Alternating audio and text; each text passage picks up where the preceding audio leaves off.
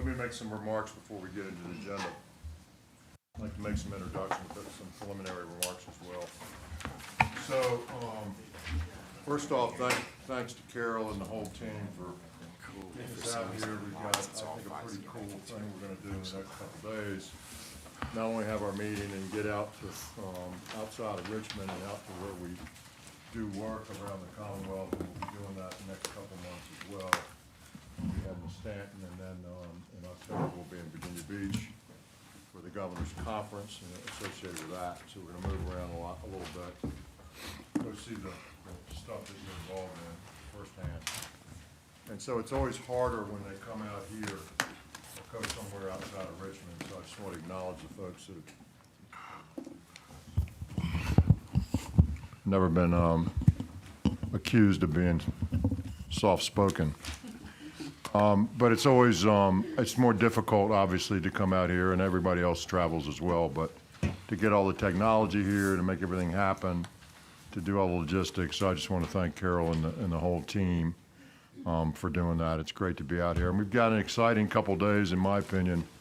We'll have a workshop agenda, as you can see today, until about noon. And then we're going to break, and we're going to go out to VTTI and see some technology and some test stuff. And frankly, I've never been out there. So I'm really looking forward to going, and we'll talk a little bit more about that later. After that, this afternoon, I think we've got a break for an hour or so, Carol, coming back here. Yes. And then we're gonna, we've got the great joy of getting invited to Dr. Smoot's house tonight. He assures me that everybody can have a bottle of water, and he's got crackers for us, and so we'll be well taken care of. Obviously, if you know Dr. Smoot, that's not accurate. But we're excited to be out here, Ray, and we appreciate you hosting us tonight with your bride. And so that'll be tonight. We'll have shuttles that'll come out of here. Carol will tell us all about that later. And then tomorrow we'll meet for our action meeting where we'll take votes. And for the folks that are new, and I'm going to go through some introductions of y'all in just a moment. This is going to be like drinking from a fire hose, okay? I've been on this board 8 years now, 3 different administrations actually. And I remember when I first started, and I've watched Wayne Coleman over the last few meetings. There's just a lot, okay? You haven't been through an orientation yet. We will do that. I remember when I started, I got the staff to provide us a list of acronyms, because you'll find that the people that work in any industry sector tend to use lots of acronyms, and they throw them around like the rest of us know what they are. And of course, when you start, you generally do not know what they are. And so I encourage you to ask questions, but I also encourage you to listen and try to write some of those down and in terms of getting a more holistic view of what we're doing and what we're talking about. So it's going to be some months before you're going to even start to feel comfortable, I would tell you, to get up to speed, but we'll be assigning years. We'll be assigning folks to help you, and we'll be going through an orientation, and that'll happen in the next weeks or so. So with that, I would tell you we're excited to have our new members, and I'm going to start on my left at the far end with Mr. Ty Lawson and ask him to tell us a little bit about himself. Thanks. I'm Ty Lawson. I'm a land use lawyer from White Post, Winchester area, and pleased to be here. Nice to have you, sir. Ty is a friend of a friend, and we'll get around to the other end of the table as we get there. But Ty's a guy. You know, I went to Hampton College. Ty went to W&L. So we have that little rivalry going, and we're excited. Mark Merrill told me this morning. So sorry. Pardon me. Time to get up. Not me. No, it was my phone. So sorry. We were talking this morning, and Mark Merrill says, well, you've got a couple people from like down the street from me. He said, well, what's that all about? Does that mean I'm not doing my job? I said, no, we just want to give some assistance because you're working so hard, and we love to have folks on the I-81 corridor representing. So welcome, Ty. We look forward to working with you. Next, Ms. Laura Sellers, Fredericksburg District. Yeah, Laura Sellers. I'm a social worker by training, but I work for the Department of Defense as a counterintelligence policy advisor. And so what that means is I catch spies for a living. I spent 4 years on the Board of Supervisors in FAMPO and Stafford, representing Stafford County. So I have a little bit of transportation background, but we'll need help with acronyms, definitely. I'm happy to be here. Thanks. Thanks, Laura. We look forward to working with you as well. And Bart, you heard what she said, right? Yes, She gets spies for a living. I am convicted already. She's going to have some help here in a moment, too, so we'll let you know about that. On the far end, on my right, Mr. Randy Laird. Randy, if you'll tell us a little bit about yourself, sir. Sure. Good morning, everybody. I was born in Virginia to my blessing. I am a graduate of the same school that our chairman went to, and don't hold that against me. Happen to be a small business owner that is in the freight brokerage business and a small trucking company that if you don't look real hard, you won't see it. So I do have some knowledge about the industry that hopefully we can share. Thank you, Randy. Look forward to working with you as well. And finally, to your left, Captain Darrell Byers from the Culpeper District. Thank you. Yes, my name is Darrell Byers. I'm representing the Culpeper District. I live in Fluvanna County, and I'm a captain with the Albemarle County Police Department. Thank you all. So we've got a great mix of folks, excuse me, great mix of folks to join in with us, and we're really excited to have you. So feel free to ask questions along the way, and we'll do our best to bring you up to speed as quickly as we can. So having said that, you can see we have a timed agenda. One thing we've been able to do over the last few months is keep our work tight. So we hopefully we're thoughtful about the time that you've committed. It does take a lot of time on this board. Ms. Hines has been here for a fair piece of time. We'll tell you that she knows about that. Scott Kasperowitz, who's also been here a fair piece of time and was a former deputy, knows about that, and I know about that, as do the rest of us. But so we're conscious about your time. We try to do things thoroughly but efficiently at the same time. So you'll see us try to move through our agenda smartly. I will also tell you that I meet with the staff before this comes to you, and we spend a lot of time to try to make sure that it is succinct and clear to the layman, because at the end of the day, we're all laymen in this process, and as I told you about acronyms before, the folks that do this every day understand things that we don't understand. And so sometimes when information comes out, they've got backstory information or other information in their heads that's not always apparent to us. So please feel free, if you don't understand something in sort of in a big picture way, to ask, and we'll do our very best to bring you up to speed as quickly as we can. The first the first item on our agenda is artificial intelligence-based decision. Oh, excuse me. When I changed spaces, I didn't see my flags. There it is. First item on the agenda is the Pledge of Allegiance. If you'll join me, I pledge allegiance to the flag of the United States of America and to the republic for which it stands, one nation, under God, indivisible, with liberty and justice for all.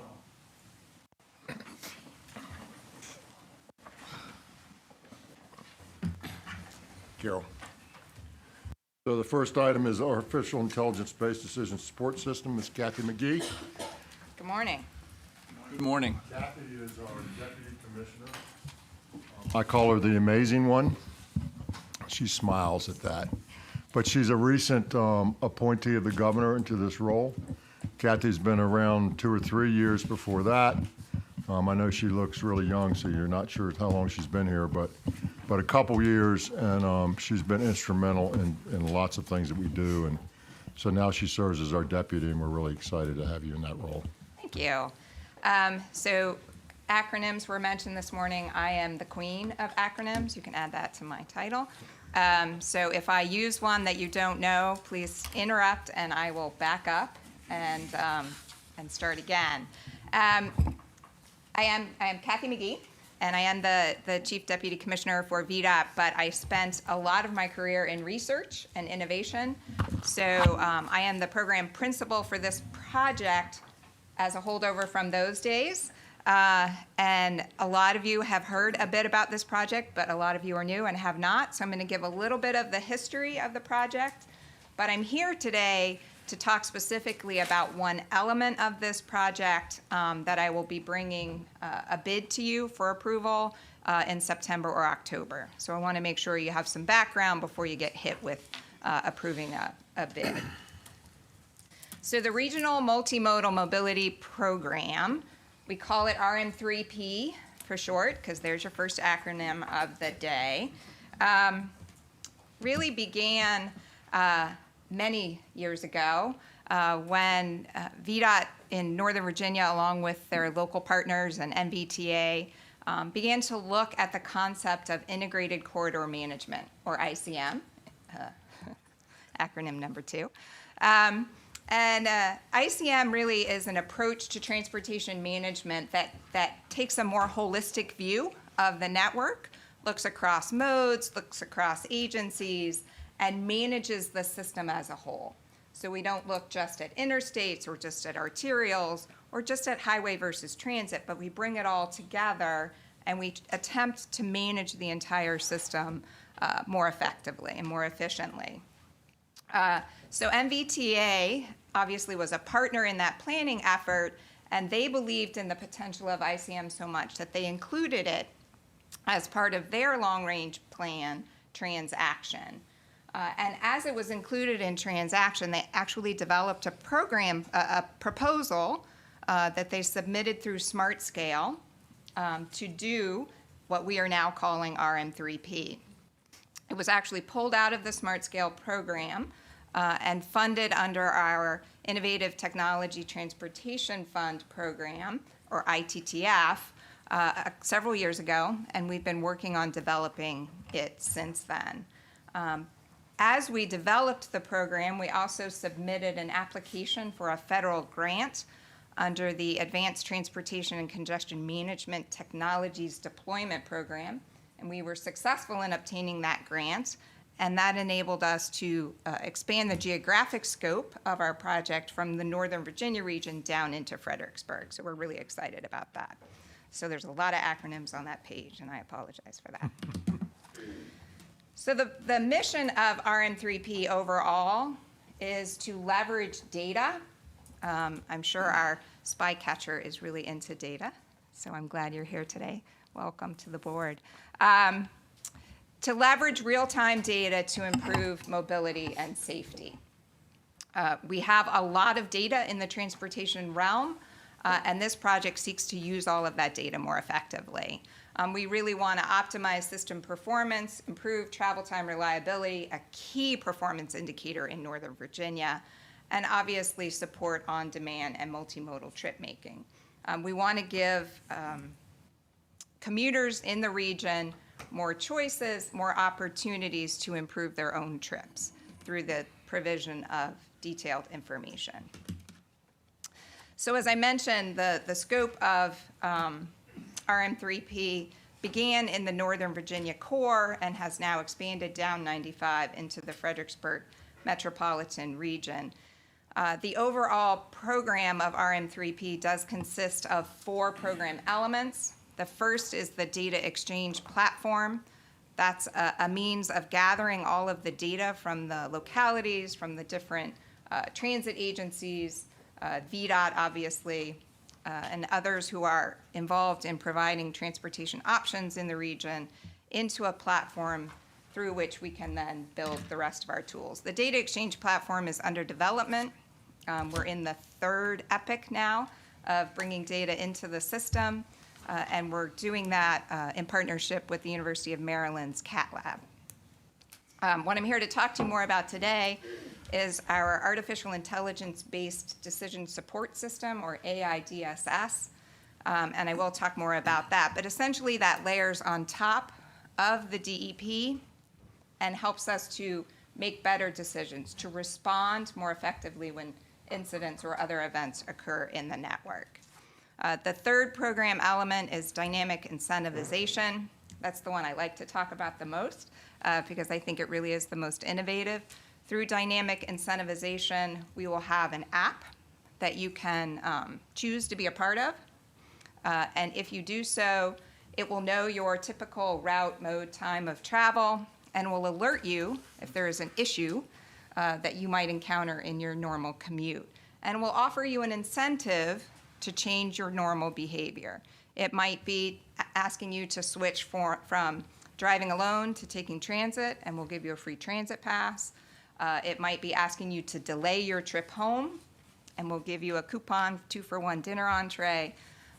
We don't know exactly what the nature of our incentives will be, but we're really excited about the potential of impacting the worst travel conditions in a meaningful way through incentivization, and really putting the power in the commuters' hands to make a difference for their own trips. The fourth program element is commuter parking information.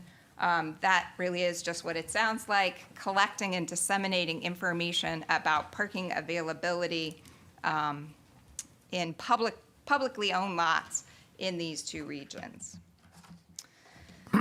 So diving just a bit deeper on the AIDSS, because that is what I will be asking you to approve a contract for in the coming months. Again, the AIDSS will layer on top of our data exchange platform. So it's the analytics engine that really powers our M3P. It will process that data, particularly when an event is predicted, and I think that's a key point here. We're not just reacting to conditions, we're actually using real-time and historic data to predict future conditions and to prepare the network for those conditions. You have a question? Mr. Casper. Just a question on this. So this is providing decision-making information. Does that decision-making information impact our existing infrastructure of traffic control devices, or is this information that's given to the supervisors that are then making specific decisions relating to that infrastructure? Is there a person interface in this to get to a change in our system? Mr. Secretary, Mr. Casper, it's a great question. It will be both because this is a system that will interface with not only Vdot and our traffic control devices and traffic management systems, but also our local partners. Some of the incident responses will be manual. The system will recommend a response, and the person receiving that recommendation will need to act on that. In other cases, for example, an update to our signal timings, as the system matures, that could be an automatic response. That's the goal, is to remove that human from the loop. Thank you. Not the board. That was my fear when I saw the artificial intelligence, that maybe we were being replaced, but No. But obviously, we will begin initially with recommended responses and mature into automated response. thank you. Yes. So again, we're developing these response plans that are multimodal, multi-agency in nature, and then implementing those response plans. The dynamic incentivization will be part of those response plans when appropriate. Again, I will say that the important thing I want you to take away from this slide is that we're moving from, and I'm going to hit it again on the next slide, we're moving from a reactive posture where an incident occurs and we implement response plans to a predictive posture where we're actually getting out ahead of incidents that we believe are happening. Yes. Cathy, the user of this then is generally not the person driving a vehicle or waiting on a train or whatever, right? That is correct, but part of the response plans coming out of the DSS will be communication with the traveling public. So the messages that we want those folks to receive in order to be a part of the solution. correct. So right now, Vdot responds to incidents. And again, we respond to incidents as an agency that controls one mode of the transportation network. In the future, we will be working with our local partners and our transit agency partners to create this multi-agency, multimodal coordination and coordinated response. We really believe that that's the only way to manage a network like we have in Northern Virginia and metropolitan Fredericksburg, because it takes all of the modes together to serve the demand in those regions. So we're looking for that proactive, predictive capability that RM3P will give us. So we are right now here at in the dotted box there. We are in the process of finalizing our procurement for the AI DSS program element. We've shortlisted, we've had demos, we are making our way through the process. We are targeting a notice to proceed in December or January to get this show on the road.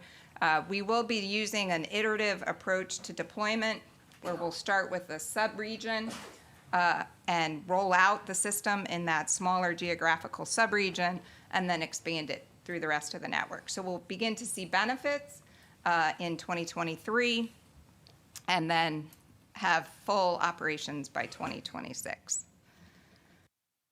So again, this is just a detailed schedule for us. Within 12 months, we'll have that first rollout in a sub-region of Northern Virginia, full deployment in Northern Virginia following that, and then finally to metropolitan Fredericksburg.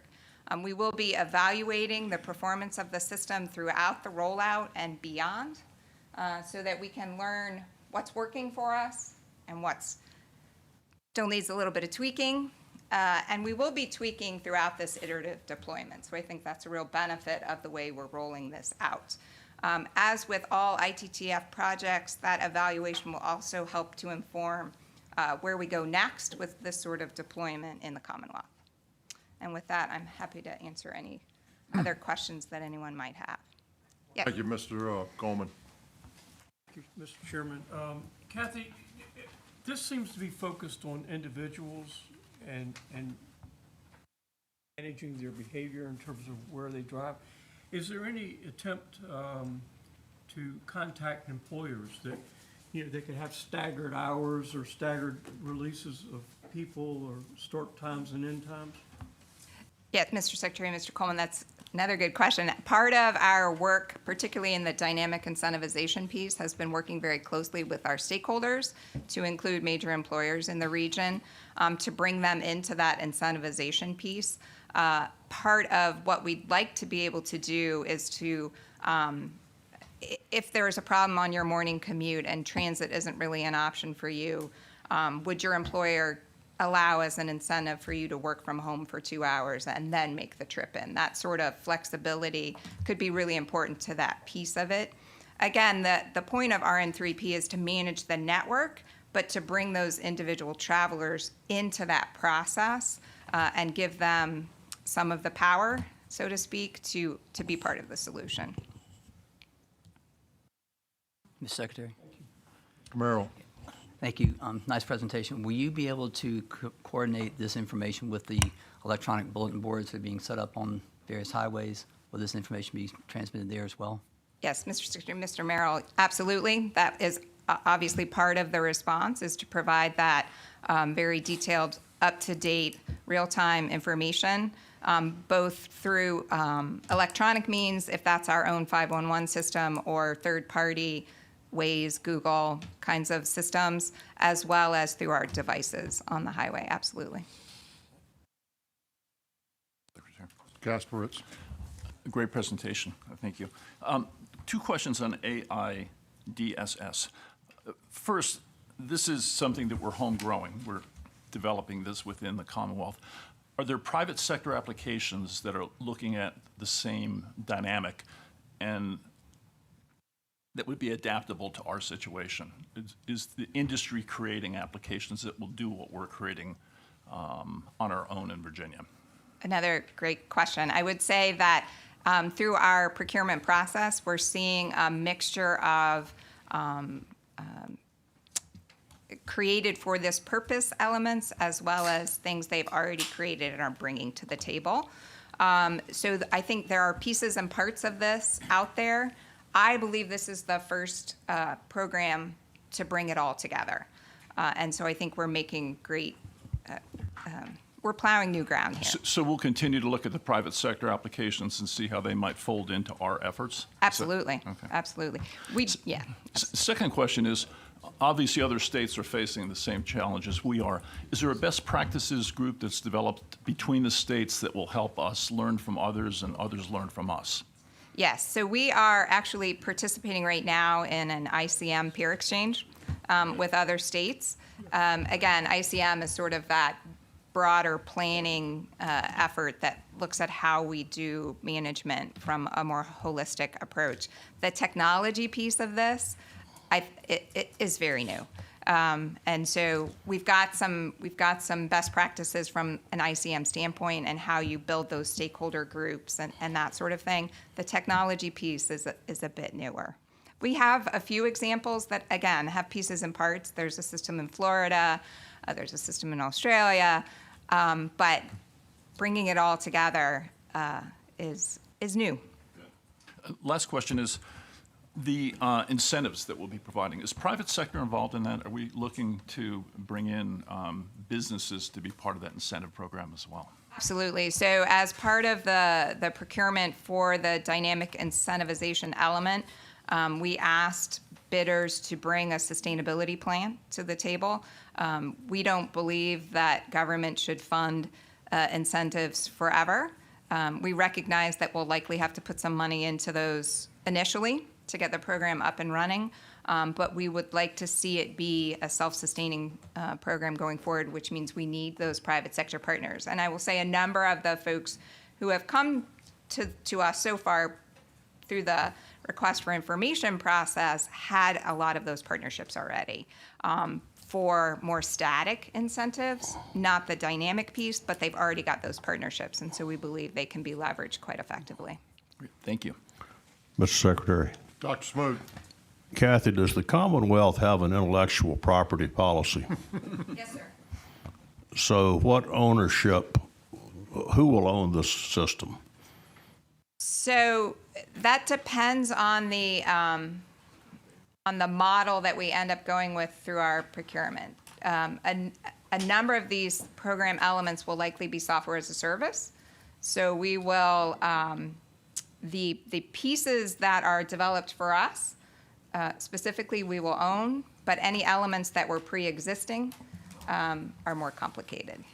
And to what extent do employees of the Commonwealth have an interest in, a financial interest, an ownership interest in systems work, AI work that they are engaged in? So that is a much more complicated conversation that I probably need some help in answering.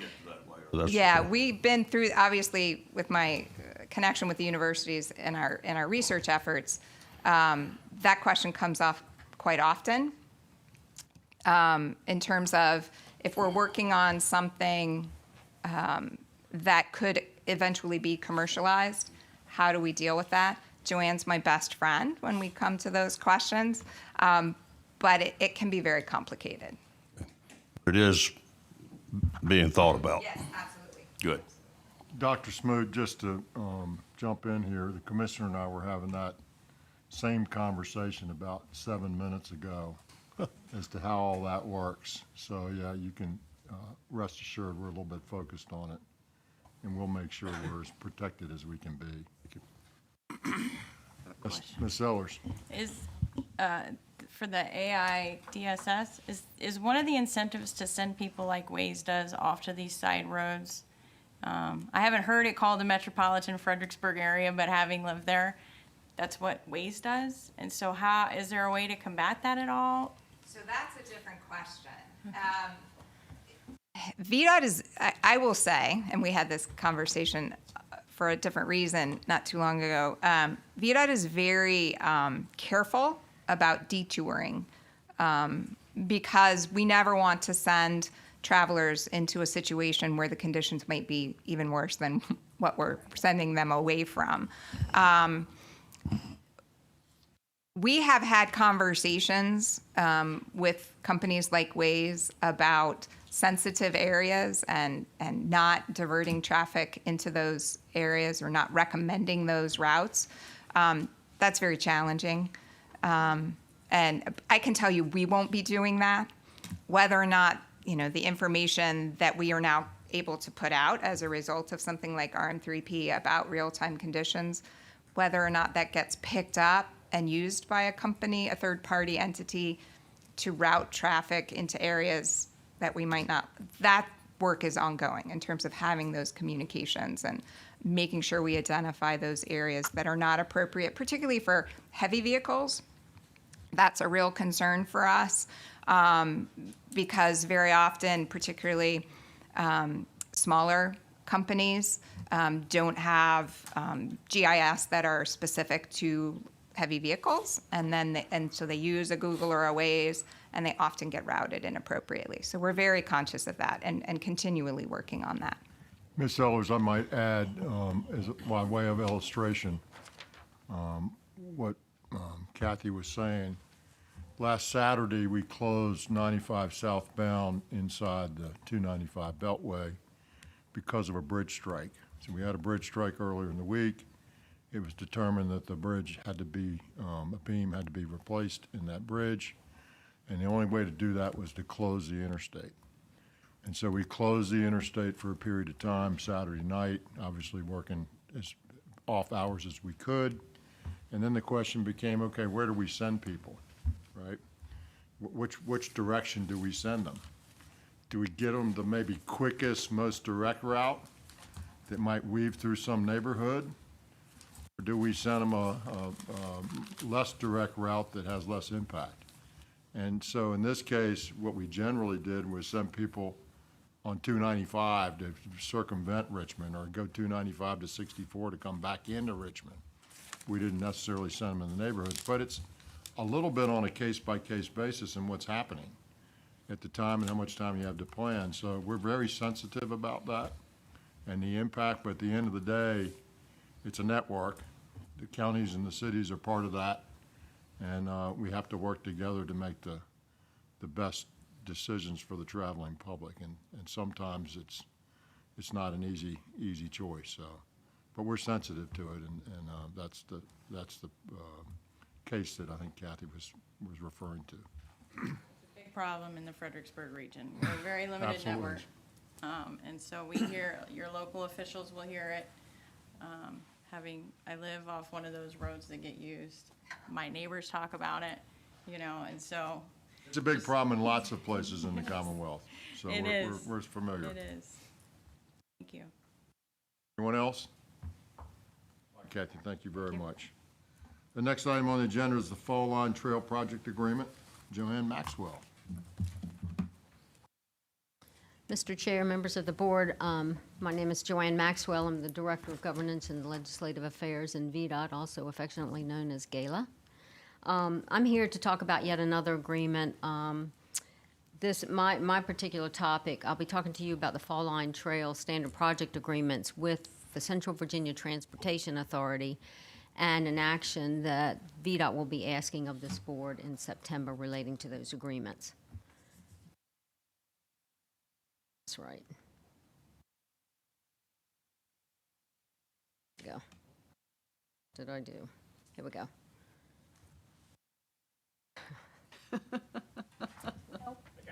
Thank you. All right, very quickly, overall, the Fall Line Trail, for those of you who may not be familiar with the trail, is a trail that was also known as the Ashland to Petersburg Trail. It's a 43-mile, multi-jurisdictional, multi-purpose trail, meaning it's bike and pedestrian. And once it's constructed and completed, will stretch from Ashland, Virginia to Petersburg. The Fall Line Trail is substantially funded for construction through various avenues such as Smart Scale, the CTB, and for purposes of this presentation, the Central Virginia Transportation Authority. The trail basically traverses Ashland, Richmond, Hanover, Henrico, Colonial Heights, and Petersburg.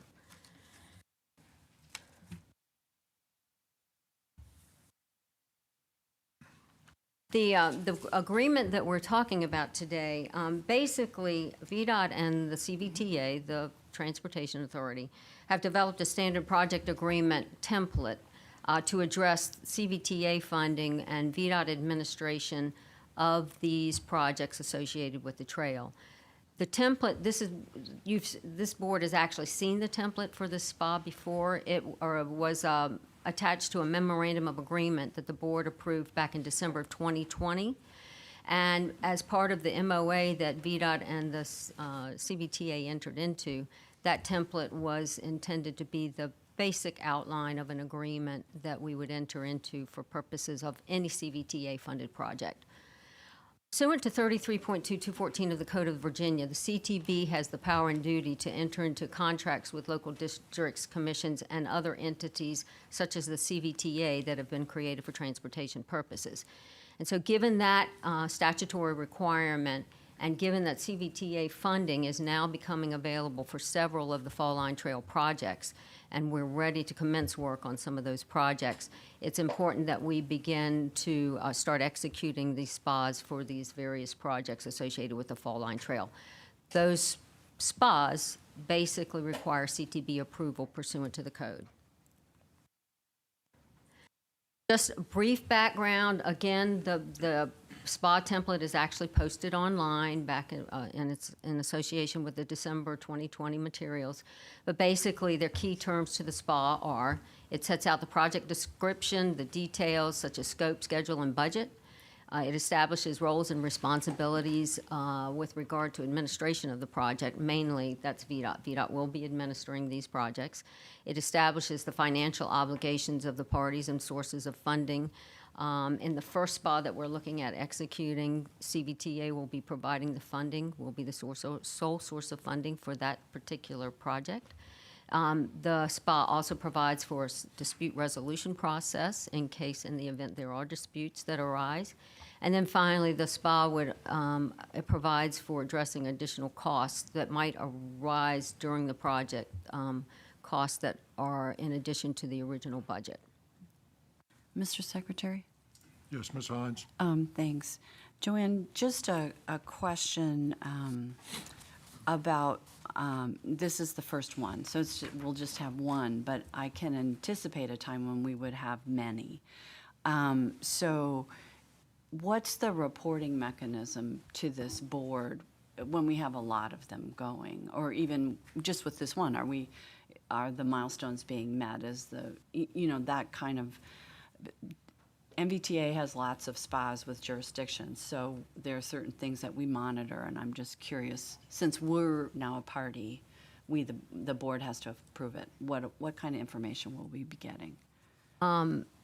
Ms. Hines, Mr. Secretary, I would imagine that this board would be getting, and this particular set of agreements relates to the Fall Line Trail. I would imagine that the board will be getting updates to the trail from time to time, the progress, et cetera. Also, as individual projects are added to the six-year improvement program, this board would be approving those additions. So I think there are a variety of mechanisms where the board would be updated on progress. So this SPA will cover the various components of the Fall Line. Is that correct, or is it just designated ones? What our plan is, there will be an individual, in essence, a SPA for each of the portions of the trail. And so as we're ready to commence with another portion and funding has been identified, we will enter into a separate SPA to address that. So at the end of the day, what you'll see is we're asking just for the board to authorize the commissioner to enter into the various SPAs that would be associated for the Fall Line Trail that are being funded by the CVTA. Okay. Does that make sense? It does. Yeah. I'll talk to you at lunch about how this all fits together. I'm just curious. Mr. Kasparowicz? Is there an estimated completion date for the trail project? Right now, it's 2030. Are pieces in place already? Yes, Mr. Chair, Mr. Kasperwitz, right now, it's my understanding that the Ashland portion of the trail that I think was an old trolley line has already been completed. I am not sure if there are any other portions at this point that have been completed. They've pretty much landed on the alignment of the trail. There might be a few adjustments along the way. Thanks. Mr. Stanton? Estimated cost of the project? Approximately 275 million to 300 million. That's current day dollars. Mr. Chair, that's for that's for the entire 43-mile section, not particularly the section that we're talking about having up under contract at this point in time. Mr. Brown? I was just going to share that there are certain portions of the trail where you're integrating existing trail segments or stubs that existed already, right? So there will be, in some cases, you're widening, or you may be paving or stabilizing or improving an existing portion. And then, of course, there will be some new portions that will be constructed from, right-of-way that has been acquired or what have you. The project itself has been kind of under development for at least, I'd say, 6 years. There were a couple different names. Like, it was Ashland to Petersburg at one point, and there have been a couple other iterations, but this was the comprehensive development of the entire 43-mile stretch. And notwithstanding the outside target date of 2030, what's unique about this is that the full project is funded in today's dollars. So, as to whether or not the cost estimate will be achieved will be determined with regard to the availability of contractors and the availability to kind of put the work packages out. But for the first time, I think the trail to Williams, what do we call that trail? The Capitol Trail. It took well over a decade to do that and to fund that. And this project, because of the CBTA, will be able to be done hopefully in half that time. Let me say this for the new board members. Mr. Brown serves on the CVTA. The CVTA is one of 3 or 4, depending on how you count them, sort of regional authorities that came out of the 2013 transportation bill, and it collects some taxes that are regionally, that are kept in the region and are designated by these regional authorities.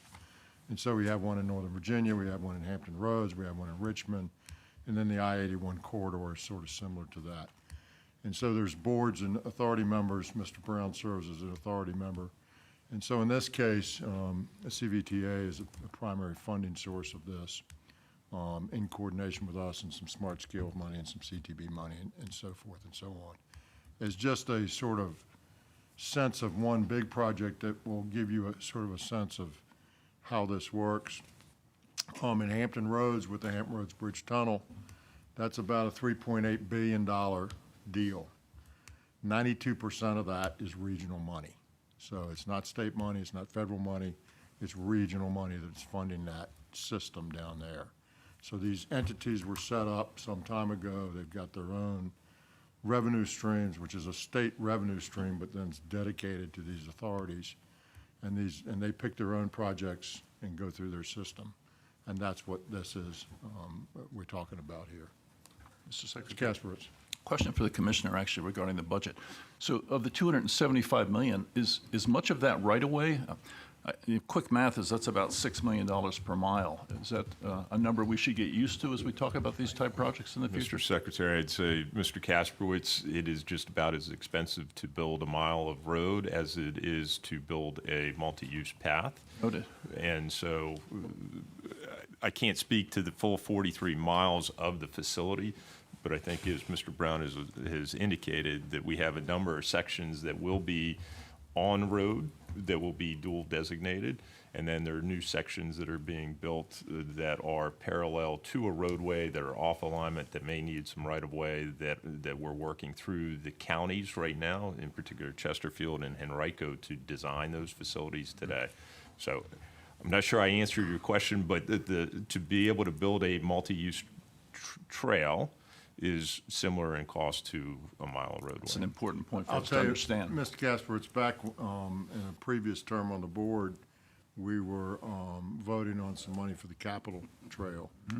And it was along Route 5 there, and it's, it's a beautiful facility. But we were finishing it up, and it was, at that time, it was $1 million a mile, right? And I'm thinking, a bike trail, a walking trail, a bike trail, $1 million a mile.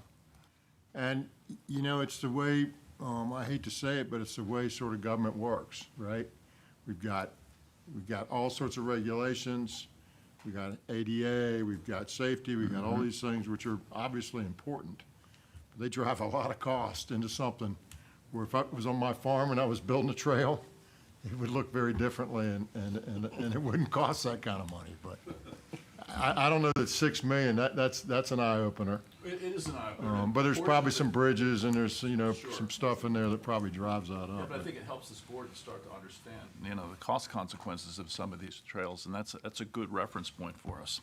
And everything to that point, and I'm digressing, but, we launched a project next up in Northern Virginia.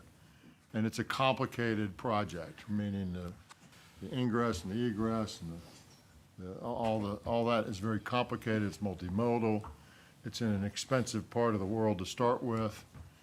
But it's 2.5 miles long, right? It's 2.5 miles long. And it's $500 and some million, right? 2.5 miles long. Now, that's an extraordinary one. It's not normal, but still, just factor that in.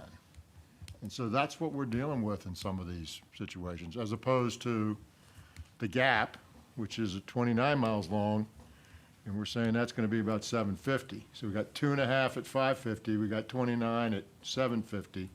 And the difference is the complication and so forth and so on, but they're all just incredibly expensive and not getting any cheaper. Mr. Secretary, Besides, this conversation about trails makes me wonder about maintenance. ma'am. Once we get it built, we gotta take care of it. People come to rely on it. plowing it, maintain it, Exactly, raking it the pick up. leaves off of it, all of that stuff. So, and to my knowledge, we don't have a standard approach to taking care of trails, and we're adding them all over the place. Good thing, in my view. So, what's our thinking about how we're going to approach maintenance on these really important facilities? Commissioner? Mr. Secretary, Ms. Hines, we are looking at what that's going to take, and in particular, the Capitol Trail is one of those. The Fall Line Trail is one that we're having a continuing conversation on that has a great deal of magnitude. I'd add to it that we're going to need special equipment because we're Absolutely. not going to be driving our plows down the weight of those plows and some of this unique equipment to be able to do it. We're having conversations with at least the Richmond District Engineer right now as to what it will take and putting together those estimates. In all honesty, we've built it and are ad hoc maintaining them right now. But this is one of those items that we're looking at in the maintenance program to be able to get our arms around what the future maintenance costs will be, similar to what you're going to hear back from Kevin Gregg on our pavements and bridges later today. But it is an important part that as we build it out, we're going to have to start assigning dollars to be able to maintain the facility. I'm really glad to hear you say that, Mr. Commissioner. When I was on the Arlington board, we ended up buying little bobcats to plow our trails because the volume of users was so higher than many of our roads. So I'm really glad, and I hope we'll take a systemic look at every place, whether it's in these new agreements or not, how we're gonna do our part, I guess is what I would say. This is one of those items that when we come back to you, we're still pavements, bridges, ordinary maintenance items, and we'll be bringing back at some point what it's going to take to be able to address the maintenance of our trail system. Great. Ms. Hines, I think it's a great point, and it's bigger than trails. In another life, I'm on a couple college boards, and the tendency is to build a building and not think about what you got to do with it for the next 30 years. And we finally have gotten our arms wrapped around that in the two boards I'm on, and we require an endowment now to take care of them. But the same thing's happening with roads, right? As we build more and more roads and widen them and make them bigger and put them in different places, it's coming out of the Highway Maintenance and Operations Fund at the end of the day to keep them straight. And that's gonna suck money out of the budget, to the detriment of everything else, if you will. And so the more we build, the more it costs to maintain, whether it's a trail or road or whatever. And it's, we need to be thoughtful as we do that. Thank you.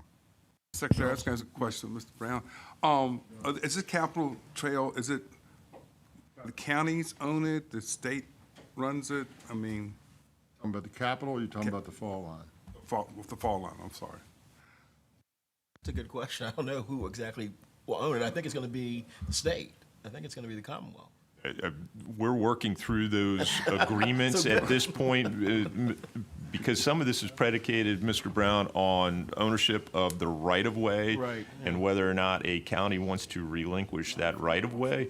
We may build it and the county own it, and then the subsequent conversation that we have is the long-term maintenance agreements. And those agreements are still in a state of flux. Joanne is working through those with the Richmond District Engineer to be able to address that, but those are ongoing conversations. Yeah, I would suppose, now that I think through it, I hadn't really focused on that question. 71 million, but before we fully funded the rest of the project, $71 million had been invested by the localities, which principally I think was for right-of-way acquisition. But to that point, in some cases, we're using old rail bids and other assets that had already existed. And so I guess when you string together a trail like this with various components, I don't know if we determine that ownership has to settle with one entity, or can it be shared, and by these SPAs and other agreements, that's how they enter into the. Mr. Commissioner, let's do this. Let's have an addendum to this.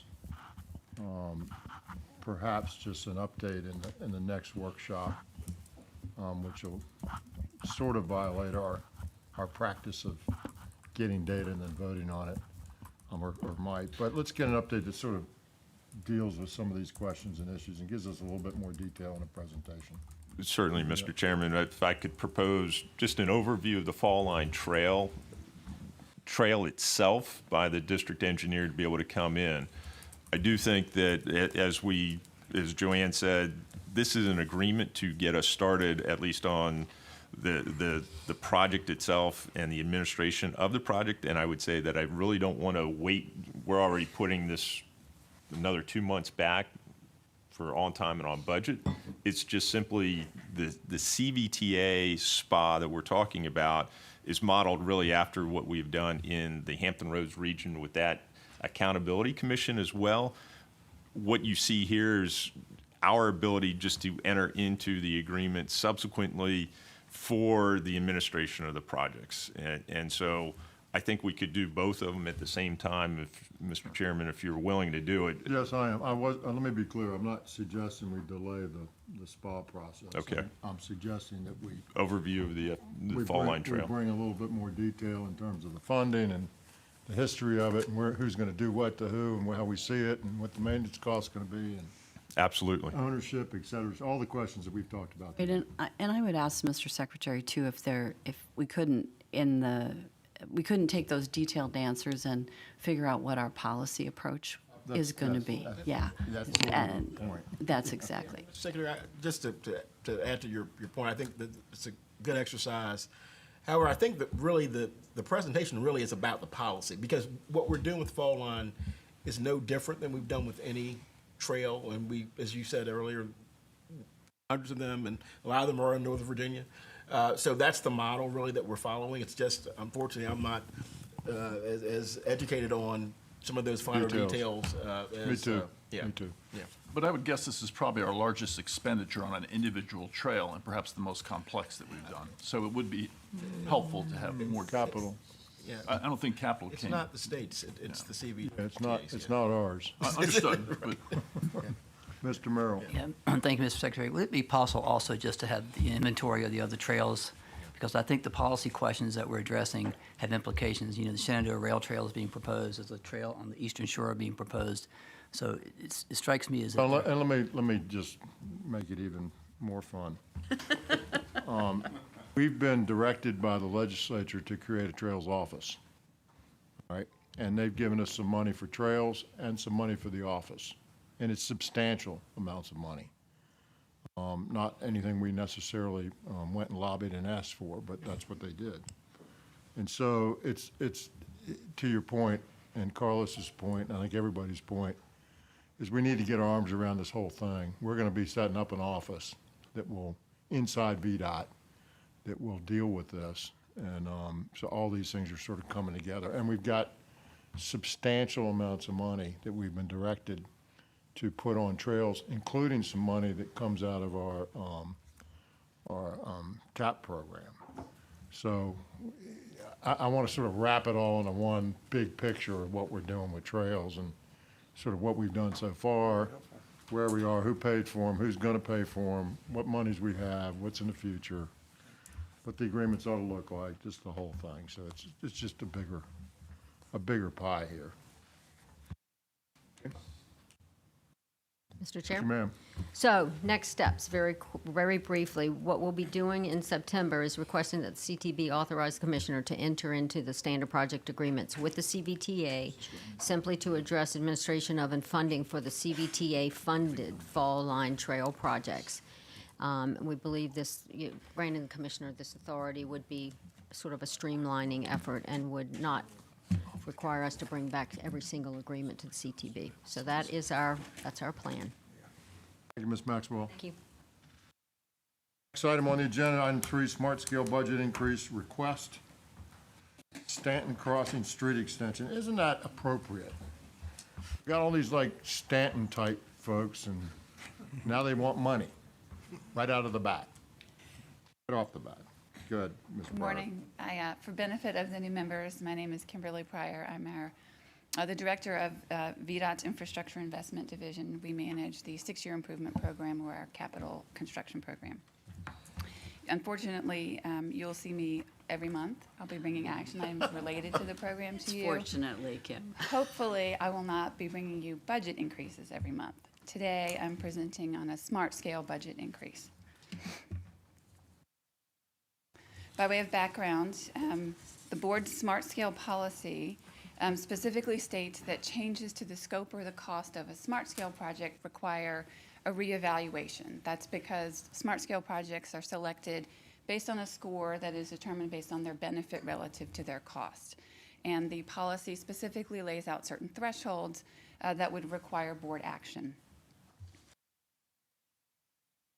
The Staunton Crossing Street Extension Project was submitted by the City of Stanton in round 2 of Smart Scale. We've had 4 rounds. We're underway with round 5 right now. The total original project cost was $8.7 million. The Smart Scale funding request was $6.8 million. We funded the total the $6.8 million request with high priority projects funding. That's a statewide pot of funding through Smart Scale. The original scope included the extension of Crossing Way through the Staunton Crossing development site to connect to Valley Center Drive. The project also included the construction, or includes the construction of a park and ride facility, transit stop, electric vehicle charging station, a bus shelter, and a shared use path. The project is Vdot administered and has been advertised. Vdot received bids and has determined that the price proposals are responsive and represent good competition. There is a budget shortfall in order to award the project in the amount of $2.1 million. This represents a 32% increase over the Smart Scale budget. It's important to note that this project had other leverage funds provided by the city, and so the total overall cost increase is about 25%. The shortfall is due to unanticipated poor soils along the corridor. This necessitates a thicker pavement design as well as some geotechnical stabilization. That combined with the higher unit costs we're currently seeing on asphalt is what's driving the cost increase.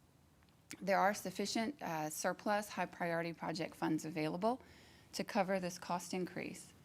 The chart at the bottom shows the original application where the project received a score of 6.3 and ranked 15 out of 19 in the cohort. Based on the new cost, the project score would drop to 4.8, and the project would drop one position but still remain in the cohort. We have spent to date $1.2 million on preliminary engineering and right-of-way activities.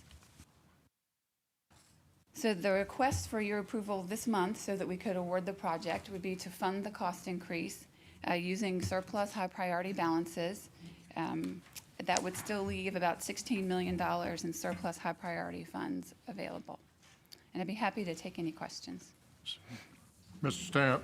I just wonder, are we getting ready to have a veritable flood of large-scale projects that were approved 6 years ago?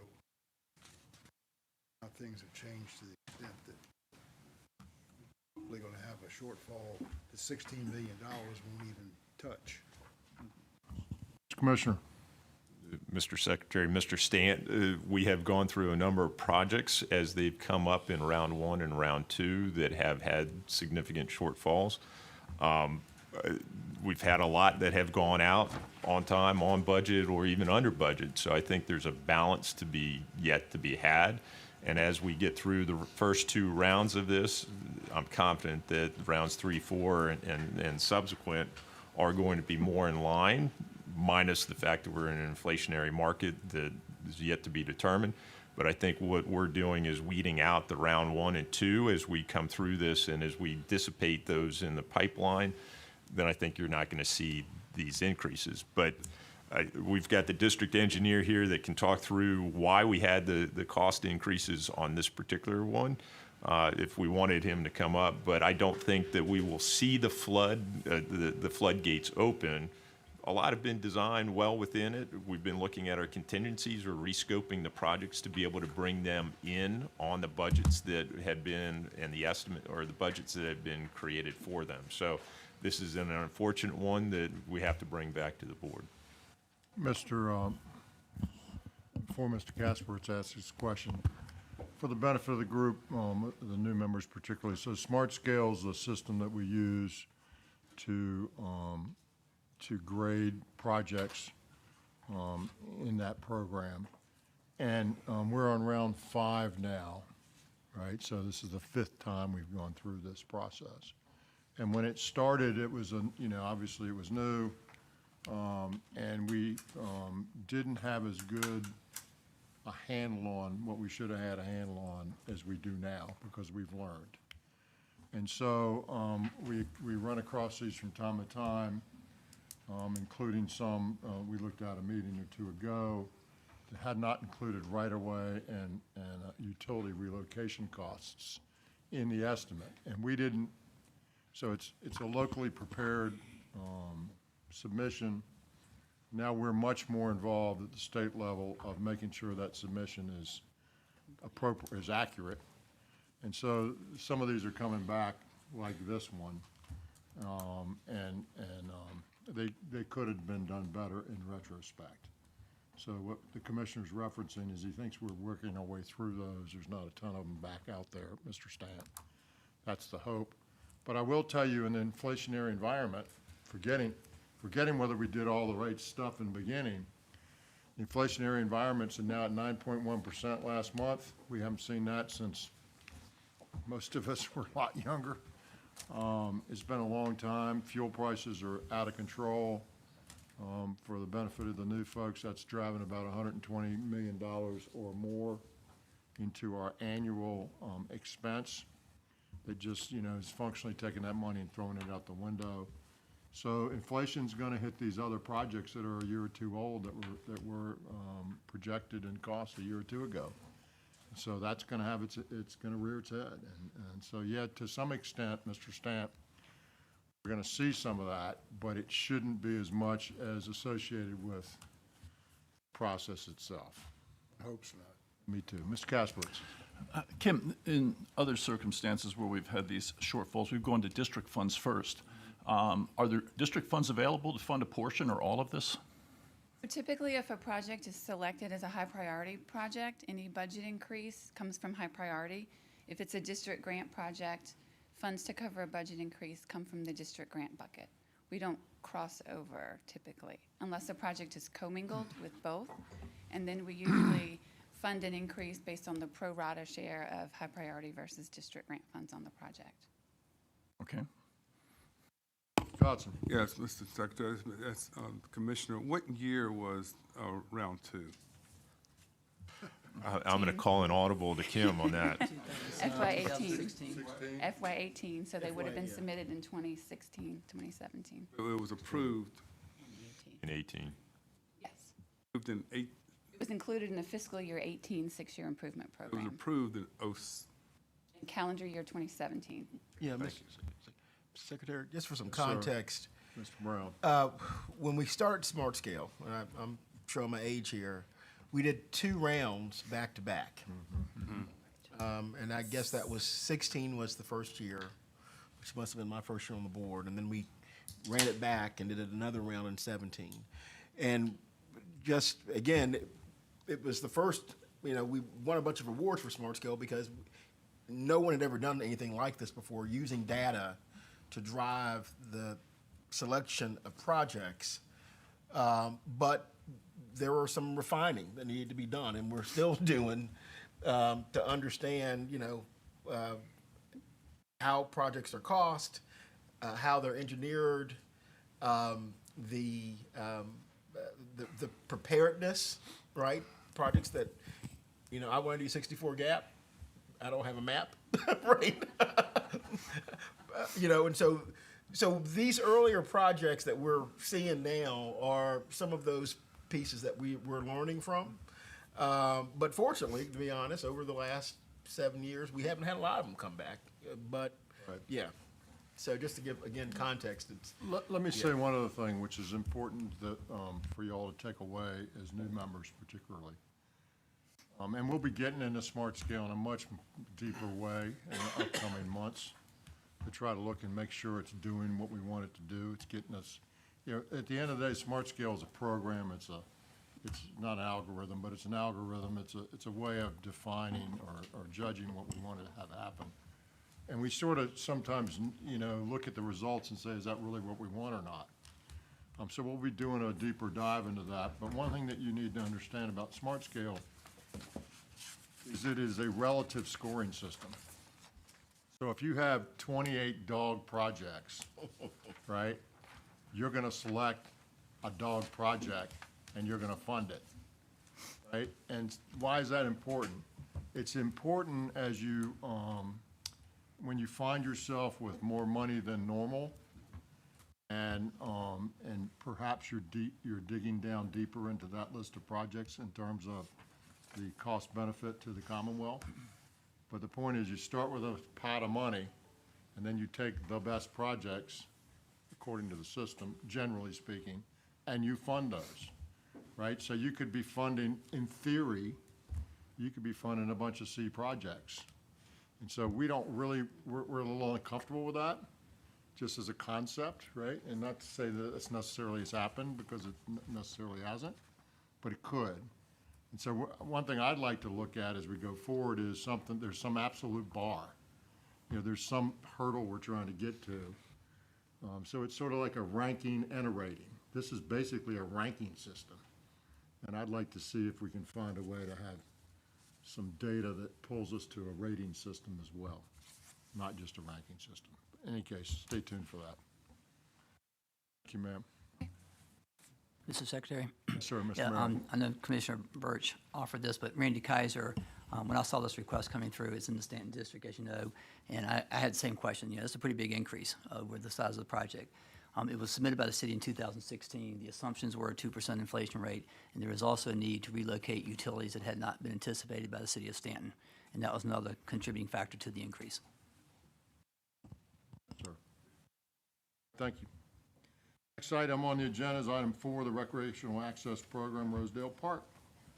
Another Angel Stanton Deem. District initiative. Nice to see you, Good Ms. Deem. morning. Good morning. I'm Angel Deem. I'm Vdot's Chief of policy, and I'm presenting on behalf of our Location Assistance Division, who manages the Recreational Access Program. So this is a request for funding through that program for Rosedale Park in Alleghany County in the Staunton District.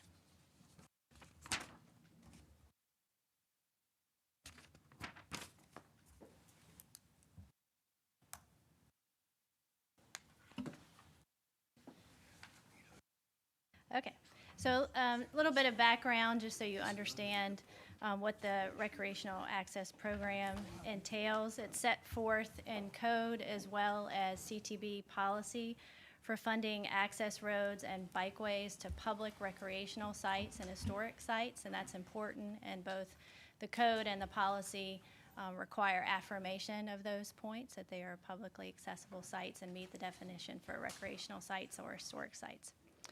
So the program provides the localities the opportunity to request allocations to develop adequate access to these sites. So that can be new construction or it can be improvements to existing facilities. And it requires that that access be granted in a way that is consistent with the site's purpose. So the locality's governing body must pass a resolution to officially request this funding, and that has certainly occurred in this case. And then either the Department of Conservation and Recreation or the Department of Historic Resources, whichever is appropriate for the site, must provide a recommendation letter affirming those points already made, and that has occurred in this case as well. So the table at the bottom just lists the allocation availability, and this too is set forth in code and reflected in the board's policy. So essentially, if it's a state-operated facility for a roadway improvement or creation, that's a $400,000 max request that can be made. For a bikeway, it's $75,000.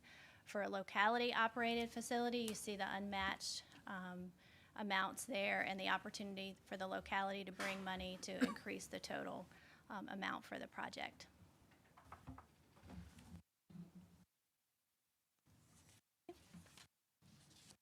So specifically, again, this is Rosedale Park in Alleghany County, Virginia.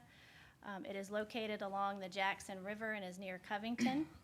It is a recreational area open to the public with both athletic fields and open space. It has river access as well for boating, and the county has recently constructed a pavilion and it has parking and restroom accommodations. So now to an overview of this specific request. Rosedale Park totals just over 14 acres. The request is for improvements to their access road. The existing access road is found to not be wide enough for two vehicles to pass each other safely. It is the county's intent to increase use of this facility and thereby the need to improve the access road. The access road would be from the existing entrance along Route 60 about 1/10 of a mile to the existing parking facilities. It services an estimated 80 vehicles per day, but again, the county believes that will increase as the amenities have been added to the park and as other events are planned to use those amenities. So the project has a total estimate of $250,000, and that's for PE and construction, and that is the county's request. Questions? Mr. Secretary? Signs. Just an observation, when you look at those allocations, given our conversation about how much trails cost, maybe we ought to ask the General Assembly to increase the amount for bikeways in this program. Thank you, Ms. Hines. Ms. Deem, do you know what Vdot would say the width is what width is necessary to have two vehicles safely pass on a road? 16 feet is the desire for this access road. That includes, 2 lanes as well as shoulders and drainage. And VDOT has vetted the estimate, so I would answer that by saying 16 feet. So do we have like a standard, commissioners? The width of a Conveniently roadway, not here. 12 Where's feet. Cathy? 12 feet is the standard She's hiding. roadway width. Bart's here. Yes. 12 feet, yeah. 12 feet? Standard, But not in urban areas, not in Right. urban areas. we have lots of roads with less than a 12-foot length. 10 feet in Arlington, Mr. Miller, 10 feet, is what we used for our slowers. single lane. Yeah, 10. Yeah, two-way would be 20. Yeah, and that's a residential street where you might have some parking on the side too. So, there's no parking. This is just two vehicles passing. With shoulders and Bart, drainage. Bart's coming up. He feels left out. Bart's our chief engineer. Always feel left out, I'm sorry, sir. Ms. Hines, that depends upon the road type. Sure. We have secondary roads that may, and some of the more rural areas that may be more than 8 feet wide. And you'll have two ditches, even up in Loudoun County, as you and I well know, Scott. So it just depends. We go from 12 feet all the way down to 8 across the state. So this will be 16 feet? Total, including the lanes as well as the shoulders and drainage. That will allow two vehicles to pass? Yes, sir. Almost. So- Tight. Slowly. Yes, slowly to pass. Okay, thank you. Anyone else? All right, thank you very much, Angel. Next item on the agenda is also an Angel item. It's VDOT's Environmental Division recommendations. I have just 2 slides I'll push through. This is just a graphic showing what we already discussed. And then lastly, at your next meeting, we will present you with a resolution proposing that this project move forward and be funded. And with your approval, then VDOT and the county enter into an agreement to execute the project, and it will be VDOT administered. Okay. All right, next. Okay. So next, I'm going to present to you on 2 Environmental Division recommendations, and these came as a result of the board's direction back in January of 2020. I'll review those directives with you. The first was a charge for VDOT to review the applicable NEPA regulations, and that stands for National Environmental Policy Act. Those regulations and implementing guidance for establishing the purpose and need, that's an element of a NEPA document. And to assess the consistency or lack thereof between those and the board's relevant policies pertaining to purpose and need for smart scale and VTrans.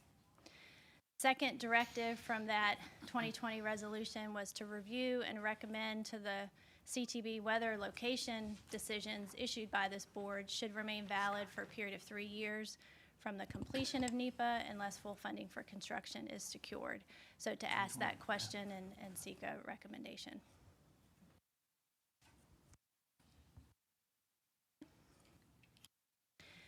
So regarding the first directive, again, to review purpose and need as it's required in NEPA and then out as it relates to VTrans and Smart Scale.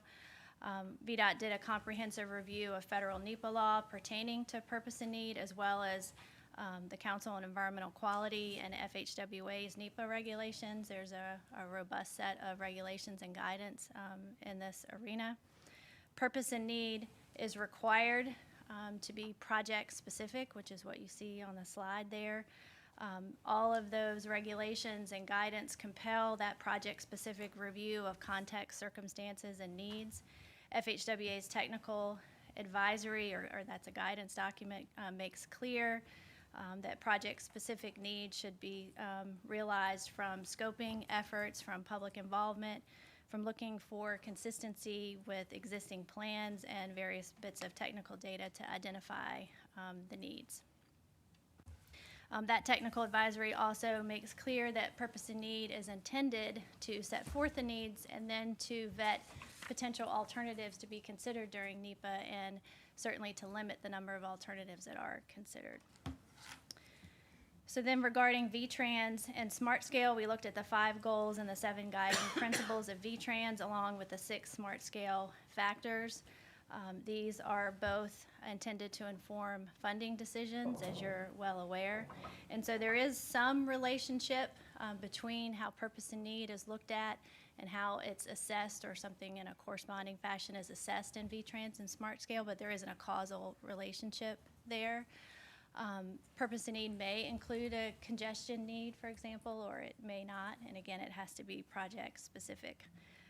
So the recommendation, after reviewing all of that and considering where that relationship makes sense, the recommendation is that for future Nepa location studies, and again, Nepa may precede any consideration under VTrans or Smart Scale certainly, but for any future Nepa location study that identifies congestion relief as one of its needs, we will appropriately assess and incorporate the relevant VTrans needs and Smart Scale factors to inform that project-specific congestion need. So in other words, we'll be intentional in the NEPA documentation around purpose and need when congestion relief is identified. Mr. Secretary. Mr. Kasparitz. Angel, I guess the question in looking at this, why would we align our purpose and need with just congestion relief needs that relate to VTrans?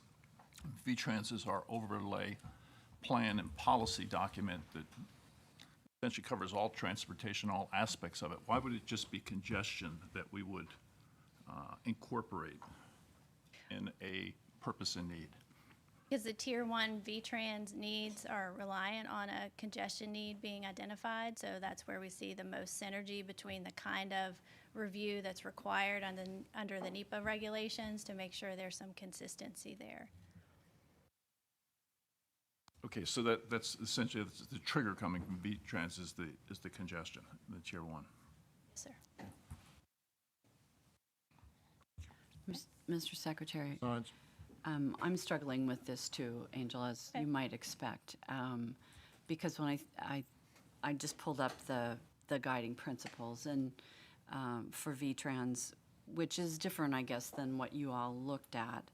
But goal number 4 talks about operational improvements and demand management first. And then the next one, then there's another one about, evaluating land use, which gets to another one of our Smart Scale goals, which is land use, but also economic development. And so to me, anything we're doing NEPA on is potentially a significant project for the Commonwealth. And it would seem to me we want to know how it connects to our overarching goals and priorities related to VTrans, even if in the end the project doesn't address all of them or isn't even intended to address all of them, that being clear and explicit about those connections is really important and something that we care about, because in the end we have to approve that NEPA document, right? We have to accept it or, agree to it in some manner. If I may, Mr. Secretary, Ms. Hines, NEPA is required on all projects that receive federal funding or have a federal action. So there are very few, in fact, less than 2%, depending on the time frame you assess, that require an alternatives analysis. And so that's where purpose and need really comes into play, to assess to establish the needs and then assess the potential solutions against those needs. So it is a very small subset.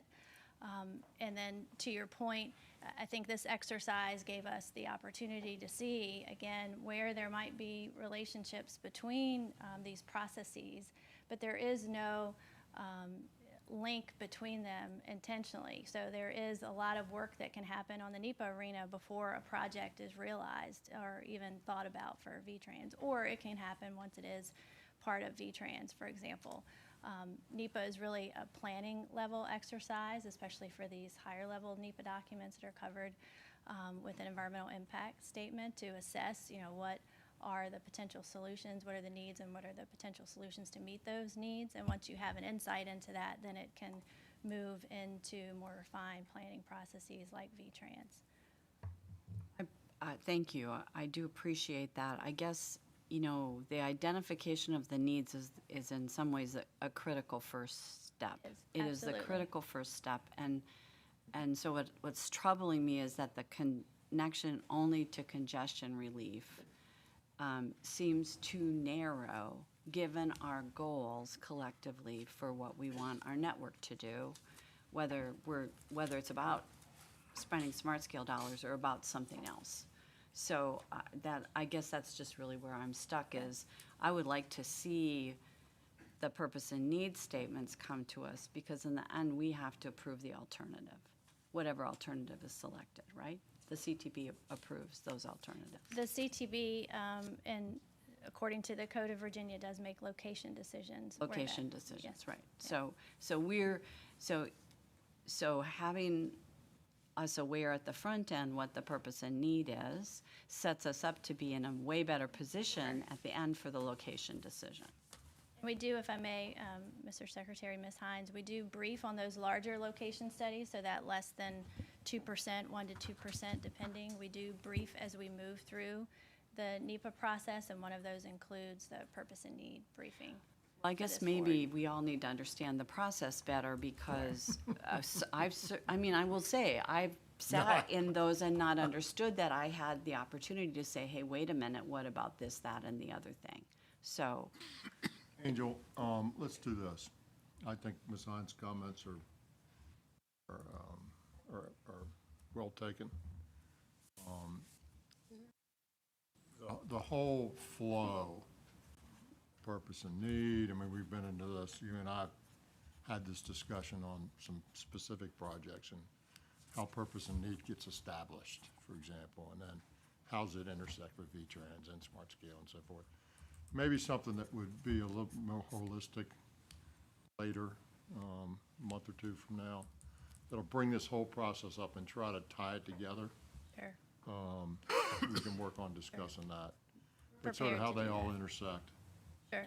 And it is purpose and need, you're right. I mean, there's no escaping the fact it is a federal decision, as opposed to what this board does through V-Trans and Smart Scale. But certainly, we can do our best to make sure the board stays informed as we move through, for us, what is a federal concurrence process that governs the NEPA process in these larger studies, again, a very small subset. I will tell you that, sometimes how the purpose and need gets established is interesting to me. Like, is it a comprehensive look, or is it a decision? And maybe it is, and maybe it's not. But so we were looking at a project, and the purpose and need included a multimodal, or what was the euphemism we used? It wasn't multimodal. Improved travel choice. No, it was transportation alternatives, or something to that effect. we looked at one last month, Right. where. And so what that meant was, we needed, a managed lane. Right, we had this Right. conversation last So month. we decided we were gonna need a managed lane up front before we went through the analysis to determine what did that mean. Well, once you've already decided you're gonna have it, then you've decided you're gonna have it, and everything sort of flows through that. And what I would, I'm no NEPA expert by any matter of means, but what I would like, for my own way of thinking, is when I address problems in my work, I looked at, like, what was I trying to get to, and what was and I analyzed a bunch of different options. I didn't rule them out up front because I ruled them out up front. And we tend to do that when we do purpose and need. So it's a much bigger conversation. I think you're. Happy to provide that overview. I mean, consistency with local plans is why we arrived at that on that study. So it compels you, again, to look at the project-specific context and circumstances. In the case of that project, those regional plans and actions that had been taken drove that need element. Right, exactly. Mr. Kasperitz is looking to jump in here. Thank you. I wanted to follow up on Mary's comments. It's ultimately our decision to make a location selection or preferred alternative. I'd like to suggest, as we look at the policy, that this board be brought into approving the purpose and need, since if we don't have control of that front end, to your point, it's really difficult to look at a narrowed range of alternatives at the end of a process where we weren't involved in, I guess, approving the purpose and need. So it seemed logical that if we're making the end decision, that we would be part of the approval process for the purpose and need. And Perhaps. Well, just another. This gets complicated because of the authority's involvement in lots of these projects. And, when we go down and tell somebody that's bringing 92% of the money to a project, that we're gonna tell them what their need is, it gets complicated. But we're making the final decision on the alternative. I understand. And I wanted to just quote one VTrans piece for our new board members that I think is important. This is from our website. It says, VTrans lays out the overreaching vision goals for transportation in the Commonwealth and plans to achieve those goals. So it is a wide range of objectives in VTrans, and I would like to understand in this next session why we can't incorporate all of our VTrans goals in our NEPA purpose and need decision process as we're creating that statement. I understand that congestion's a trigger, but why can't we incorporate all of them if it is the overlay for everything we do in transportation? So we're gonna try to flesh this out a little bit more as we go forward. So is this illustrative to the new members? So some of us have been around here for a long time, right? And we're still learning and trying to figure stuff out, so don't feel like you're by yourselves. That's all I can tell you. Mr. Chair. Yes, Mr. Brown. So, I'm listening to the conversation. It's kind of interesting because it's kind of a chicken and egg thing, right? Yep. And I can give an example of where we were very involved in purpose and needs and location, and that was when we were doing the Richmond or the high-speed rail routing, right? Even though it's not going to be built for 20 years, where we were selecting the route and location, and we were very involved in the purpose and needs in that process. But in many cases, and I deal with this in my other life, right? This assessment is done bottom-up, project-specific, and in many cases, the project, I don't know what portion of these projects actually start with Vdot, but the majority of these projects actually start local or regional. And so someone comes and says, I want to do something, right? Here's why we want to do it. And as Ms. Deem said, it was consistent with the local plan. CTB, can we do it?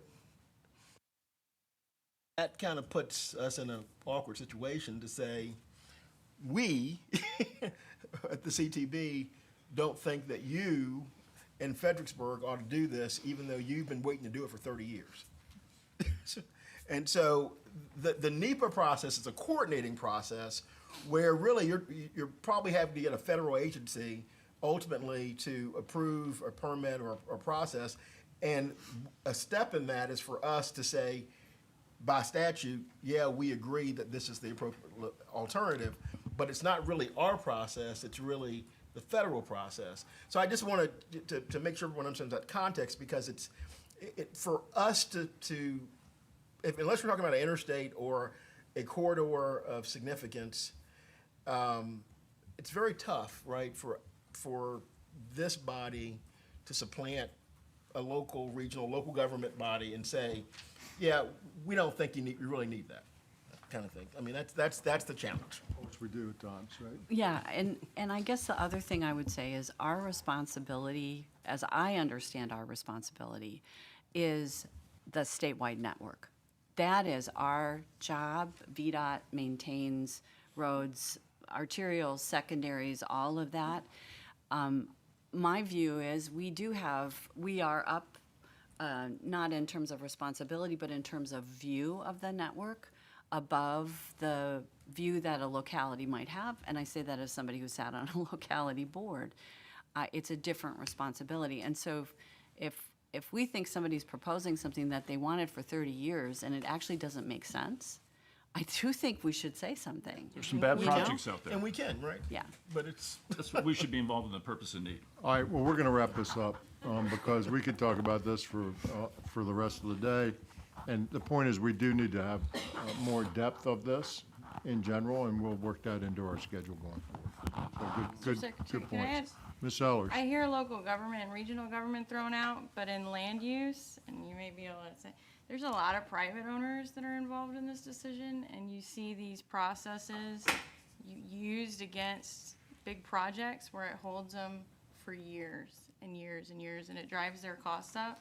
So I don't know if there's any discussion with the development community, and I know in the Fredericksburg region, people kind of shun from that, but you do have business owners and large developers who own these things, and this can hold up their process. So I would just really consider them in your, because they are big drivers of the economy, particularly in the Fredericksburg region. So, Be happy to provide that overview and help the board see the level of detail and scrutiny, you know, from a federal compliance perspective that this step in the process goes through. So quickly, hopefully it won't be as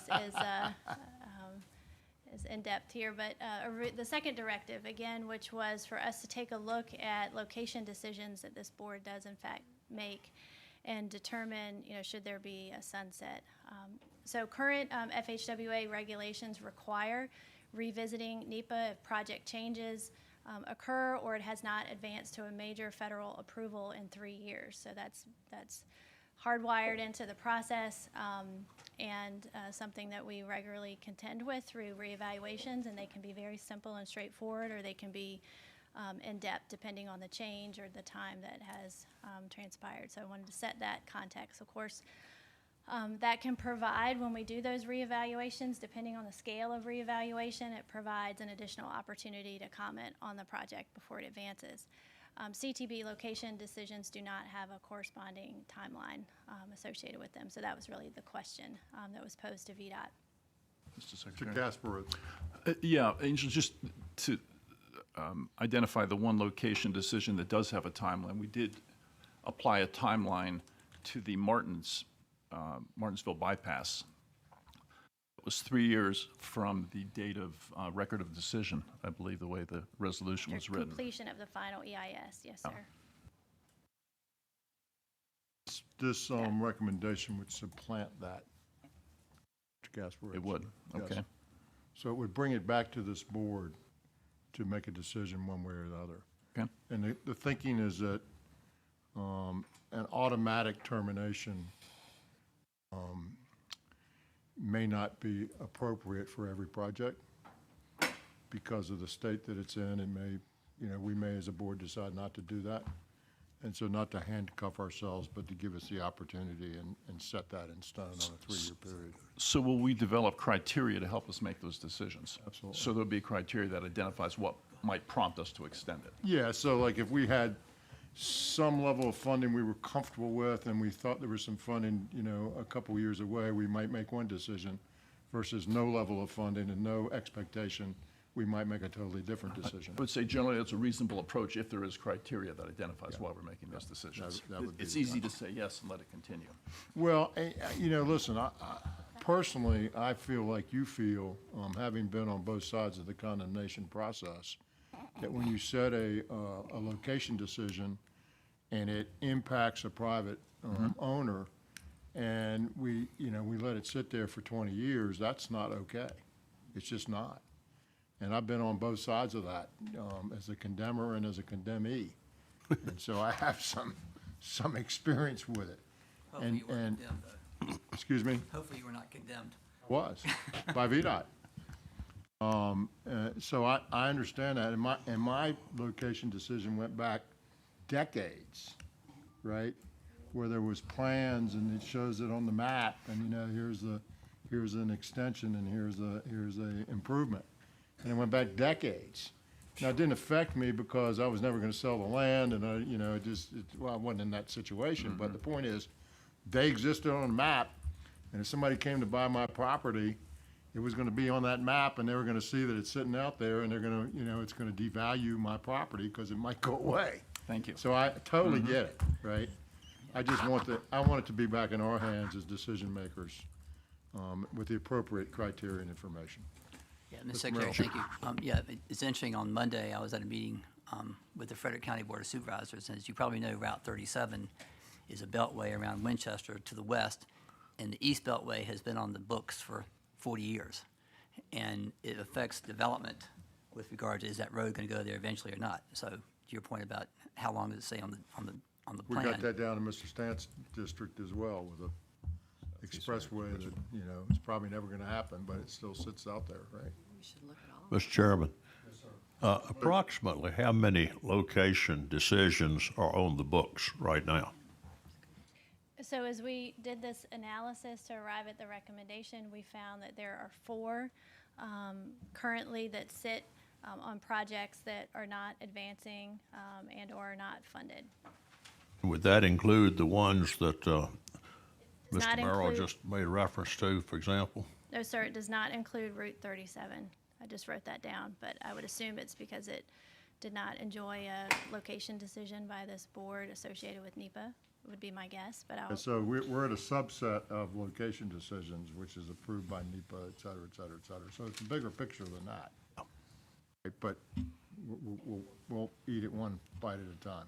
Thank you. Mr. Secretary, I do think that, since the question has been asked, I think, Angel, if you could relay what the 4 location decisions have been made by this board and that are encumbered on the books. So it's the Route 460 Southeast project, which many of us are familiar with. Where's that located at? That's in Southside, Virginia. That was that was the 460 expansion.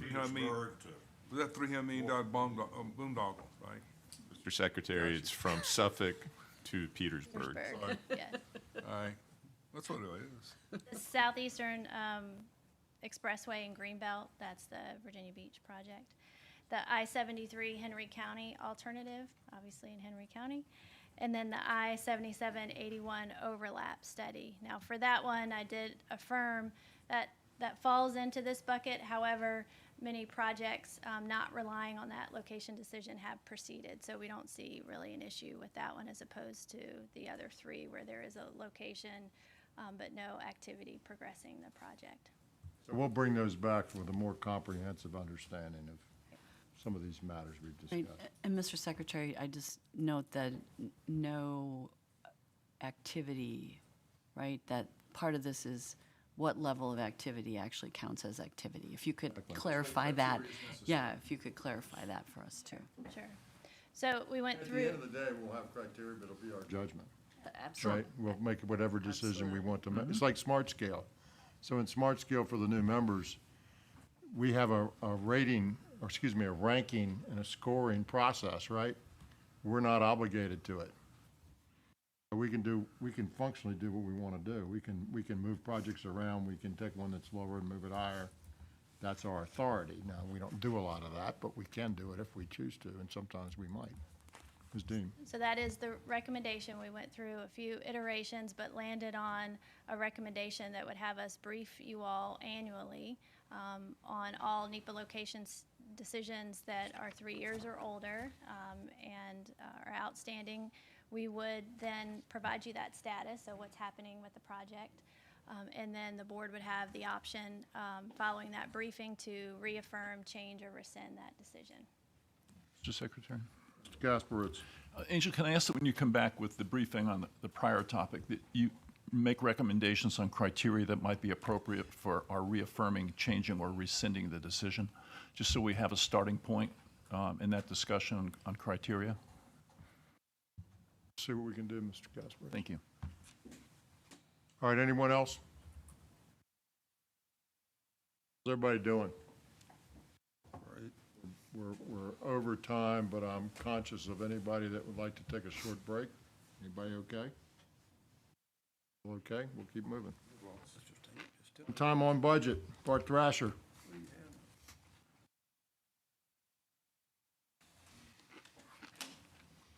Chair, members of the committee, good morning. Morning, sir. So for those who have not been on the CTB for a lengthy period of time, this is something that we do annually in July. It's more or less a report card that your kids get to bring home to their parents, you being the parents. We look at on time and on budget for both Vdot and our locally administered program. So there are going to be some acronyms that I'll go through for those who haven't been here, and I'll be more than glad to answer questions as we go through. And let's hope that I can operate this. Okay. So today's presentation will very closely follow the one that I gave in July of 2021. We were reviewing both from a project development and a project delivery perspective, and all data is considered preliminary, and we're using information that we pulled on July the 6th of this year.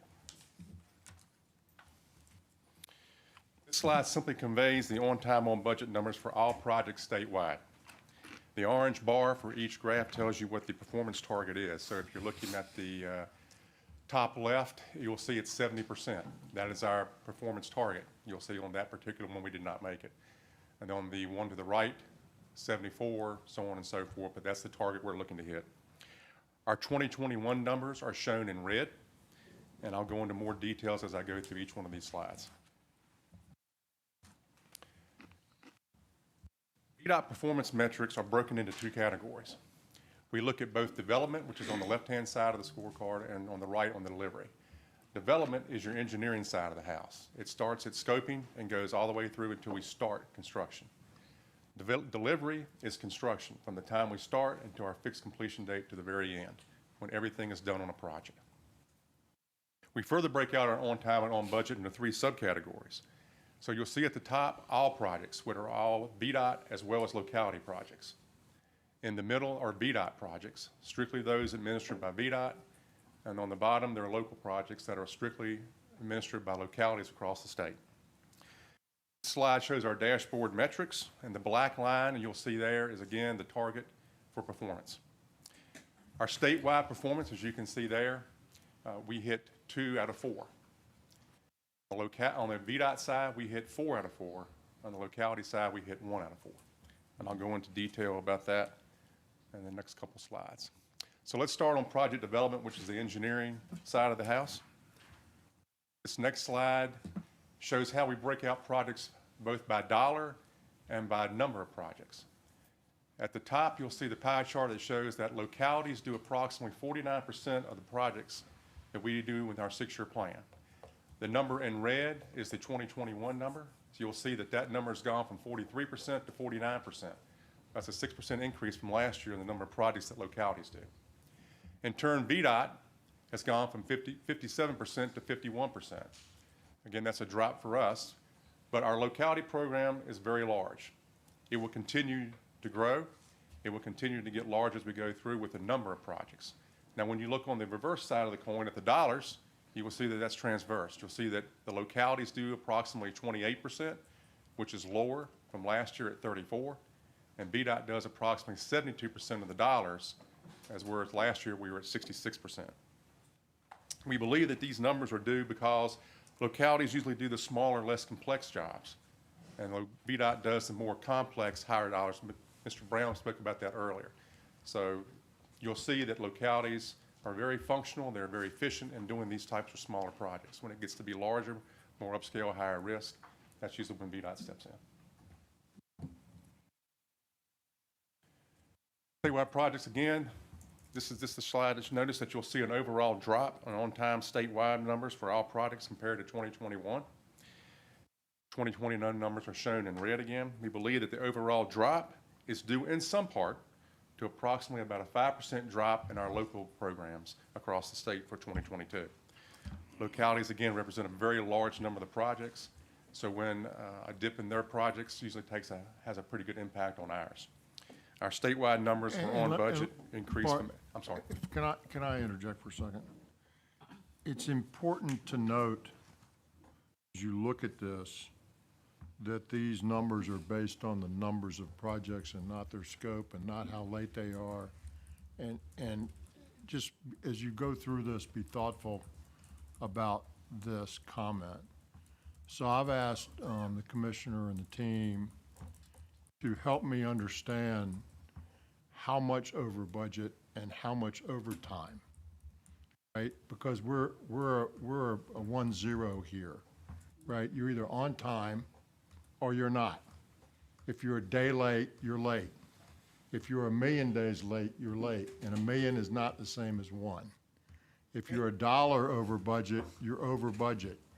If you're $10 million over budget, you're over budget. They're not the same for me. So I'm looking to get a little bit deeper into this, but understand that they're based on the numbers that we have, and so you got to interpret a little bit through that. And we're going to work, I think, going forward to get a little bit more data, get a little bit more granular without trying to get in the weeds here, to understand what it really means. And you'll see the relationship between on time and on budget and localities where they stay on budget, but they're not on time. And that's because they stop spending money, right? So they may delay and stop work, so the money meter stops and the time meter continues. So there's those vagaries that we need to fully understand as we go forward. Mr. Commissioner, don't get excited yet. But anyway, so when you look at these numbers, understand that. And I think it will help you as we go forward. Mr. Stanton. I only have one comment, and you could be $1 over budget, but that dollar could be a well-spent dollar that for a contractor come up with an ATC or something along those lines that could increase the time, it could increase the budget, but you got a better project. So, I mean, there's We have to have some there's a measure, right? qualitative analysis that It needs to is. be done here as well as a quantitative one. Yeah, that's correct. So we're trying to peel back the onion a little bit, and that's not in this presentation yet, but we'll get there, to sort of understand the gravity of it, right? If my son comes home with a report card that says 92 and I want him to get a 93, he didn't make the mark. But if he comes home with one that says 69, I'm a lot more exercised than I am if it says 92. Right, Mr. Thrasher? Mr. Mr. Chair, Commissioner. I'm biting my tongue I know you are. on a number of points, but I Good, keep biting. it's not going to work so well today, but the completely agree, the sensitivity analysis and the fact that $1 over budget being well spent, or the fact of the matter is that we're 2 days late in the delivery of a package. But I want to remind everyone, in Virginia overall, if we did a comparison to other states that have similar dashboards or performance metrics, they are a lot looser in their sensitivity. I'll just say that I am very apprehensive in changing our rules on time and on budget from a pragmatic standpoint, because we can go over budget $1 at a time or late 1 day at a time. I understand that there's this magnitude, but we're going to hold a fast and hard line, but be able to present some additional statistics in subsequent presentations to be able to show you what that deviation may be, to be able to put it into some context. What the impact is. And what that impact is, truly. But as soon as we start relaxing things and our performance metrics, I do see the potential likelihood of a relaxation overall. So, Well, we're not going to relax, Mr. Commissioner. we are not, and I think maybe that's I'll make sure the message. I'll make sure that you're comfortable with that, but I'm not suggesting we change our metric. I'm suggesting we understand Better present the it. impact Sure. of the data that we see. And so that as a board, we can make good policy decisions based on the impacts while still being able to have the, so you got the liberal arts guy and you got the engineer, right? And that's how it goes. So I'm right with you to hold people accountable and to keep some discipline in our measures, and I agree with that 100%. I just want to understand the impacts of some of those a little bit more. Completely agree. We'll have that for subsequent. Mr. Coleman. Secretary, another concern I would have is that if there's not a deeper dive and look at this, that we'll have people initially, because they're being judged on their performance and the accountability part of it. If it's not a fair judgment, then they may overproject the budget or time to get projects done, just to build in an accommodation for that. So should be a concern as well. Oh, and I shouldn't open up the can of worms in the middle of your presentation, Mr. Thrasher. I apologize for that. But yeah, there's lots of that, Mr. Coleman. At the end of the day, we're going to present our standard presentation, which is here. And I will tell you that what you might want to glean from this is that we need to make sure and help our local partners' performance. We need to help them with their performance. And occasionally we have some folks that are doing poorly, and we can, as a board, we can take away their ability to do some of these local projects and say, we're not going to allow you to do them because you're not doing them well. And that's sort of what, at the end of this process, comes out of it. Do we have some bad actors that need help? I don't like the phrase bad actors. No, Do we not have really. some actors that aren't doing so well and need some assistance? And you know, different localities have different resources to do this. And so some of them need more help than others. Some of them are less sophisticated because of those resources. So that's what we're trying to get to at the end of the day.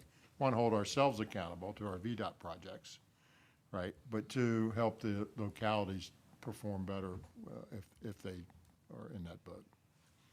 Right, so I'm gonna let you finish up, go through your presentation. I won't blow it This up. reminds me of my youth when bringing home report cards to home. One parent was very lenient, one parent was not. So I'll let you all decide which is which. Okay, the next slide shows a trend analysis of our statewide performance trends. This is from FY19 through FY22. The on-time numbers are shown in blue, and the orange is our on-budget numbers.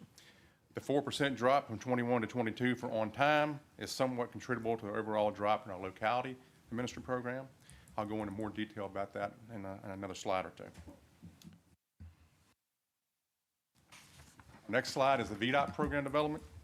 Vdot has remained fairly consistent with our program development on time over the past 4 years, ranging from a low of 76 in 2019 to a high of 83 in 20, but remaining at 80% for both 21 and 22. The increase in our on budget numbers from 21, we would believe, is due to a number of things. First and foremost, it's the general emphasis that the department has placed on estimation for the last 3 years. We put a great amount of emphasis on making sure our estimates are tighter. If you remember, from maybe the board members that are new, in 19, we brought on Ernst & Young in December. Ernst & Young went through a complete reevaluation of our estimating process. They made some significant recommendations, of which many of them were implemented. Mr. Kasperwitz was co-chair of that committee. We made a cost estimation office, which is one of the chief items that we did, as long as our Vdot cost estimating engineer. The creation of this office and being fully staffed has had a dramatic impact on our cost estimation across the board. I wish I could say I want to claim all the percentage points from 85 to 93. I'll be more than glad to do so, but I don't think all of that is due to that. Hiring a full-time economics firm. We just did that here recently, another item that came out from our committee. We hired a economics firm to come on board this year. We have them under contract. They will be utilized to help us with estimation. They will also be utilized to help us through the inflationary period we're going through, and if and when we ever go into a recession, they will also be there to help us with that. Next slide is the local program. Locally administered program development numbers for on budget have remained consistent from 19 through 22. A low of 72 in 22 and a high of 75 in both 19 and 21. The on-time project development numbers have steadily dropped from 20 to 22. We believe that this may be due to the overall program becoming more complex. The average local project has almost doubled in cost from 1.9 in 2019 to approximately $4 million in 21. Locally administered projects with a budget that is over $10 million do not have a strong on-time performance. Results for this group dropped from 58% on time in 21 to only 35% on time in 22. Lastly, local projects listed as reconstruction generally have a lower levels of on-time development performance. And that's more because they're more complex, they have more risk, and they're tougher to do. That's not just for localities, that's for Vdot as well. These projects dropped from 56% in 21 to 38% in 22. Mr. Chair, before we get off this slide, I also think that it's important that in our conversations with our local partners in the preliminary engineering design component of this, we need to interlace that many of these, as you look at the FY20 and 21 statistics, could be identified as part of the COVID and the fact that many of the local partners were not prepared, as Vdot was, to be able to continue the program development during that particular time. And so while their performance continues to be under our performance target, our conversations with some of our local partners have identified some difficulties to advance their program during COVID.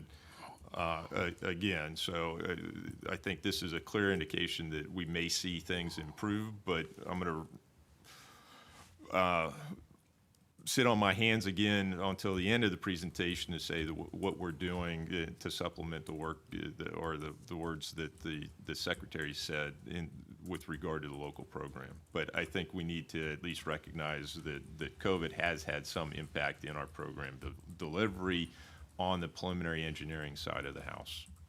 And Mr. Commissioner, a comment that I made earlier came out of this slide, which I asked, we're seeing a fairly good on budget steadiness by the locality while the on time is dropping.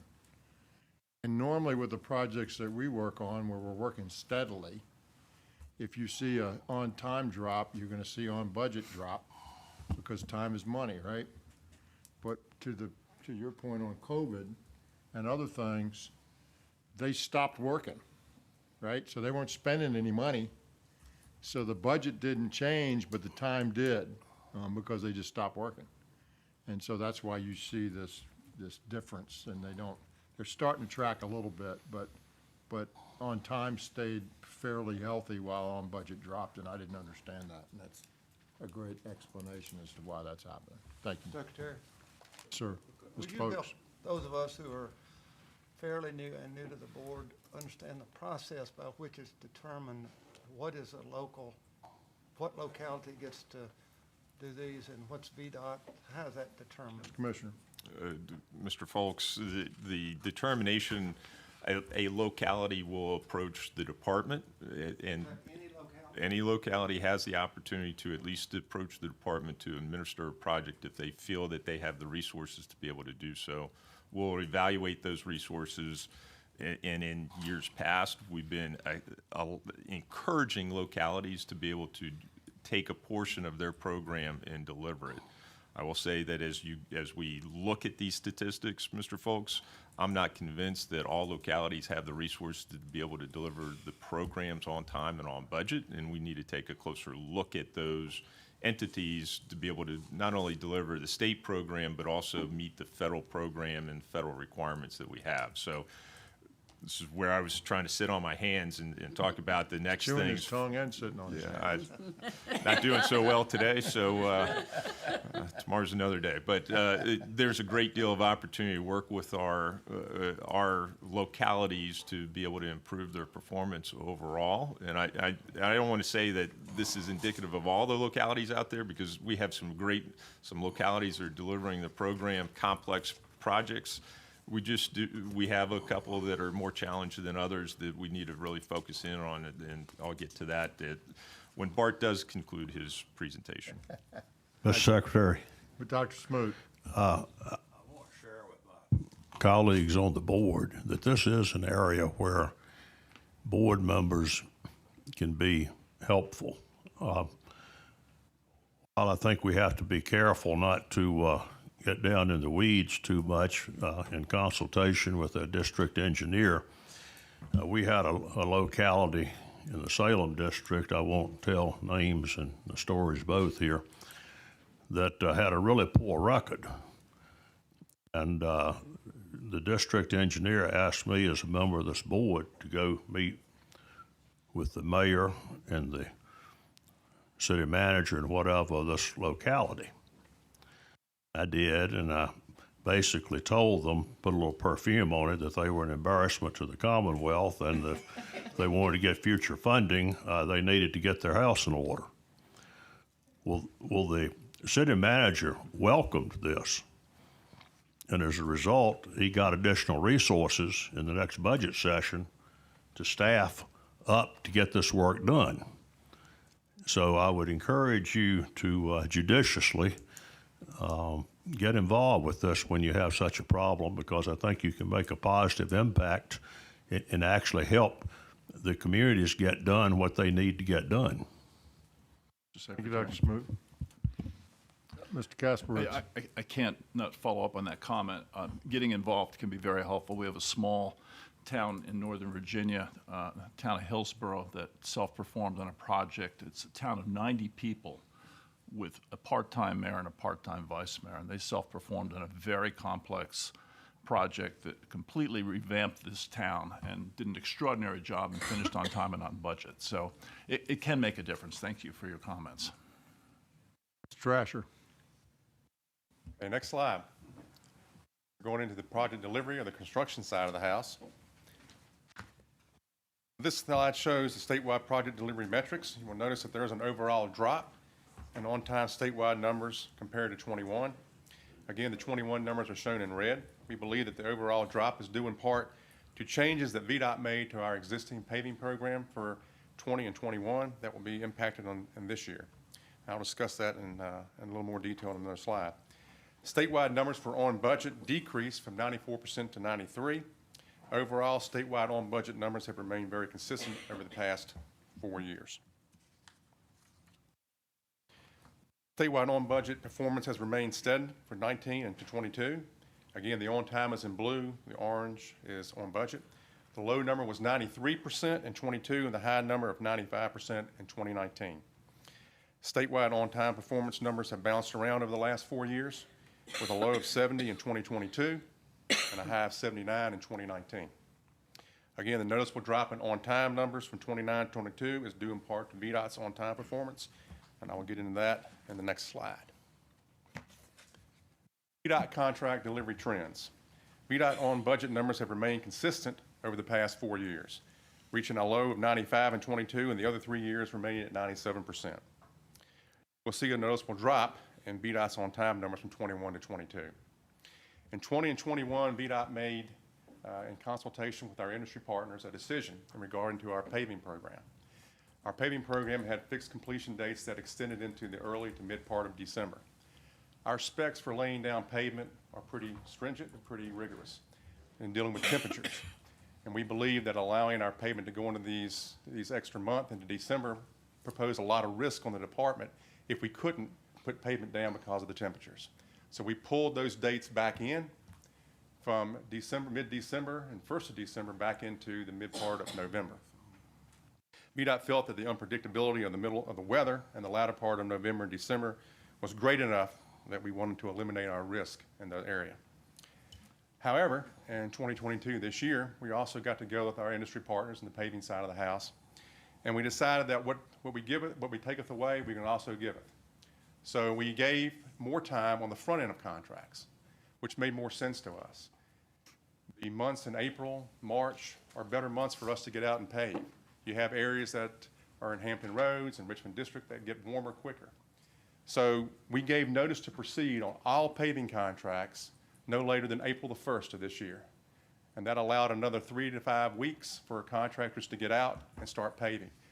In previous years, VDOT had not done that. We may have given notice to proceed in May or June, which was not beneficial to the paving industry, and they let us know that. So we made a compromise, and we'll see. I expect our numbers to be up higher next year. I have told the industry that. We have a meeting with the industry in August. Industry has been very good to work with, and I expect those numbers to be up when I come before you again in next July. Mr. Thrasher. Sir. So we giveth and we taketh away, but basically we had the same amount of time at the end of that to get the same amount of work done. A little bit more on the front end, sir, than we did on the back end, yes. So if we had good planning of those folks, they had the same amount of time to do the same amount of work, we wouldn't necessarily have expected a drop on the on-time performance other than sort of getting into the new cycle, which is real. We also tend to be the less profitable work for those contractors. So we tend to be done later in the year because they do the more profitable work first, which makes a lot of sense if you're a contractor, right? So if you get caught short at the end of the year and you pull that in and you don't plan as well, then our projects tend to be the ones that don't get done as timely. So you're seeing, I believe you're seeing that in these numbers as well.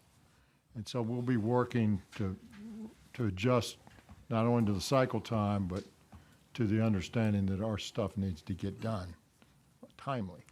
And so to Mr. Thrasher's point, I think we'll see that number come back up and get above our line. Sir. Is that fair? Is that fair, Mr. Thrasher? Sir. Your statement? That's correct, sir. Thank you. Okay, our next slide. Our locally administered program has been consistent with project delivery on budget for 4 years, with a low of 88 in 2022 and a high of 91 in 20. The on-time performance numbers for project delivery for locality programs have also remained consistent over the 4 years. However, their consistency has not been where we would like to see it.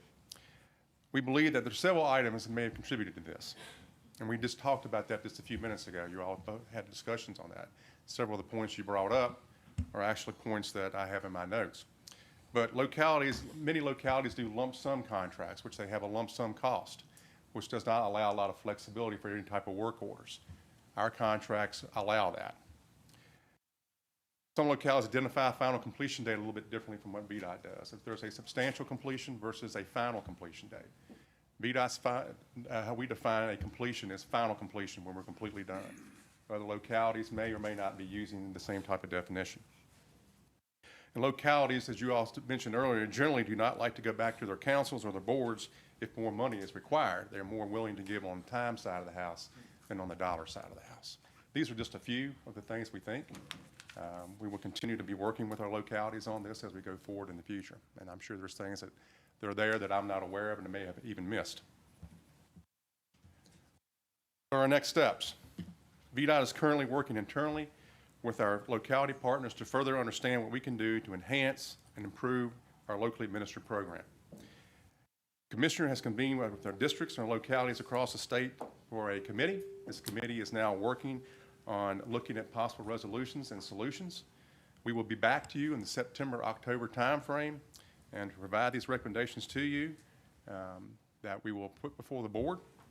And these possible solutions will both incorporate short-term as well as long-term potential. Commissioner. Questions?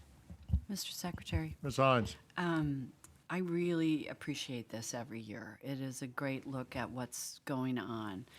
And I wanted to put on the table, when we instituted this, and Commissioner Burchell will remember this, 2 issues arose in Northern Virginia that are related to on-time performance that in some ways are entirely out of the locality's control. One of them is right-of-way acquisition, and the other one is utility relocation. And so my request as we think about this is, at least on those 2, to find a way to help us understand how many projects are being affected on the local side. I know VDOTs are affected, can be affected too. But I think that's the place where you can really lose control of the timeline for the project. So I just, I know if there were people here from NOVA, that would be their request, is let's at least make sure we capture that as well. So, Mr. Secretary, Ms. Hines, I'd say that I think that's a part of better understanding some of the sensitivity around the on-time and on-budget performance. But having had the opportunity to work with our district engineers, our local assistance division, and take a look at the localities that are challenged, and I'm going to say that there are 15 localities statewide that are affected on project initiation, project delivery, both on the preliminary engineering and the construction side, and billing. So if I boil it down into 3 performance metrics that would be indicative of a project management standpoint, there's 15 out of 140 some localities. And there's a small subset. But one of the questions that I've asked is, if we take those 15, what are our performance metrics going to be if they all come in the line? And it's 73%. So we have some work statewide to do, but there's a handful that we really need to be targeted on in those program areas that this program that we're working with the districts as well as our locality counterparts or colleagues is to identify the opportunities that would exist to be able to need to elevate it. Do we start looking at the potential that no longer do we allow a locality to administer the program on their behalf until they draw down the number of projects? And we have a number of localities that have 40, 50, 60, 70, including 80 projects that are active today. And there has to be a sweet spot in what the number of projects that they have to be able to administer versus the size of the resources that they have. And so as we're digging into this, I'd like to be able to bring back to the board, the secretary and the board, some ideas on how we can evaluate and escalate these localities to get them off of a probationary list. And this escalation, I think Dr. Smoot said it very well, is that the engagement by the board in raising this as a concern and bring awareness to this is one of the things that I hope to do coming this fall to shed some additional light. And this is the first way to identify that, hey, we do have a problem here. And I think the Secretary, you said it very well. Time is money, not only from the standpoint of monetary benefits back from the expenditure of funds and the delivery of projects and the inflationary cost of a project, but it's also the benefits back that are derived for the improvement of that project and the timeliness of that. So they're very coupled together. So to me, that there needs to be some level of escalation. One is make sure that the localities are aware of where they stand and give them an opportunity to improve. And if there's no improvement, what do we do then? Is it a lack of request to administer the project and pull that back? And that will put more reliance on the department to be able to make sure that we have the resources to deliver that project to keep the program moving. Some degree, do we then stop potentially the opportunity, as Dr. Smoot said, to award additional projects at that point in time until they draw down the funds? We did that, I believe, in 2012 or maybe earlier, and I'd have to look to Kim and Laura for that date.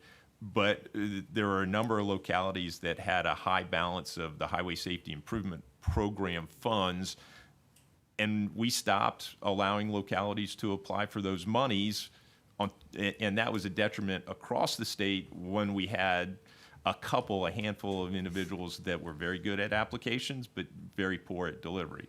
And so that's not what we're trying to do here. We're trying to take a very targeted approach on how we can raise the performance of the local program and deliver the program, the 6-year program as a whole, to the benefit of the traveling community and for the Commonwealth. So there's more to come is what I'm saying. All right. Mr. Stanton. The contracts that we're looking at here are across the board. In other words, it's every contract during that period of time, correct? No matter whether it's a $4 billion HRBT project or a $50,000 sidewalk, they're all treated the same in this study. And to me, it seems to me that a problem with a $4 billion project is a hell of a lot more important. Commissioner is chewing his tongue right now. Well, that was just an example. That's not anything specific.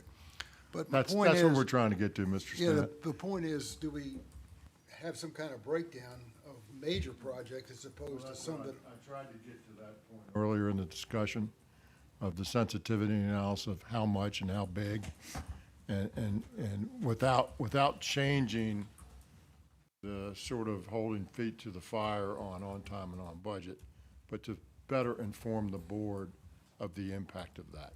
That's what we're going to try to get to for our edification. That doesn't mean we change the scoring system, if you will, or the accountability system, but at least we'll have a better view of it. Mr. Kaspertz. Yeah, I actually have a request, Mr. Secretary. I appreciate Mr. Thrasher's positive comments on how the estimating process has changed. There's been exceptional progress in that front, and I guess considering Mr. Stanton's comments this morning about concern on projects being out of budget in the future, I think it would help this board to have a presentation, perhaps by our chief estimator, to bring us up to date on all the improvements that you've made. And really, it's a different situation than it was 4 or 5 years ago, even 3 years ago. And I think it would benefit everybody to understand the estimating process and I'm going to say the rigor that you've brought to that process. It's really evolved beautifully, and I think everybody should be very proud of it. And I think this board would benefit from understanding how it's changed since the first rounds of Smart Scale.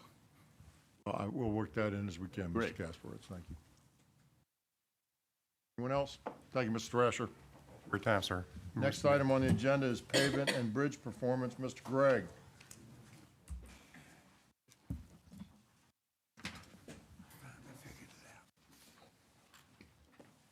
Morning.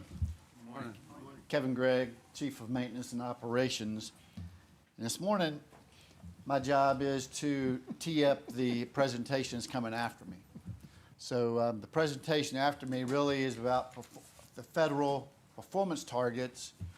And so we thought it was important that we all understand how Vdot does our performance targets. They're not exactly the same. And so I wanted to make sure that we went through there and set that up so when Margie gives her presentation next, we know the context from which we're coming from. So, let's see. So back in about 2018, we had a new commissioner, and the commissioner came on and said, hey, some of this stuff we're doing doesn't make sense. We're looking at pavements 1 year at a time. We're looking at bridges, budgeting 1 year at a time. I'm not really sure how we're doing that. And we don't have a way to sustain that investment or the work that we do over a long period of time, because bridges and pavements are our largest assets we have as a department. So he initiated that comprehensive review, and in 2019, the CTB approved performance targets for pavements, bridges, special structures, and routine maintenance to really establish a long-term investment strategy and a sustainable performance for those major assets that we have. And so that's an important foundation as we move forward. And I want to talk to you a little bit about how we went about doing that and how we sustain those two major assets that Margie will be talking about this morning, our bridges and pavements. So our bridge inventory in Virginia is the third largest in the country. We have about 21,000 structures that we maintain. And the difference that I want you to think about this morning is that Virginia maintains about 21,000 structures. The federal targets are only concerned with those that are on the national bridge inventory or national highway system. And so as you can see here, that amount is about 3,700, so which is only about 18% of our total inventory. So those targets that the feds ask us to set for bridges are a small percentage of the inventory that we maintain. You can see that picture in the upper right, the old iceberg. So the top part of it is the MBI bridges, and the bottom part is what we maintain. So knowing that, our process is this. We go out and we inspect all of our bridges. Every bridge is inspected at least every 2 years. If it's in poor condition, structurally deficient, it's inspected every year. And inspections are performed in accordance with federal regulations and criteria. So we inspect our bridges. It's a federal mandate to inspect them. And these inspectors are certified to do that work. So certified by the federal government, FHWA, to inspect those bridges. So we inspect the bridges, we go out and do that work in the field. They do a report, and they come back, and the bridge safety inspectors provide a general condition rating for each bridge component. As you can see there in the picture, the major bridge components are deck, superstructure, and substructure, and we develop a general condition rating for each one of those items on all 21,000 bridges, including those 3,700 that are on MBI. Mr. Gregg. Yes, sir. Can you help us? So when, for the new members particularly, when you hear, and we have bridges that are structurally deficient, when I first heard that term, I thought, oh my goodness, how can that be, and how can we let vehicles go over bridges that are structurally deficient? And this chart will give you some sense of, there's a wide range of what is classified as structurally deficient. So it doesn't necessarily mean that they're unsafe to travel across, although it could mean that if in case of the zero rating or rating, it's failed. So obviously that's the case. So I just want to draw your attention to that, because you'll hear us talk about structurally deficient later on. It does not necessarily mean that they're unsafe to be on. Is that fair, Mr. Gregg? Absolutely. Any bridge that we have that is open to traffic is safe for the load that it's designed to carry across there. So, Mr. Secretary, Mr. Merrill. just, you may have said this, but are all 21,000 bridges inspected every 2 years, or just the ones on the National Bridge Inventory? all the bridges are inspected at least every 2 years. Some of them are inspected on an annual basis. Every bridge is posted, has a posted capacity on it, is inspected annually. If the condition rating is poor, it's inspected annually. So some of them are inspected more often than that, but everyone is inspected at least every 2 years. Thank you. Mr. Secretary, though, the Vdot system bridges are inspected on that cycle. The localities, some localities own and maintain their bridges, and that would be their responsibility if it's not on the MBI or on the National Highway System. And there's some private ones as well. Private ones as well. That aren't. There needs to be made a distinction between our structures, even 21,000 structures, but also those that are on the NHI or NHS system that would be a part of the MBI. We do have that inventory in our database, but other smaller facilities that a locality owns would not be in our inventory. We would encourage them to inspect it, but we do not have the knowledge as to whether they inspect it or not. Just to make sure I'm clear, so bridges that are maintained by a city and a district, it's not one of the 21,000, and they don't have a requirement they get inspected every. They should be. Should be, but there's no requirement. Many of the bridges in the cities are on the National Highway System if it goes through the city, and those bridges are inspected every 2 years in accordance with the federal guidelines. And we get those inspection reports, and so we monitor those as well. But those things, any bridge that is off of the National Highway System, they don't have the same requirement. So let's be clear. Yeah. If it's on the National Highway System, or it's a VDOT owned and maintained bridge or structure, it gets looked at least every 2 years, and some more than that. If it is otherwise owned by a locality and not on the National Highway System or National Bridge Inventory System, and obviously not owned by the Commonwealth, then it may or may not be. If it's privately owned and similar to the locality owned, it may or may not be, likely not. And we've seen those failures from time to time on various places where a road goes over a private bridge, over a culvert, over a dam, a small dam, and it fails, and and we say it's not ours, it's not our responsibility. So there is risk out there for localities or associated with localities and with private bridges that are just not part of our purview. Correct? Yes, sir. So as the Secretary said, a rating system goes from 0 to 9, and each one of these components is rated. I'll come back to you later this fall with an update on our comprehensive review for all of the bridges, pavement, special structures, and our routine maintenance. This is more of a review, so we can put that in context with our federal targets that you'll be asked to set here. So currently, our average performance on our structures is the general condition rating is 6.25. Our target that CTB set is 5.6. So right now, we're on that, and you'll see in a minute how that's done. So if you go back to the previous slide, slide 7, you look at where our target is versus our actual, that's what Kevin's referring to now. So we're in that yellow category of target and actual.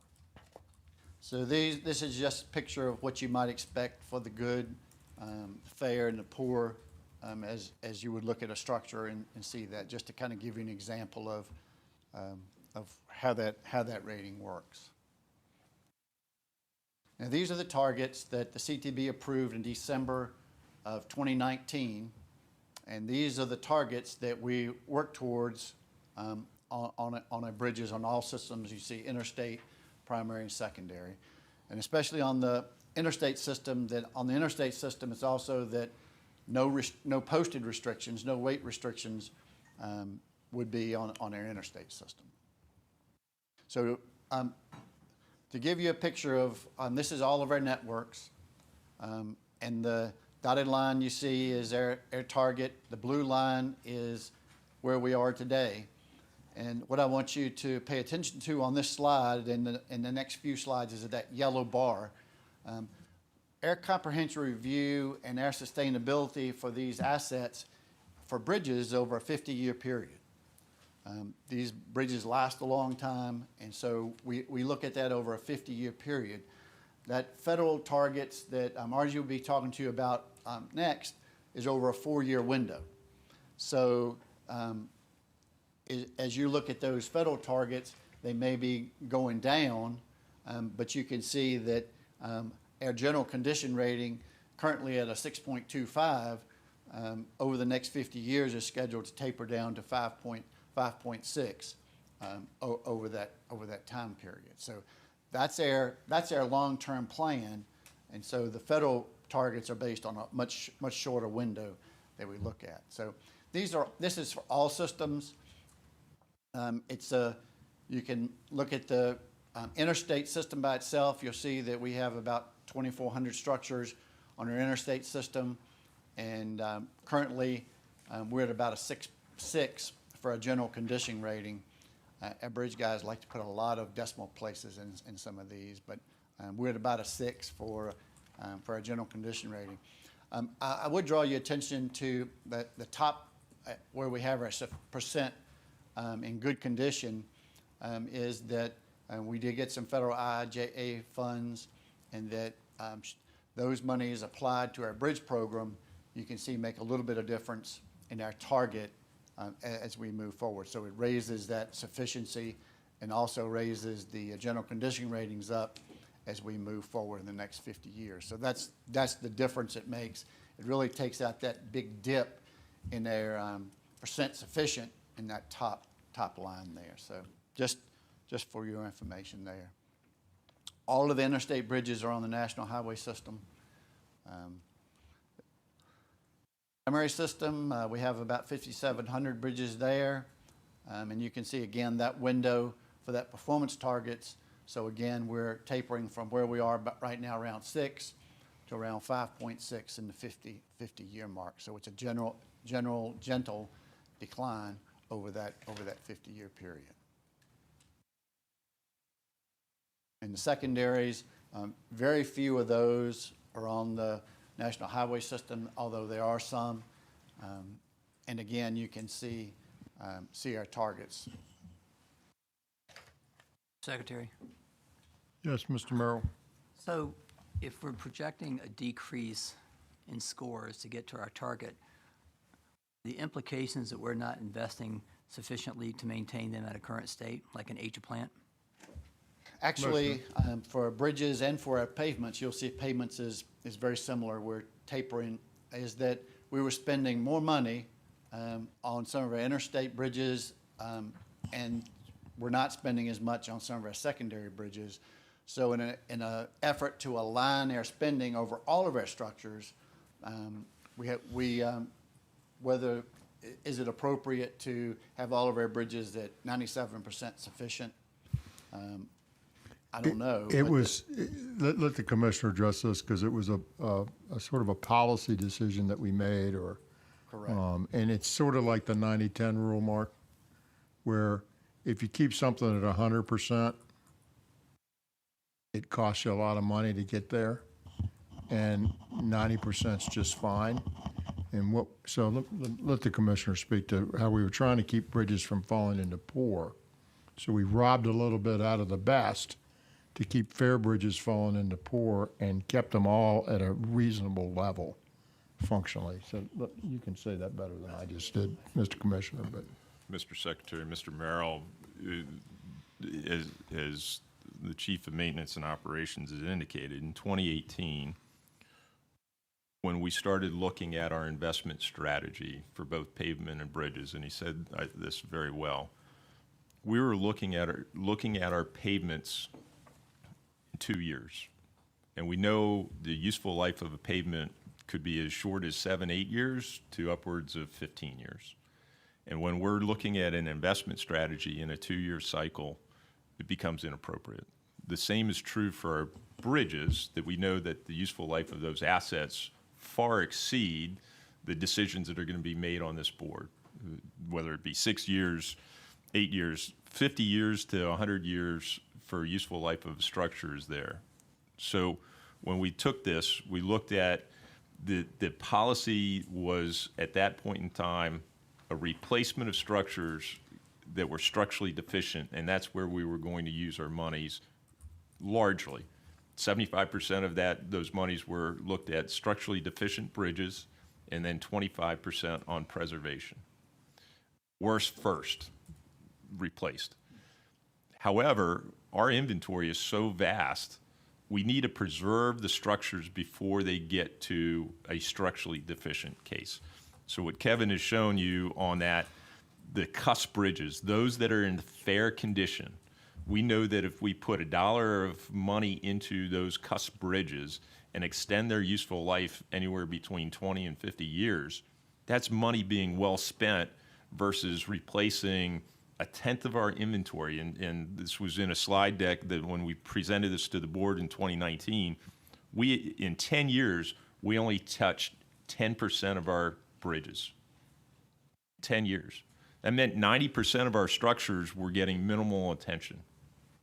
So by taking this investment strategy and converting it from a worst first to a preservation, a blended approach, preservation and replacement. So we've taken now 75% looking at, in global terms, 75% focused on preservation activities, those that are going to extend the useful life of the structure and prevent it from getting into a structurally deficient case, and being able to touch a lot more of our structures and extending it. There is, as these slides show, there is a degradation in the average condition rating or general condition rating, as well as some that are going to have an impact on our structurally deficient. And some of this comes into place that we are going to see some fall into the fair condition, but we're also going to be extending their useful life so that we can touch a lot more of these structures, and you can see the rebound of the investment strategy predicted in the outer years that we are playing a little bit of catch up. To your point, we welcome additional funds into this to be able to raise those targets, but this was looking at the investments and the monies that were available to us through the HMO. This is how we can sustain our assets, these two between pavements and bridges, to be able to meet the needs of the traveling public, have them safe, and have it in good working order. Does that make sense? So basically what we were trying to do, and I'll use pavements because it's sort of a simpler analogy. If we repaved the road every 3 years, it would be perfect, right? We don't need perfect. It's too expensive to have perfect. We wanted to get to our general condition rating and have as many of the structures that were in the fair category. So we're taking money out of the top, if you will, and saying we're allowing that to get a little bit worse than they would have been, because we're going to have more of our bridges and structures come up to where we want them to be. So we got limited amounts of money, or at least projected limited amounts of money. So what's the best use of those monies over time? And that's what the commissioner came in and said, what we're doing isn't making sense to me, and that's why we changed it back in 2019. And so it's working exactly as it is.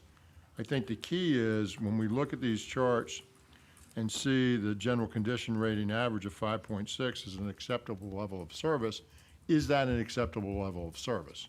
And if it is, and our strategy keeps us above that while keeping more of our bridges and pavements up into that range, then we're preserving it, we're getting better use of our money over time, and we'll have more, you know, a better system overall. So that's functionally what we were doing, or what we are doing. Sir. Gregg? Next, we'll look at our pavements. Pavements are VDOT's largest asset that we maintain. About 129,000 lane miles across Virginia.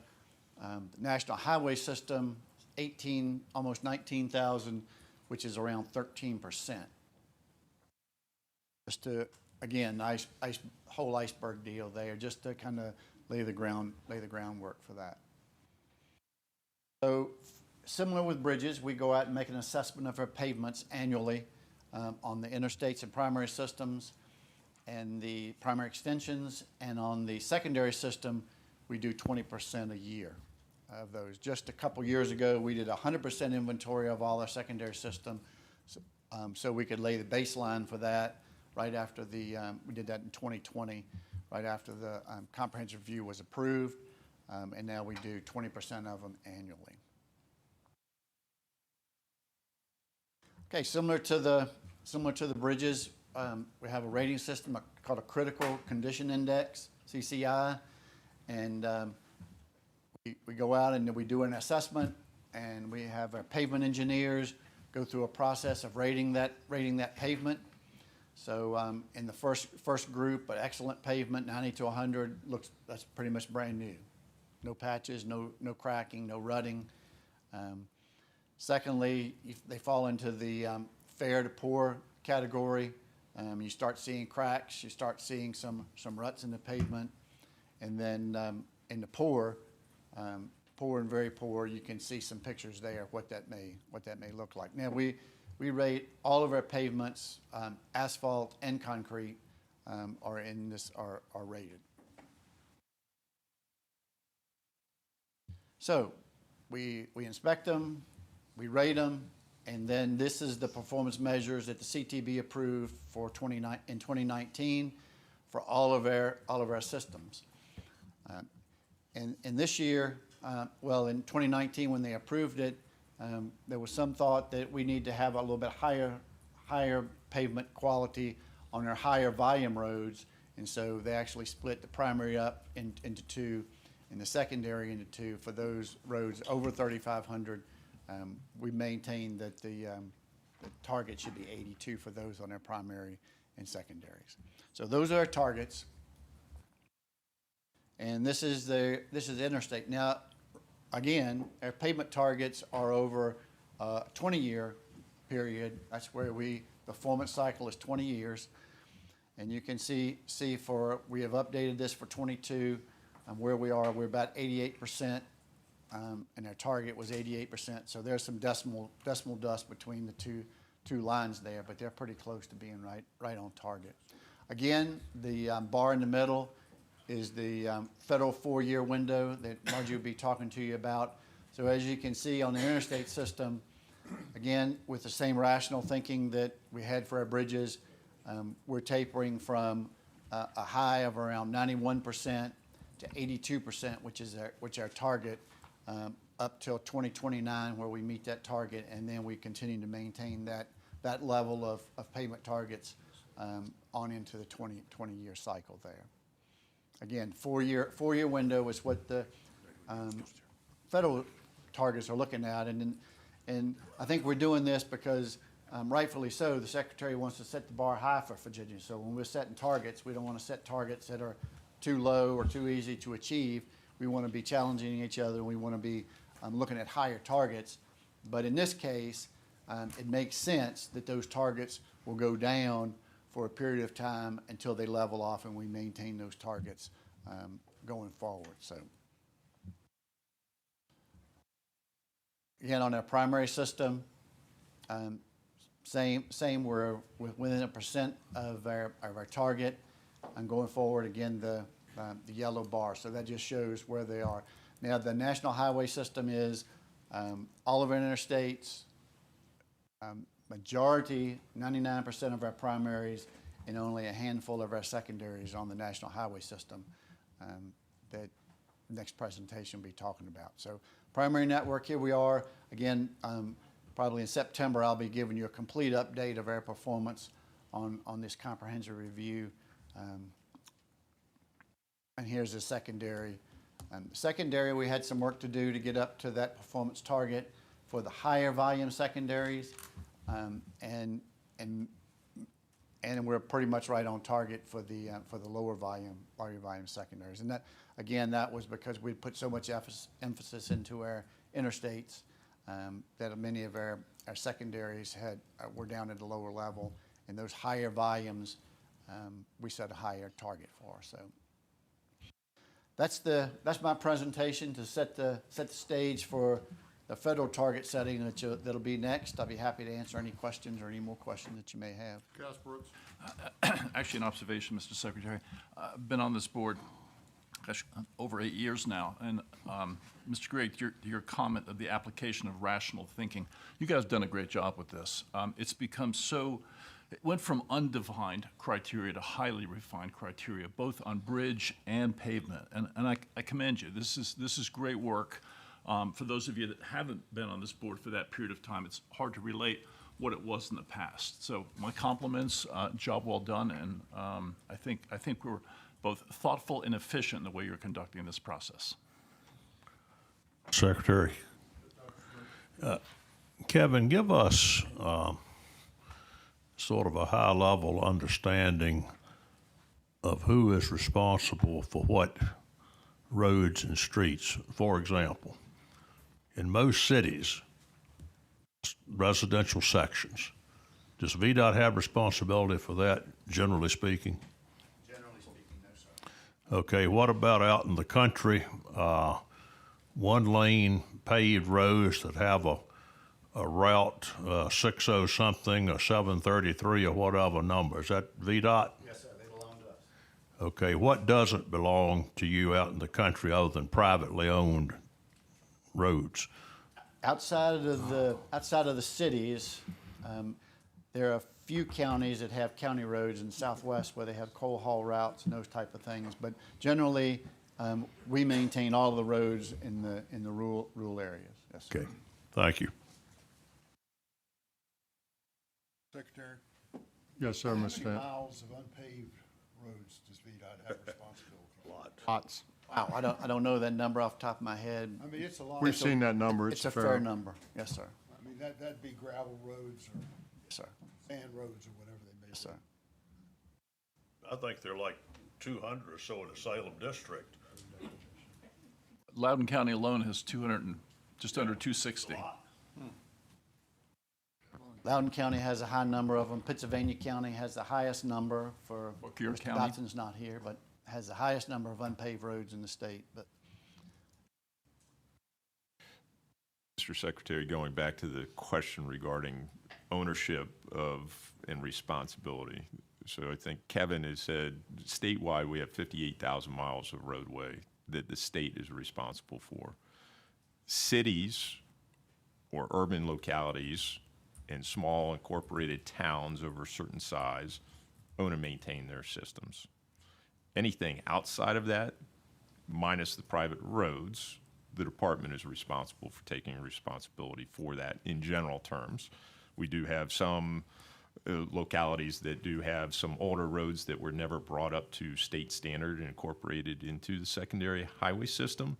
So those still either are privately maintained, could be in subdivisions that were built to not our standards and have not been updated to meet our standards. And those would be in that case. But generally, if it's in a if it is in a city or an incorporated town over a certain size, the locality is responsible for those facilities, and then outside of that, it's the department. We have many rural subdivisions, Ms. Hines' area up there in Nova. That's where a lot of these secondary roads are, that are in subdivisions. They're in rural subdivisions, but they're all secondary roads. So there's a lot of those. So if they're developed to a required standard, then you take them? Yes, sir. I'd like to put out a caveat on one thing that I said that Joanne did remind me of, and should be in my frontal lobe today, but Henrico and Arlington are the two counties that own and maintain their system of highways as well. We still continue to own and maintain the interstate and some primary extensions through there, but the secondary system. We give them some money to help do that. We give do. money. We do that. By code, by code, by statute. Thank you, Joanne. Thank you, sir. Sorry.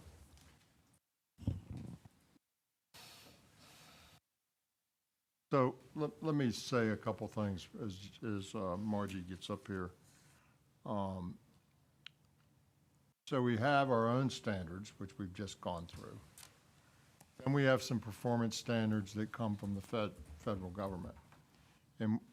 And you'll see they're not the same, okay?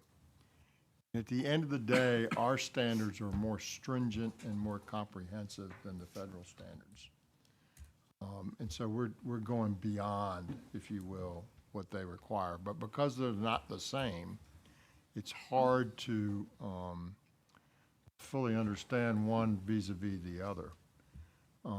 So when Margie goes through her presentation, you, like I did, might struggle with trying to line them up together, and you'll just have to struggle.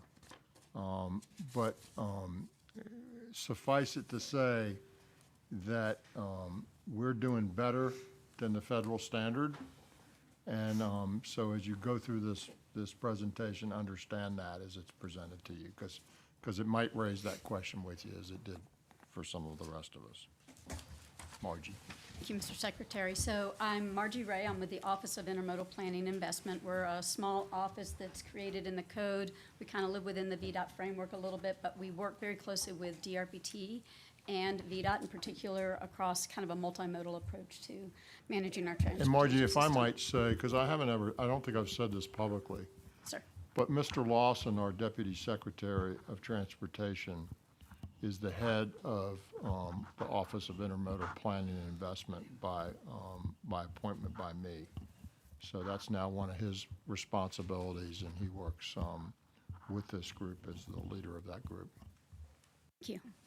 And just especially for those new members, and we don't have Mr. Lawson here, Deputy Secretary Lawson, or Renique Day, our Deputy Director, here today, but our office is responsible for VTrans. You all heard references to that earlier, the Long Range Transportation Plan that looks at identifying midterm needs that run over 0 to 10 years of a time horizon, but then also this Long Range Plan that looks out 20, 25 years and provides some insights into those goals and objectives and these needs of the 10-year horizon helping us achieve that longer-term performance. There's some other things there, and I know that Jatinder Ramchandani, the program manager, will be back to you all this fall with trying to kick off the next round of that long-range transportation planning process.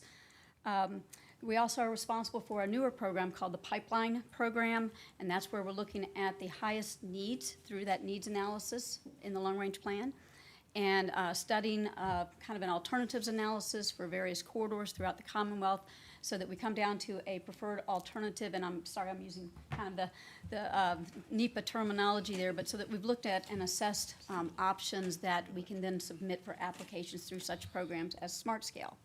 SmartScale is also something that our office is responsible for, and Brooke Jackson leads that program. I should have mentioned that Chad Tucker leads the project Pipeline. Then the performance management program I lead. It is looking at primarily the federal measures, but we do have some state measures that we look at and utilize, some of them tagged as key performance indicators so that we start looking at how we're monitoring our longer term performance, but really with the objective of linking our performance back to our planning and programming efforts. We are also responsible, my group, for a biennial report that reports out on performance of the Surface Transportation Network. It's in alternating years from a Vdot Commissioner's report. And so every other year, you've got a report from us in parallel with what Vdot is reporting out on. But so really kind of now just getting into what the purpose of this presentation is, and that is to provide to you all the federal performance measures and some of the requirements around that, giving you some of the performance data, and then also proposed targets for the next performance period. So this was something that was established through MAP 21. And so we have certain areas for which we have to establish performance measures. And so you just heard from Kevin about the infrastructure condition relating to bridges and pavements, but we also have to prepare targets for what is identified as system performance. That relates to highway and freight reliability, some traffic congestion, and emission reduction measures. These are established over a 4-year performance period. We just wrapped up the first performance period. That was from 2018 through 2021, and these are based on a calendar year. And then our next performance period covering the time period of 2022 through 2025. For some of you all that have been here before, just last month we wrapped up the safety performance. That's another performance area that's required through these laws. And it was, though, but that's an annual process, whereas this is a 2- and 4-year process. So just to kind of flesh out a little bit more what this 4-year performance period entails, we do have to develop 2- and 4-year targets for each of the performance measures. We have to provide a baseline, mid-performance, and a final performance report for each performance period. That baseline report is sharing the targets, baseline conditions, and some of the strategies that we use to achieve those targets. The mid-performance report just kind of gives us that midpoint checkpoint. How are we doing relative to the 2-year, and do we think we're going to get to that 4-year target? It also provides the states an opportunity to adjust their 4-year target if something is needed to do so, and it does require justification when we submit that. The final report just looks at how did we do relative to our target setting, what was our actual performance, what are those investment strategies that we've been using, and how effective were they? FHWA, again, this is a national program really looking at accountability with the states and the use of the federal dollars that are provided to each of them. They actually have to report back to Congress on how the states are doing. But so they can start looking at this, FHWA, Federal Highway Administration, makes a determination of significant progress. And they look at that on a biennial basis and assessing how well each state did in achieving its 2-year and 4-year performance targets. If we're not meeting the performance, it may result in some additional reporting requirements. In certain cases, there may actually be some funding implications. But it's just something that we look at on a regular basis, and I've got some additional information on the slides moving forward. So now switching to the infrastructure condition performance area, again, Kevin laid out the statewide measures that we look at. The federal measures are just looking at the poor and good condition of bridges on the NHS and our MBI, and then for pavements on the interstate and the non-interstate NHS. So again, as was already indicated, this is only 13% and 18% of our inventory for pavements and bridges. One thing that's kind of interesting about our bridge performance measure is that we're required to include performance and establish targets for bridges owned by others. So these might be federal bridges, private bridges, some of our tolling authorities, but also border bridges. So bridges that are coming into Virginia, like most of our Maryland bridges, are we have to account for those in our performance and for our target setting exercise. So, and I guess it's just accountability to make sure that any of these structures that are crossing into other states are being assessed appropriately. So, you know, just kind of reminding this difference between the statewide and the federal measures. There is a requirement in code that where our office is responsible for kind of presenting to you all and for your approval these targets for the federal measures, and really understanding and kind of that reiterating that Vdot has a program where it is driving those investment decisions, that investment strategy. And so when we look at setting the targets for the federal component, we're really looking at that as a subset of the state system, and really to check that box and make sure that we're doing what's required, but that our investment strategies through that comprehensive review are what are driving where we're investing in our system. I won't spend too much time on this, but this just kind of reiterates the differences of some of what Kevin showed in his presentation and the differences with the federal measures. We have a couple different measures that we're using for the bridge performance versus what we have to do for federal. Federal's only a component of that larger network. We're a little more narrow in what we're focusing on as far as good and poor, and really the one is driving the investment decisions. So when we set the targets, we looked at that larger network, looking at that investment strategy, focus on that larger network, and then extracting from that the MBI bridges on the NHS, and looking at their projected performance from that full data set. And this is all through a pretty detailed modeling approach, deterioration models and things like that. And then really looking at how we think that performance is going to lay out. And Kevin, on his slide, he had that yellow bar, that's really what you could see that's kind of this direct relationship to how we're setting our targets through this, okay? So, and as what he indicated too, is that we are looking at a slight decline in performance for our bridge measures and targets over this 4-year performance period. So here's the performance. To the left are the name of the measures. The second set of columns are related on the targets that were established by the board back in 2018 for the first performance period. And then we have our annual performance as a percentage here from 2017 to 2021. 2017 was our baseline condition year by which everything else was measured against. And then to the far right are the proposed targets for the next performance period. So our 2-year target for 2023 and our 4-year target for 2025. And I've got in the, we did add the row in there in gray that shows the fair performance, just so that you have that, so that we're summing to 100, so that you really kind of see the full network condition. Again, this is just the NHS portion of it, National Highway System. I've color-coded the significant progress determination that I missed, so that I referenced, so we can see in 2019, we did not achieve performance, significant progress for our good condition of bridges, and it looks like, based on the data right now, that we may not achieve it for our 21 performance. However, it just results in some additional reporting requirements that goes into our reports that we submit back to FHWA. So we're not missing it by much, but we're pretty tight on our projections on what our performance will be in the future for our bridge measures. Secretary. Mr. Merrill. I had a question on that. Thank you. Earlier you referenced that there was, from baseline and to target. So look here, it looks like we're going down. Correct. So declining performance. So does that mean we're not meeting it and we have to have a corrective action plan?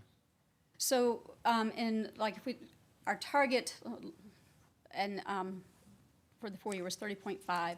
They measure us in 2019 at 31.8. So not from the base, I mean, it does compare to the baseline, but actually it's 2 conditions relative to the significant progress determination. One is you're meeting your target or you're exceeding baseline conditions. So that's where the baseline condition becomes relevant. Okay, so the baseline is not what your previous condition was. Is from 2021, or 2017, that's the actual performance at that time. That's not what he's asking. He's asking what was the baseline? So the baseline condition is 2017 for the first performance period. And then we set our target for a 4-year target from that baseline condition of 30.5 for the bridges in good condition. So my question was the baseline, to the Secretary's comment, the baseline was 33.6. Correct. I thought we had to at least maintain our baseline, and I was confused about why we're now setting a target of 30.5 if our baseline was 33.6. So one is we're managing a decline in performance. So we're expecting a decline in performance based off of the larger statewide investment strategy. So we expected our bridge performance to decline a little bit, so fewer bridges in good condition. And in 2019, based on the actual data, we did not achieve either the baseline condition or the target that we had set. So we did not make, per FHWA, significant progress. So that does result in some additional reporting requirements. Mr. Chairman, let's back up a little bit because I think we're getting down in the weeds. In 27, we've changed our investment strategy mid-stride. So in 2019, we said that we're going to, instead of taking a worst first scenario, apply a case where we're going to take a preservation.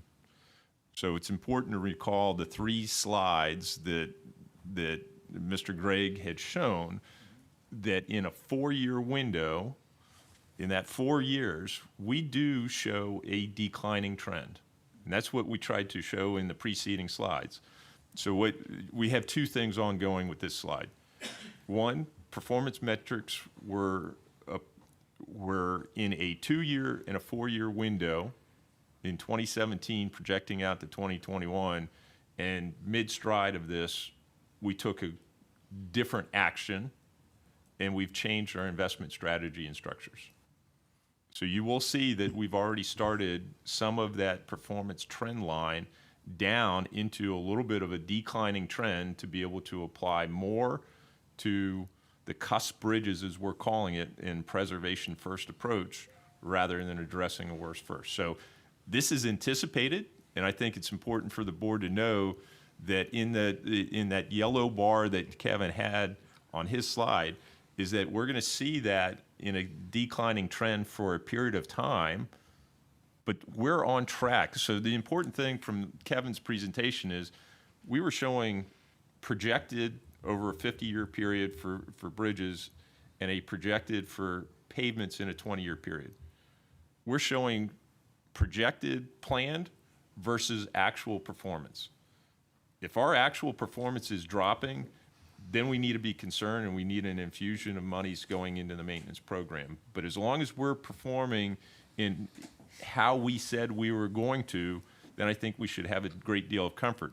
Recall that this is only 13, numbers are here, 13% of our over inventory. And I hate to say this, and I've said this to staff, the federal performance measures are just a check in the box at this point.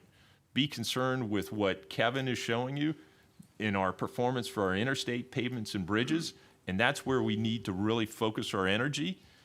This is just, I'm sorry to say this, this is a reporting requirement.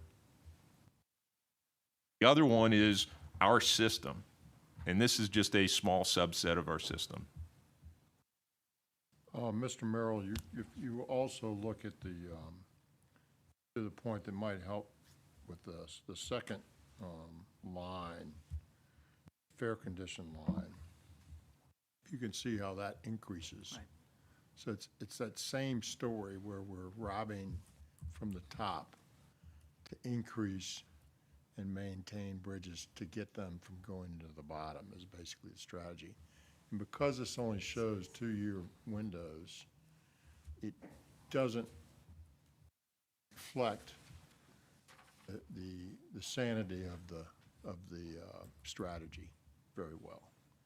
And that's what I was trying to tell you between the 2 presentations, and the commissioners just reiterated that in our view, the health of the system is much better represented by the previous standards that we've set that are in excess, and they don't line up. The criteria is not exactly the same, so it's sort of hard to compare, but that's the reality of it.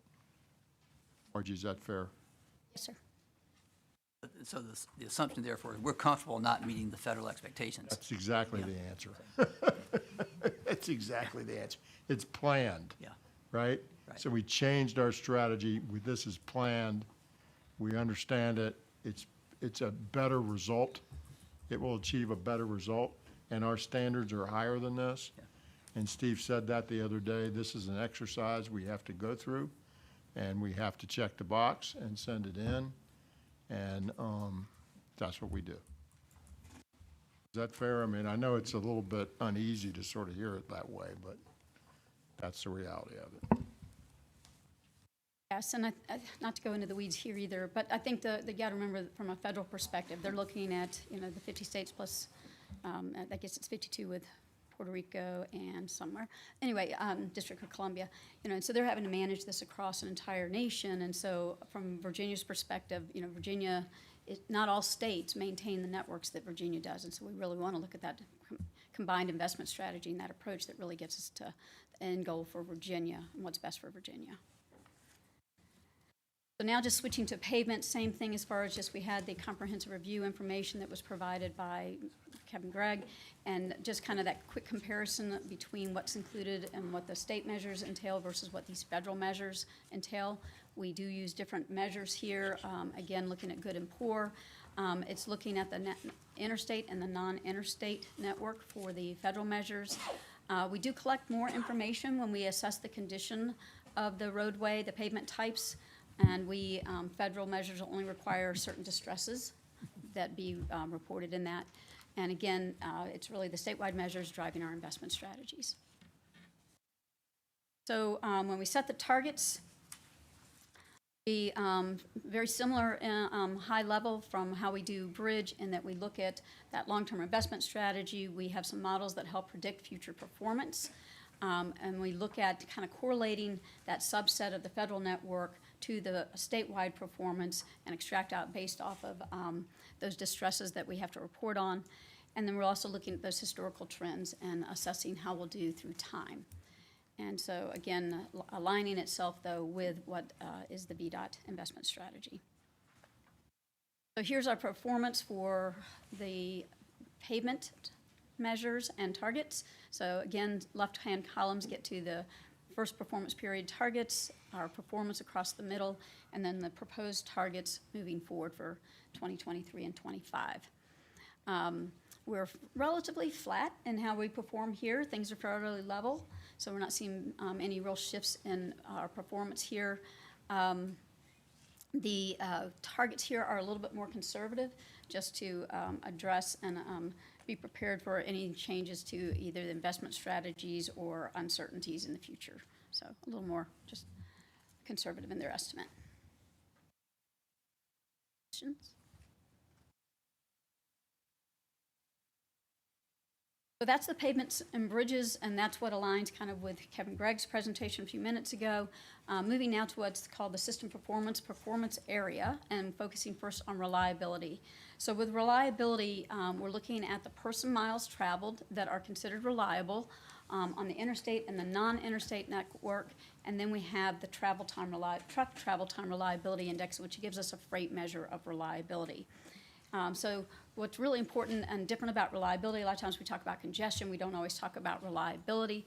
It's really looking at our consistency and that predictability of our day-to-day travel.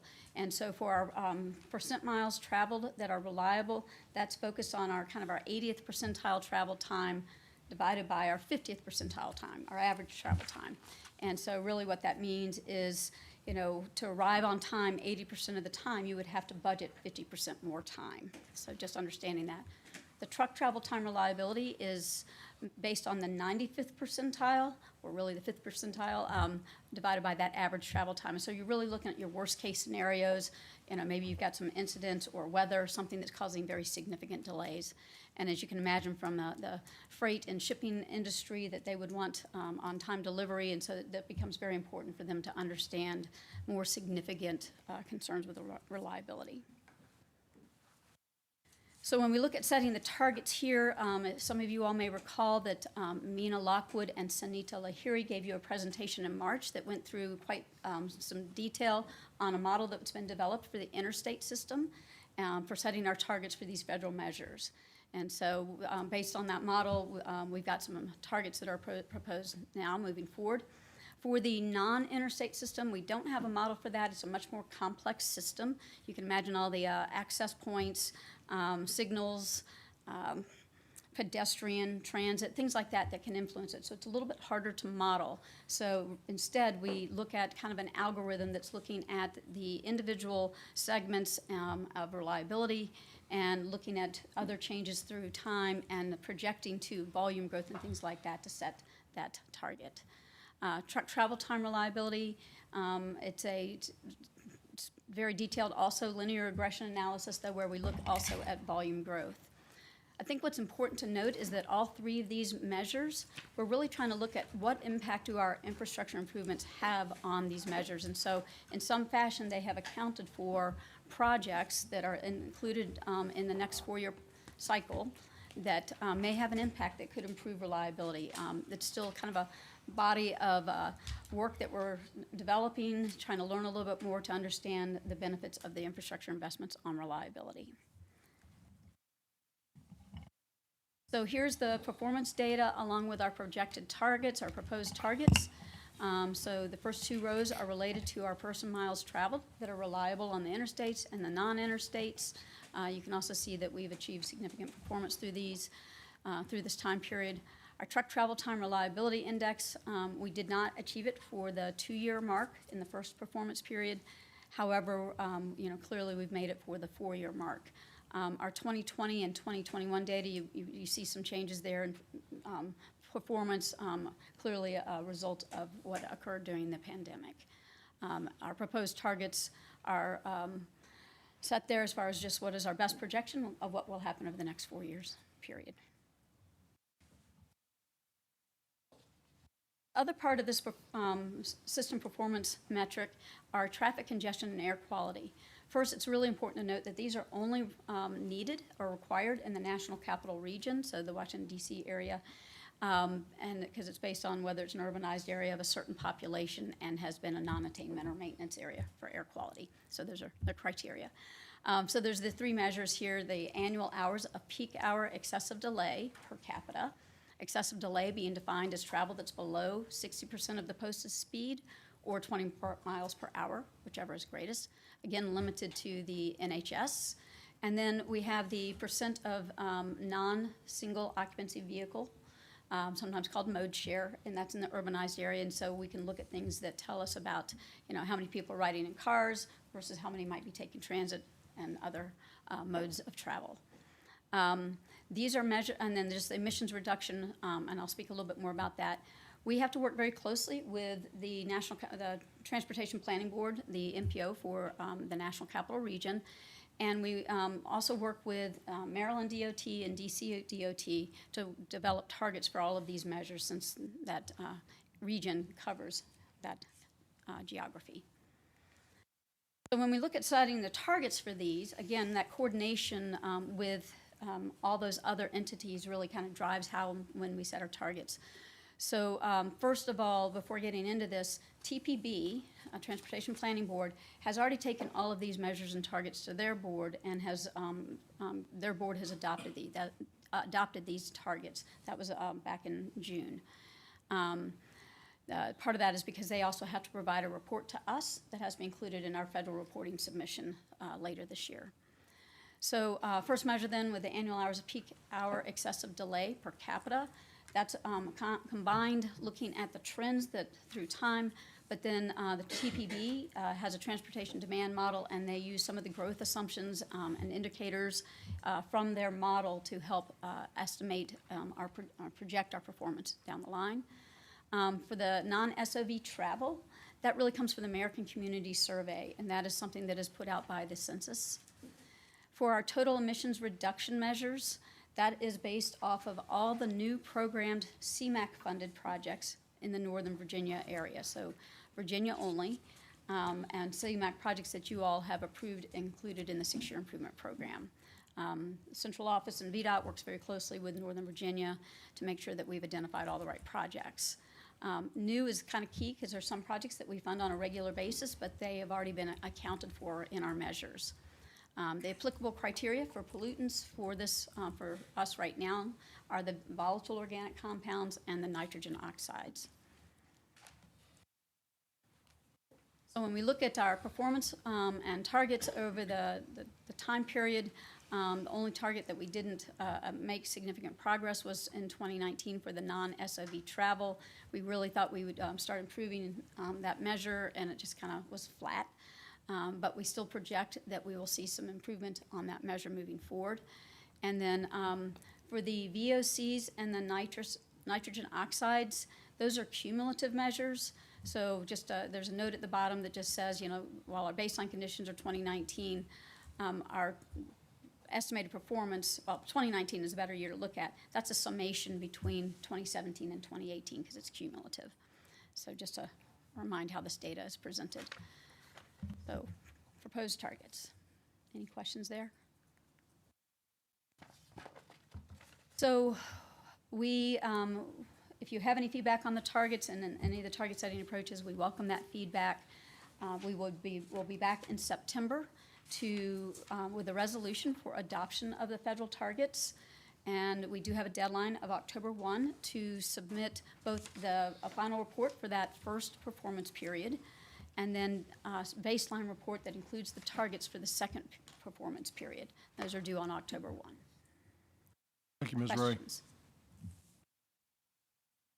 All right, thank you. All right, thank you very much. The next item on our agenda, we've got 5 minutes on the schedule before lunch. But Joanne, you think it's really 15 minutes? Mr. Chair, I can do this in 10. I think we ought to just push through. We got an hour for a box lunch. I think we're more capable than that.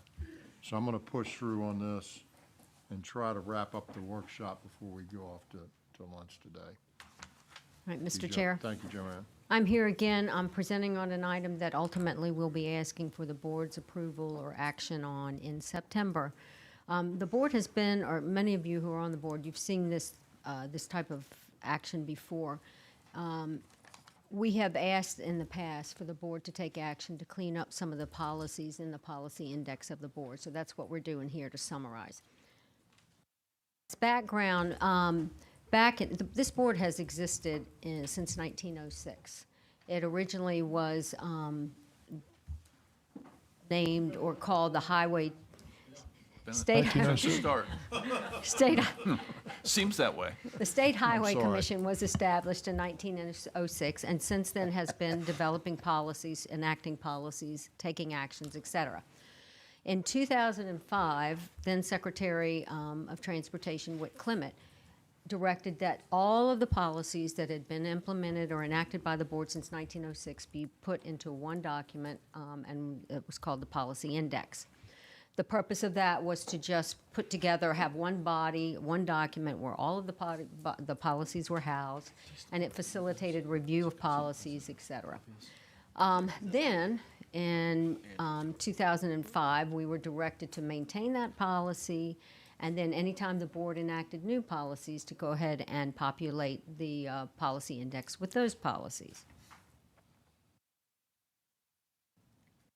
Obviously, that policy index has grown significantly over the last, decades. And as we became more familiar with the policy and as electronic means of posting documents came about, we posted the policy index online. It became so large that we actually divided it up into 2 volumes. One is an orientation guide that new members are now being presented when they orient to the board. And then we also, and this was, I think, key and helpful in ultimately taking the kind of action we're taking now, we rearrange it so that the policies are hyperlinked or categorized and hyperlinked by subject matter rather than just straight chronology. And what that helped us do is we began to realize there are a lot of policies that have superseded themselves.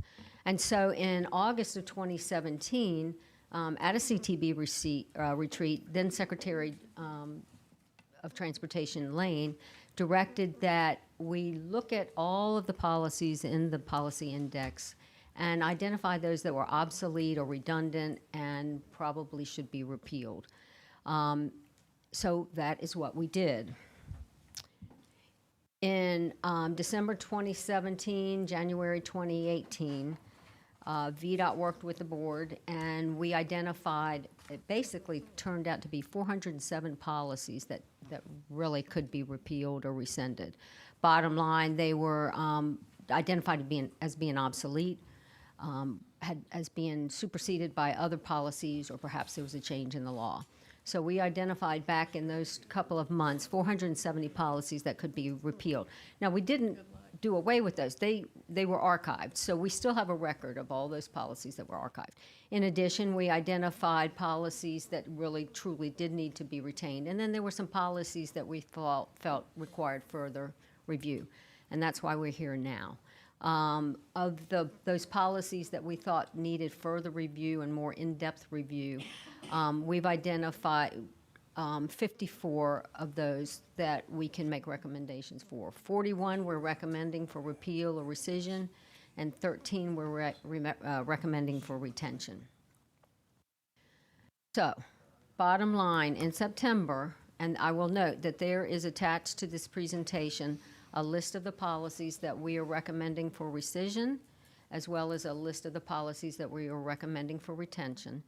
And what we will ask the board to do in September is to bless those two documents, those two lists, and to basically agree and direct us to rescind those policies that we've recommended, and then to retain those policies that we're recommending for retention. And if you so direct VDOT to do so, we will then update the policy index to reflect those, in particular to remove those rescinded policies. Those policies will be archived. And then we'll continue to go through this process from time to time as the board implements more policies. It's going to become necessary to continue to rescind some of the policies that might be superseded, et cetera. So in a nutshell, that's what we're asking the board to do in September. Secretary. Yes, Mr. Brown. Ms. Maxwell, can you give just a couple of examples of some of the more egregious ones? Like, are there policies that deal with, like, Vdot providing water on the side of the road for folks to put, things, put coolant in their engine, or water horses? I mean, what are we talking about? Mr. Castrowitz. I've forgotten them all. He said water and horses. Mr. Chair, I would say probably those types were repealed back in 2017, 2018 that were so obvious. Some of these took a little more review, but to give you an example, for instance, where there's still a policy that talks about a regulation that VDOT should, or that the CTB approved a regulation for debt set-off. That was a regulation that you all repealed probably a year or two ago because it was so redundant with the code. It was no longer necessary. It's those types of things. These more recent ones are a little more in-depth and required a little more review and research. I will note that when you look on the attachments, we provide the reasons as to why each of these are being repealed or proposed for repeal. So again, some of it is statutory changes. A good example would be at some point the CTB was directed by code to do a particular or take particular action or to address certain functions, and that the code has since been changed to direct Commissioner or VDOT to do that. So in those instances, we Let me would... read one to you, Mr. Brown, to help you. Primary roads and Blue Ridge Parkway, 1939.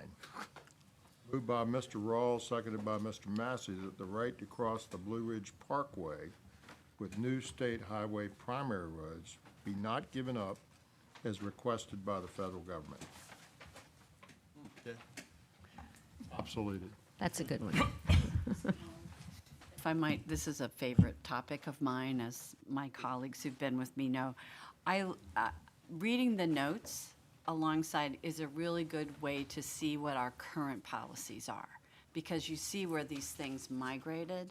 And so it just gives you, I think, a clearer picture of some of the scope of our work. And it can be tedious, but it's also sort of this blast from the past, and that I think grounds us in the work that we do today. So Ms. Hines it's gonna be like Bible study. She's gonna lead the group. We're gonna go by them no, individually. I'm just in going to a write moment. up all my comments and send them to Joanne. That's what I usually do. A comment, which is if there are any questions or issues and you're not fully satisfied, if you could just email me, Carol has my email address, and ask, and I can address those before the next. Mr. Coleman has a question, then Mr. Dodson's wrestling in his chair. I don't know if that's lunch or you have a question, sir, but we'll get to you in a moment. Well, my question is, I'm new on this board, but how often is there a scrub of these policies? Do it regularly now, sir. Do? Okay. 2017, 2018 was really the first attempt at a scrub, and we're coming back now. We have been looking at these over the last several years. Because of intervening issues and circumstances, we're just now getting to these. But they'll be less frequent, I think. You'll probably see them maybe once or twice a year, but We also have a new regulatory review officer, and that may not be the specific proper title. in the Commonwealth, but one of their jobs is to help us and other agencies look at our regulations and our policies and see which ones we can get rid of to make life simpler. So there'll be a push to continue, as you've seen other places many times, there'll be a push for that as well, but we're already in the cycle, and we should do it regularly to keep ourselves without things that don't make sense. Mr. Mr. Chair. Secretary. Oh, I'm sorry. Ms. Maxwell, are we going to take these individually? No. Or are we going to take them as a group? We take them as a group. Thank you. What we did, same thing, 2017, 2018. We just basically attached the. Going back to college, I'm like, I graduate. Do you want to be the vice chair of the study group with Ms. Hines? Why can't I be the chair? Well, because Ms. Hines is the chair. I'll be the second vice chair. Okay. Thank you, Ms. Maxwell. Mr. Secretary? Yes, sir, Is it Mr. still your Mayor. expectation that all new CTB members review these policies within their first 90 days? Well, that's part, we're going to go through the orientation/initiation procedures later on today. And you shouldn't tip our hand too early in the day, let them get away too early, all right? So we'll get through some of that later. Director DeBrule, do you have some items for us today? I do. I have a couple of things. First of all, DRPT is celebrating our 30th anniversary as an agency. We were created July 1st of 1992. So over the course of this year, you'll see lots of interesting and different stuff from us. We've redone our webpage. We launched our open data portal, including all of our performance data, which will be posted on a quarterly basis. So lots of new and interesting things to come from DRPT in our 30th year. Other thing that I would mention is we spent a lot of time celebrating new Amtrak routes last week.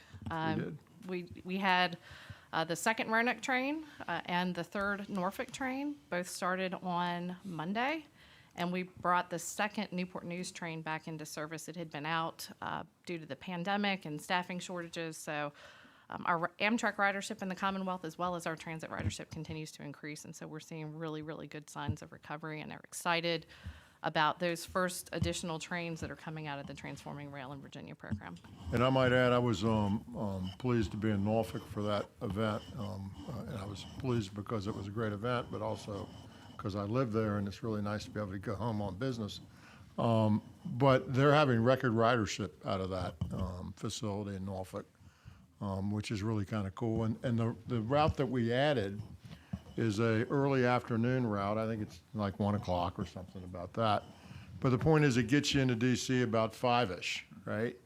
And so you could go see a show, you could have a meeting, you could do dinner, have a meeting in the morning and get on the afternoon or the midday train there and come on back. And it's really quite good that we have that level of service. So it's really becoming just a much better option because we have more service. So we're really excited about that. Same thing in Roanoke, and of course we're pushing to the New River Valley. So that's coming next. So congratulations, Director. Mr. Commissioner. Mr. Chairman, I just have one item for the board's information today. It has to do with notifying the board of a high-risk project. Several years ago, the board took action to be able to be informed when we were advancing a project that was valued over $100 million to be able to identify the risks that are associated with that project as we advance it.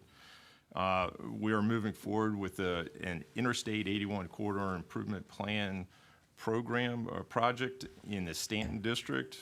We are proposing to widen both northbound and southbound in the vicinity of mile marker 220 to 225, which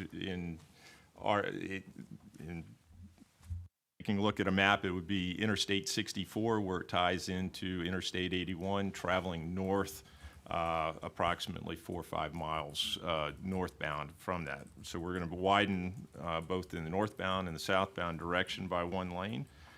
We will have some associated bridge widening that would be a part of the project.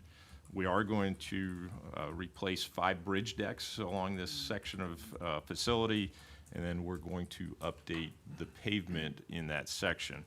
The risks that have been identified associated with the project range anywhere between market saturation and inflation, all the way to the need for some railroad agreements before we execute the project with the design build engineer, and looking at some of the cross slope elevations that we have to be able to make sure that cross slope and the super elevations are going to tie in, and that needs some additional survey work that we're in the process of getting right now. So I'm confident with where the department is and our engineering as we advance this project. We just put this out for request for qualifications last month, but wanted to make you aware that we are working through obtaining some additional data and the railroad agreement prior to the release of the RFP that will be out in the next couple months. So we continue to, the good news is we continue to progress the work along the 81 corridor, including this project, and I should note that the value of this project is in the neighborhood of $172 million. Shoulder lanes? No, Mr. Stanton, this is a full lane widening in the northbound and southbound direction. We will have the appropriate shoulders to meet our standards as we do the design. Any questions? Thank you, Commissioner. I don't really have a lot to say that I haven't already said for today at this point. And so without questions, I will tell you, Carol's provided me the schedule for the balance of the day. We've got box lunches over here on the side. I know there's drinks here and out there, wherever they are. So are we going to eat in here, Carol, or we can eat wherever we want to eat? You can eat wherever you want to eat. I thought people might want to take the lunches and go change. I didn't know that we necessarily wanted to be in suits to tour the project or the road that we're going to tour, so I thought. Except for the new members who are required to Yes. continue. Yes. Yes. Yes.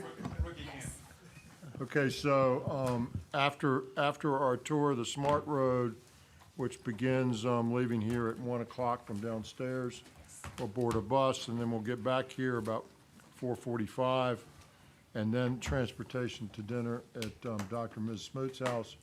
Ray, do you want to say anything about that? Well, thank you. Gene and I are looking forward to having you at the house this evening. Sent Bart out on a liquor run this morning, so we're well provided for.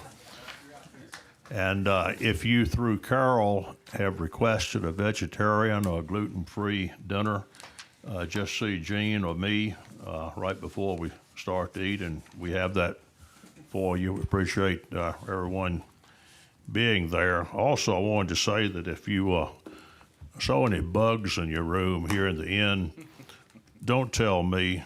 Tell Bart, because this is under the care of the Dotson Exterminating Company. I'm going to go play and get a free room for the state. Yeah. And also, not far from here is the Dotson Urban Pesticide or Urban Entomology Research Lab, which Bart had endowed for his in honor of his father. And for those of you who went to the University of Virginia, Kim, pay attention here. Urban entomology means city bugs. So we appreciate Bart and his family doing that. Look forward to seeing you this evening. Spell the word entomology as opposed to the word etymology. Yeah, but you are sporting that Yeti UVA cup here in Hokie land. I'm just saying. All right, well, listen, that's going to conclude the action meeting, and we have 45 minutes or so to do whatever you want. Good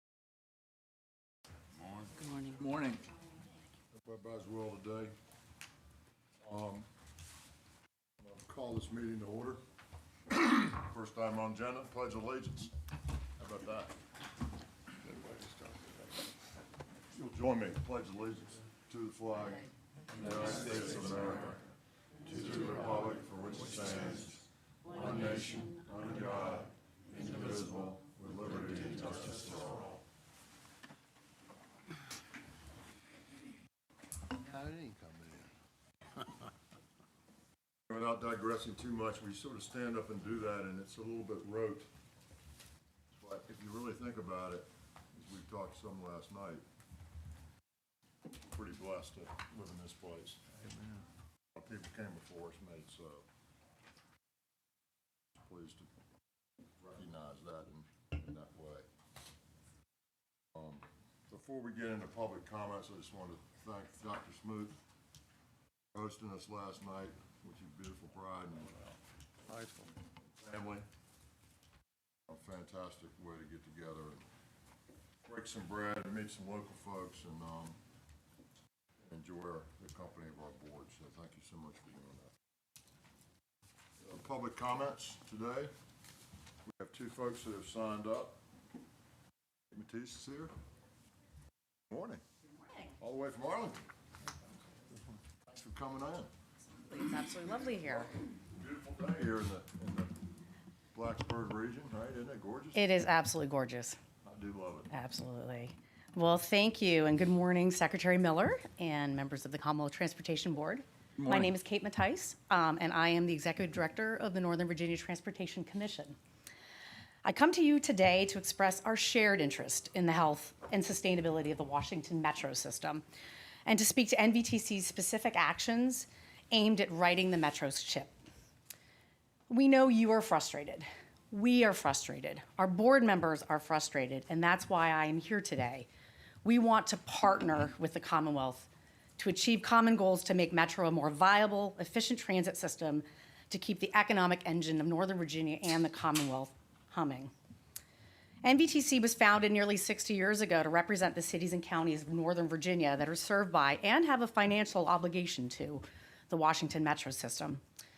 We have a specific role with Metro, charged by the Commonwealth with the funding and stewardship on behalf of Northern Virginia. We manage state aid as well as a regional gas tax dedicated for WMATA and actually also for VRE purposes. And as of 2018, State Code expanded our authority to receive specific reports from Metro and to provide an annual report to the Governor and the General Assembly on Metro's performance and to provide recommendations on ways for Metro to reduce costs and improve operational efficiency. Metro is the backbone of transportation network in Northern Virginia. It serves the major employment centers of Reston, Tysons, Roslyn, Old Town Alexandria, Crystal City, and it's absolutely integral to moving thousands of people each day in and out of the Pentagon. Metro is a key player in reducing congestion, as just one 8-car Metro train can take 8,500 cars off the road each hour. That's equivalent to as many as 5 highway lanes. And what cannot be forgotten is a massive economic development engine that's made possible by the Metro system, which was estimated in 2018 to generate more than $600 million in statewide sales and income tax that are being used to fund programs across the Commonwealth. So as I mentioned, NVTC has a specific role with Metro, focused on financial management, reporting, and we also provide support to our Virginia Metro board members. This summer, NVTC is developing recommendations that are going to be key to improving the Metro system and its financial health. These actions are the cornerstone of our upcoming annual report on Metro and in the actions of our board members. And in this report to be published this fall, NVTC will be pressing Metro to examine ways to identify ways to right-size labor costs, including thoroughly examining the role of Metrobus and what service can and should be provided by Northern Virginia's transit providers. Implement a viable enforcement strategy to avoid fare evasion, something that directly affects system revenue. Tackle system safety, rider personal security, and identify specific actions to boost rider confidence. And explore new fare structures and expand non-fare revenue opportunities, like increasing advertising and real estate development around stations. NVTC's benchmarking revenue models of other transit systems. Are there better ways to fund Metro? And we're also conducting a deep dive into what costs can be cut and what revenues can be increased that can lead Metro to a sustainable financial future. Our report is in the works right now. We want to work with you. We want to work with DRPT in the development of these findings, and we want to hear your feedback. I look forward to coming back in the fall with our findings back to this body and to present it. Finally, yes, we are disappointed in the process and timing of reducing the $72 million in state funding for our Metro payments that occurred at your meeting last month. Indeed, these funds are funds that our cities and counties were aiming to use to fill their Metro budget gaps in the future. We will feel the impact of those cuts. However, we understand the actions of this body in moving those funds to highway maintenance. Moving forward, we're eager and interested to working collaboratively again with you as well as with DRPT on actions that can restore all of our confidences in Metro. I appreciate the opportunity to be here to present our message and again to work cooperatively moving forward because I think we're all committed to righting the ship of Metro, both for the interests of the Commonwealth as well as Northern Virginia. Thank you so much. Thank you, Ms. Mattice. Here, here. Couldn't agree with you more. Next is Noel. Is it Noel? Yes, sir. Dominguez? Noel Dominguez. Thank you, Ms. Dominguez. Thank you. Mr. Secretary, members of the Commonwealth Transportation Board, my name is Noel Dominguez, and I'm here on behalf of Fairfax County. Our board did approve a letter on this subject yesterday, so I have copies, and we'll be sending it out as well. I first want to echo the comments made by Ms. Mattice. We have 5 members on NVTC, as well as one of the Metro Board alternates. But first, I think we can all agree that transit assistance is essential, especially in the Commonwealth as we recover from COVID. Both Metro Bus and Metro Rail are vital to our regional networks and economic growth and are fundamental to the functioning of the federal, state, and local governments, carrying thousands of government employees every day. In Virginia, local governments are those that are responsible for providing substantial funding for WMATA. In fact, Fairfax itself provides approximately $200 million in funding for operations and capital needs each year, with about half of that coming through the state aid. That's for that reason, and as ridership continues to increase, state transit assistance is vital to ensuring the continued operations of WMATA, our Fairfax Connector, and other transit systems throughout the Commonwealth. We are concerned, as Ms. Mattice mentioned, about the proposal. This proposed redirection of funds could mean that our future budgets will require additional local funding for WMATA service. Unlike the diverse set of revenue sources that support the Commonwealth Mass Transit Fund, the local government's revenue sources rely disproportionately on the real estate tax. So that really is a burden on our taxpayers and our landowners in the future. That being said, we ask that if funds are being redirected to paving projects as the action to take today is doing, we ask that they be redirected for projects used in our region. Our region continues to have significant maintenance needs. In Northern Virginia, 65% of our high-volume secondary roads are in fair or better condition. And while that is an extremely improvement from years past, additional investment is needed to make sure that the roads remain they're still below the statewide targets. We regularly hear from our constituents about the conditions of our secondary roads, and I think Vdot does as well. We have a very vocal constituency. And in fact, this year, the FY22 paving schedule was reduced to address cost increases, so it does show a need for more funding for paving in our region. Further, as we all know, the Smart Scale program is extremely oversubscribed, and many of the costs for our project continue to increase, so additional revenues in there would also be helpful. With that, again, like I mentioned previously, we are supportive of efforts to enhance the safety and security of Metro and its riders, and look forward to working with you as we continue. Thank you very much. Thank you very much for coming down and addressing us. Appreciate it very much. The next item on our agenda is the approval of the minutes of June 21. Oh, we've got another one? Another speaker? Davis? Sorry, I didn't see you on the list, but I just thought you came to hang out with us a little bit more, which is a great pleasure. I would enjoy that. Good morning. Thank you so much for allowing me to speak. I'm Sandra Davis, and I co-chair the New River Valley Passenger Rail Committee. We've been working for several years on this, and we're so excited right now because we've been told 2026 is our time. And of course, we always wanted that yesterday when we started tomorrow, but we are grateful and pleased for that. And I want to thank each of you for coming here today, for coming to the New River Valley. And I'm sure when you traveled here to Tech, you saw the need that we have, not only for passenger rail, but also for Interstate 81, which is going to be improved tremendously. That's going to take a lot of years to get that done. And during that time, passenger rail is going to be even more important to keep all of our transportation moving safely and carefully, and we are excited for both, and we thank you all for that. We thank you for communicating with us and with our group. Our entire region is behind this. Our universities are. It will provide a safe transportation for our students. So many of them at Virginia Tech and Radford University live in Northern Virginia. Their parents are coming down. Their families are coming down. This will be a safer means of transportation for them, and it's just an efficient way for passenger rail to be here. And we used to have it years ago, they tell me, and actually I can remember, but we do need it back so much. We also need it back for economic development and to help retain our talent that we have that goes away because transportation is such a problem right now. So our New River Passenger Rail Authority will be up and running in September. It's almost complete right now.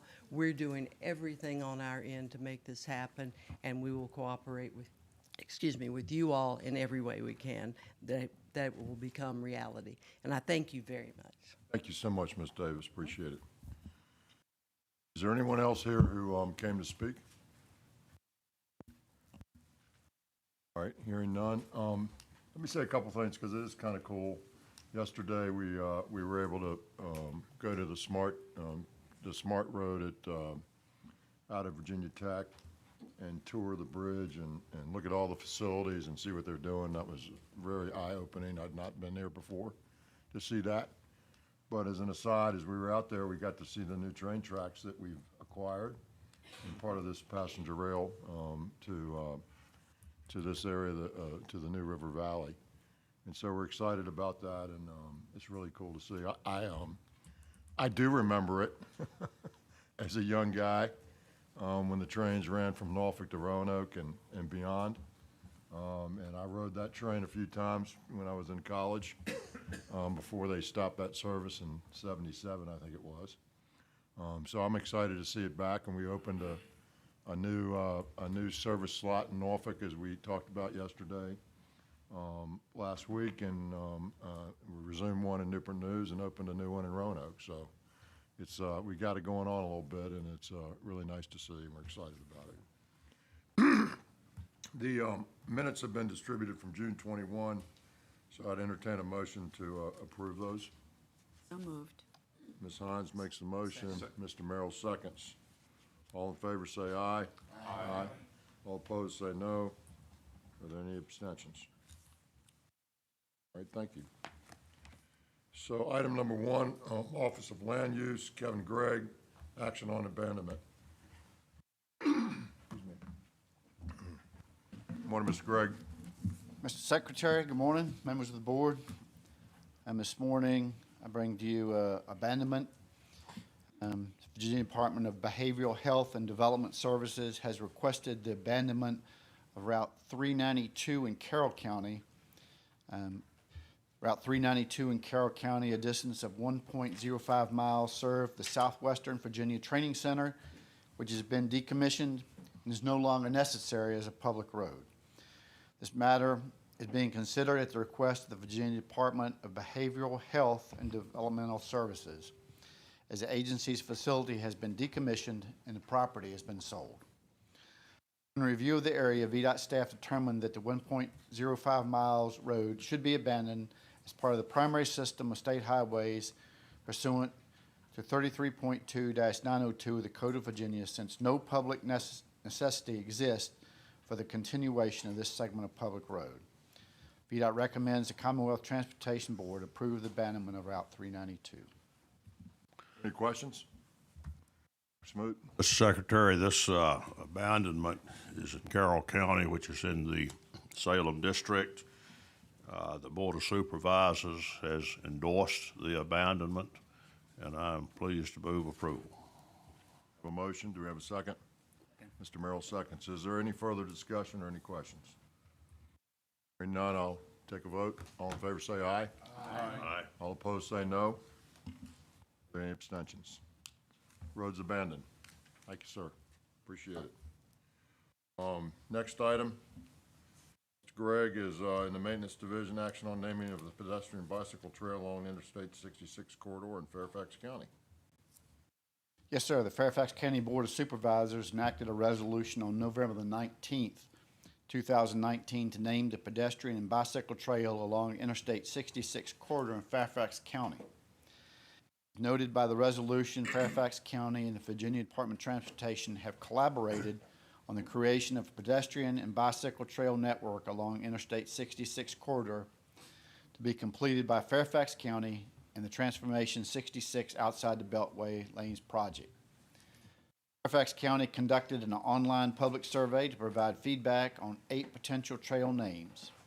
Fairfax County Board of Supervisors has endorsed 66 Parallel Trail to be advanced as a proposed name for this new trail.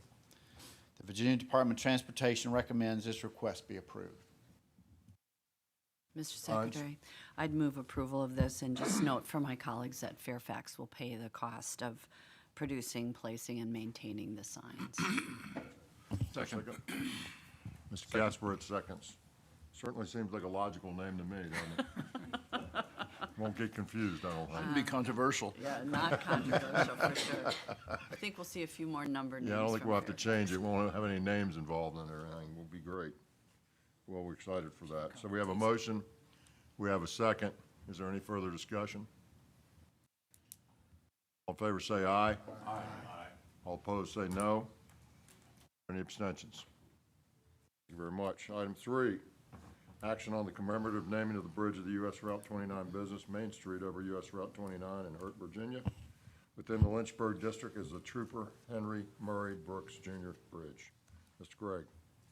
Yes, sir. Pennsylvania County enacted a resolution on May 17th, 2022 to honor the life and contributions to his community and ultimate sacrifice of Virginia State Police Trooper Henry Murray Brooks Jr., who was killed in the line of duty on June 10th, 1956, while honorably fulfilling the duties investigating a crash on U.S. Route 29. Trooper Brooks was born in Charlottesville, Virginia, and went on to serve in World War II in the United States Marine Corps and the Korean War in the United States Army. He joined the Virginia State Police on May 19th, 1953, and was stationed in Gretna, Virginia. In accordance with 33.2-213, Colonel Gary T. Settle, Superintendent of the Department of State Police, on June 1st, 2022, submitted a letter in support of Pennsylvania County's request and also requesting the CTB to approve the commemorative naming for Trooper Brooks. The Virginia Department of Transportation recommends the request be approved. Dodson. Mr. Secretary, I move the resolution. It's been 66 years since the passing of this trooper, but he'll never be forgotten. Second. 9 seconds. Is there any further discussion? You'll join me in rising for an affirmative vote.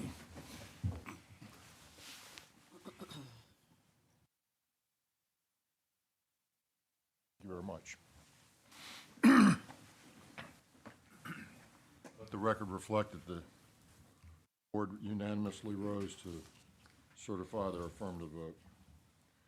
Next item is item 4, action on the action on the commemorative naming of the bridge on State Route 57 Halifax Road over U.S. Route 29 in Pennsylvania County within the Lynchburg District is the Trooper Henry Noel Harmon Memorial Bridge. Mr. Gregg. Pennsylvania County enacted a resolution on May the 17th, 2022 to honor the life and contributions to his community and ultimate sacrifice of Virginia State Trooper Henry Noel Harmon, who was killed in the line of duty while honorably fulfilling his duties. He arrested a drunk driver on January 10th, 1960. The arrestee shot Trooper Harmon in the back of the neck, leaving him paralyzed from the neck down. Trooper Harmon died 35 years later on February 7th, 1995, at the age of 65. Trooper Harmon and his family live off Route 57, just outside of Chatham, Virginia. He was assigned to Pennsylvania County and was stationed in Chatham. In accordance with Section 33.2-213, Colonel Gary T. Settle, Superintendent of the Department of State Police, on June 1st, 2022, submitted a letter of support of the Pennsylvania County request and also requesting the CTB approve the commemorative naming for Trooper Brooks. The Virginia Department of Transportation recommends the request be approved. Mr. Dodson. Again, Mr. Secretary, a World War II vet, served in the Marines, of course, served in the Korean War, and obviously was defending the citizens of Virginia. I propose that we pass the resolution. Thank you very much. Captain Byers, would you like to second? Sir. All right, Mr. Dodson moves and Captain Byers seconds. All in favor, please rise.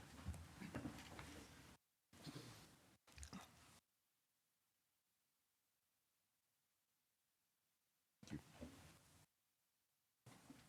you, sir.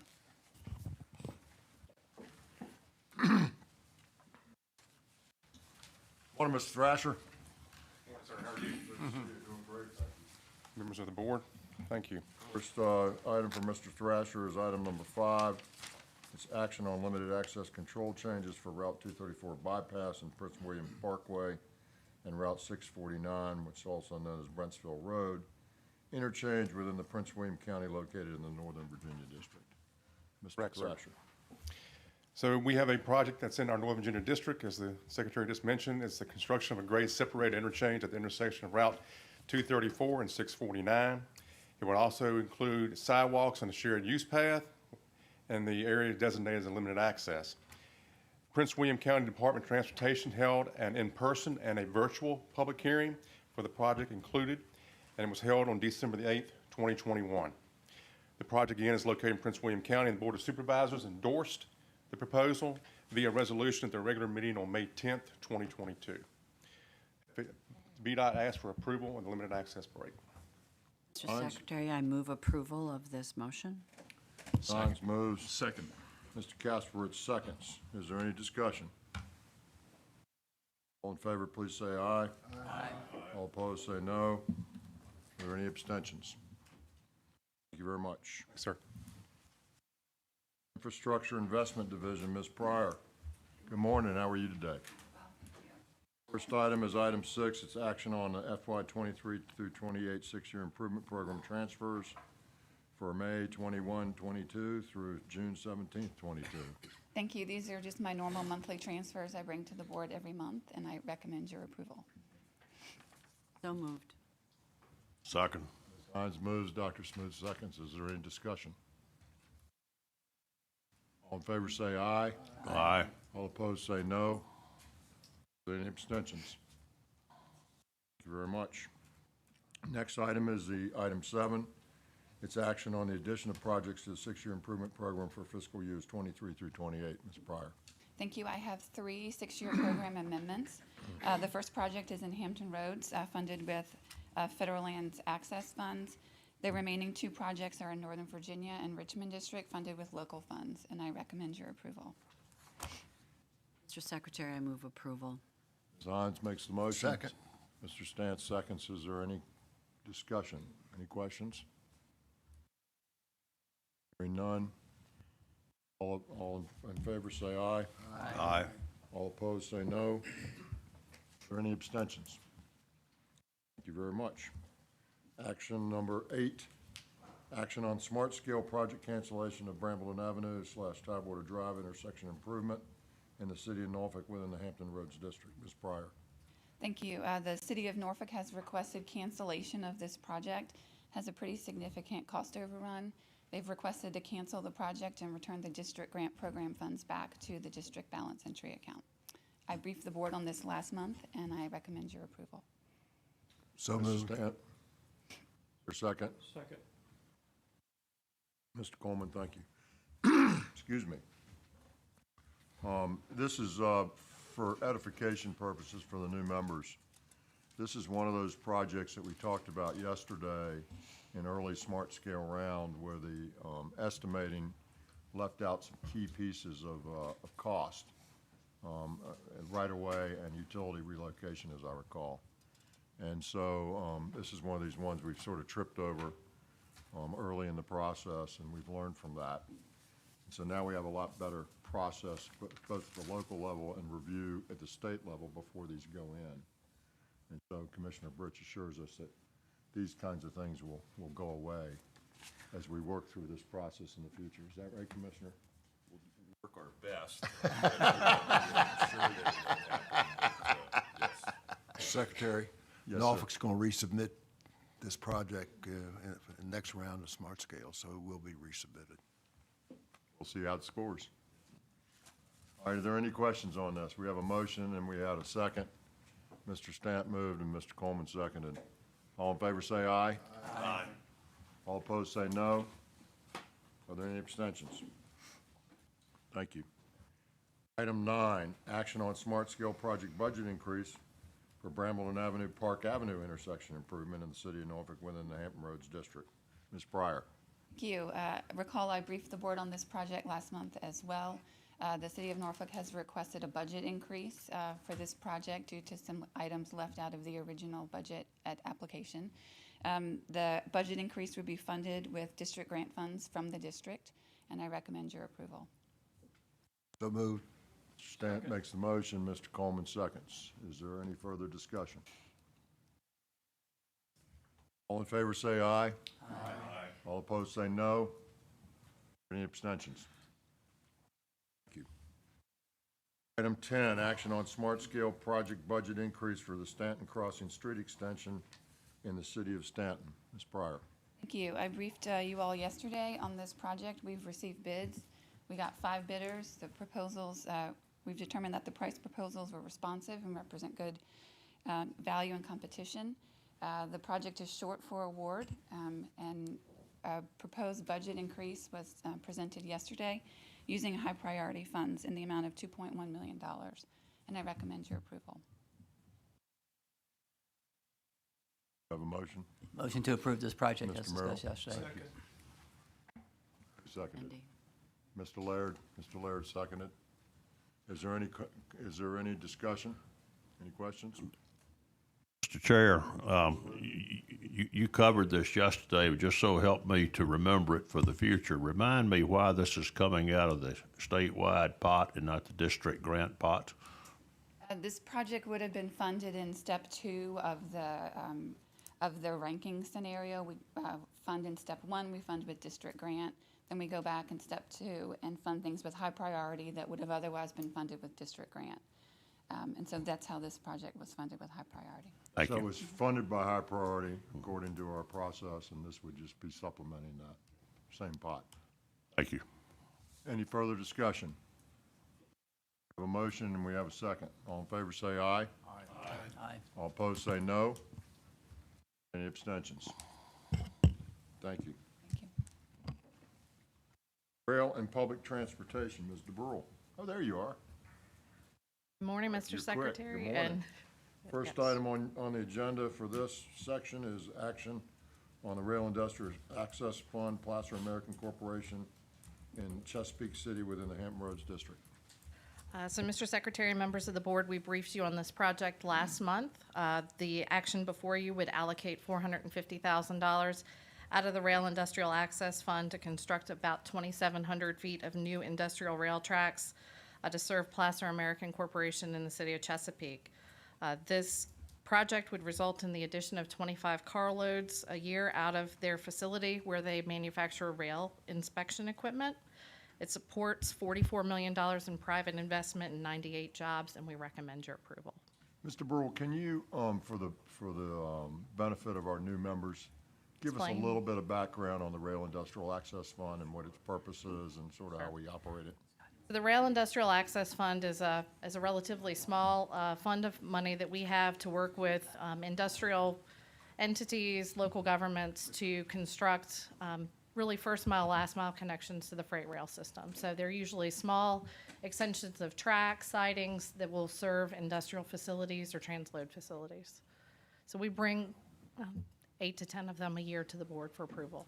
So the concept or the reasoning that we're involved in this is one, to promote some economic development in those places, and as importantly, because rails keep trucks off the road. And so there is a fund that's set up, and we use that, as Mr. Burrell said, maybe 8 or 10 times a year to help these entities build that last mile into a plant or a yard or something of that nature. And that's the benefit. I will add that we monitor these projects very closely, and if they don't fulfill their targets that we note in the projects and in the resolution, we do have the ability to claw back those funds. So if they don't follow through on that investment, they don't follow through on taking the trucks off the road, that we can return those funds back to the Commonwealth. Right, thank you very much. So, Mr. Stanton, That's a great project and a great company, so I move approval. Thank you, Mr. Coleman. Second. I can second, but I have to abstain. You can't second then. Okay. Sorry. Jasper's knows all this. Yeah. He jumped right in. Tried to save me from myself. There you go. Thank you, Mr. Casper. I do my best, sir. Thank you, sir. Mr. Stant makes a motion and Mr. Casper seconds. Are there any, is there any discussion? All in favor say aye. Aye. All opposed say no. Coleman, you're going to abstain, is that correct? One abstention. All right, thank you very much. Next item on the agenda is item 12. It's the action on the rail industrial access, West Rock Corporation in the county of Pittsylvania, within the Lynchburg district. Mr. Burrell. Mr. Secretary, members of the board, this project would allocate $298,000 out of the Rail Industrial Access Fund to construct 1,700 feet of track, which would result in providing 600 carloads per year and help support a $248 million 5-year upgrade to West Rock's facility in Pittsylvania County, where they ship wood chips, and we recommend your approval of this project. Mr. Dodson. Yes, sir. Our company does not do any work for the Cascade facility. We do all the work for the Covington facility, which is connected for West Rock. So I'm going to defer to my fellow member, Mr. Smoot, in relation to the proposal, and I'm going to abstain from the vote. Thank you, sir. Dr. Smoot. Chair, I'm pleased to move the approval of this industrial access grant. Is there a second? Mr. Merrill seconds. So Dr. Smoot makes the motion. Mr. Merrill seconds. Is there any further discussion? All in favor say aye. Aye. All opposed say no. We have one abstention, Mr. Dodson. Yes, sir. Mr. Dodson abstains. Thank you very much. Item 13, action on the rail industrial access for the Hoff Corporation in the county of Hanover within the Richmond district. Mr. Secretary, members of the board, this action would allocate $450,000 out of the Rail Industrial Access Fund to construct 4,000 feet of track, which would result in 312 carloads per year out of Huff's facility. They are making a $17 million investment in that facility. They're moving products that go to a plant in King William. It's transload to support a kitty litter manufacturing plant in King William County, and we recommend your approval. So moved. Second. Mr. Kasperitz moves, Ms. Hines seconds, and we all about kitty litter here. Is there any further discussion? All in favor say aye. Aye. All opposed say no. Are there any abstentions? Thank you all very much. Item 14, action on the rail industrial access in Smith County Economic Development Authority within the Bristol District.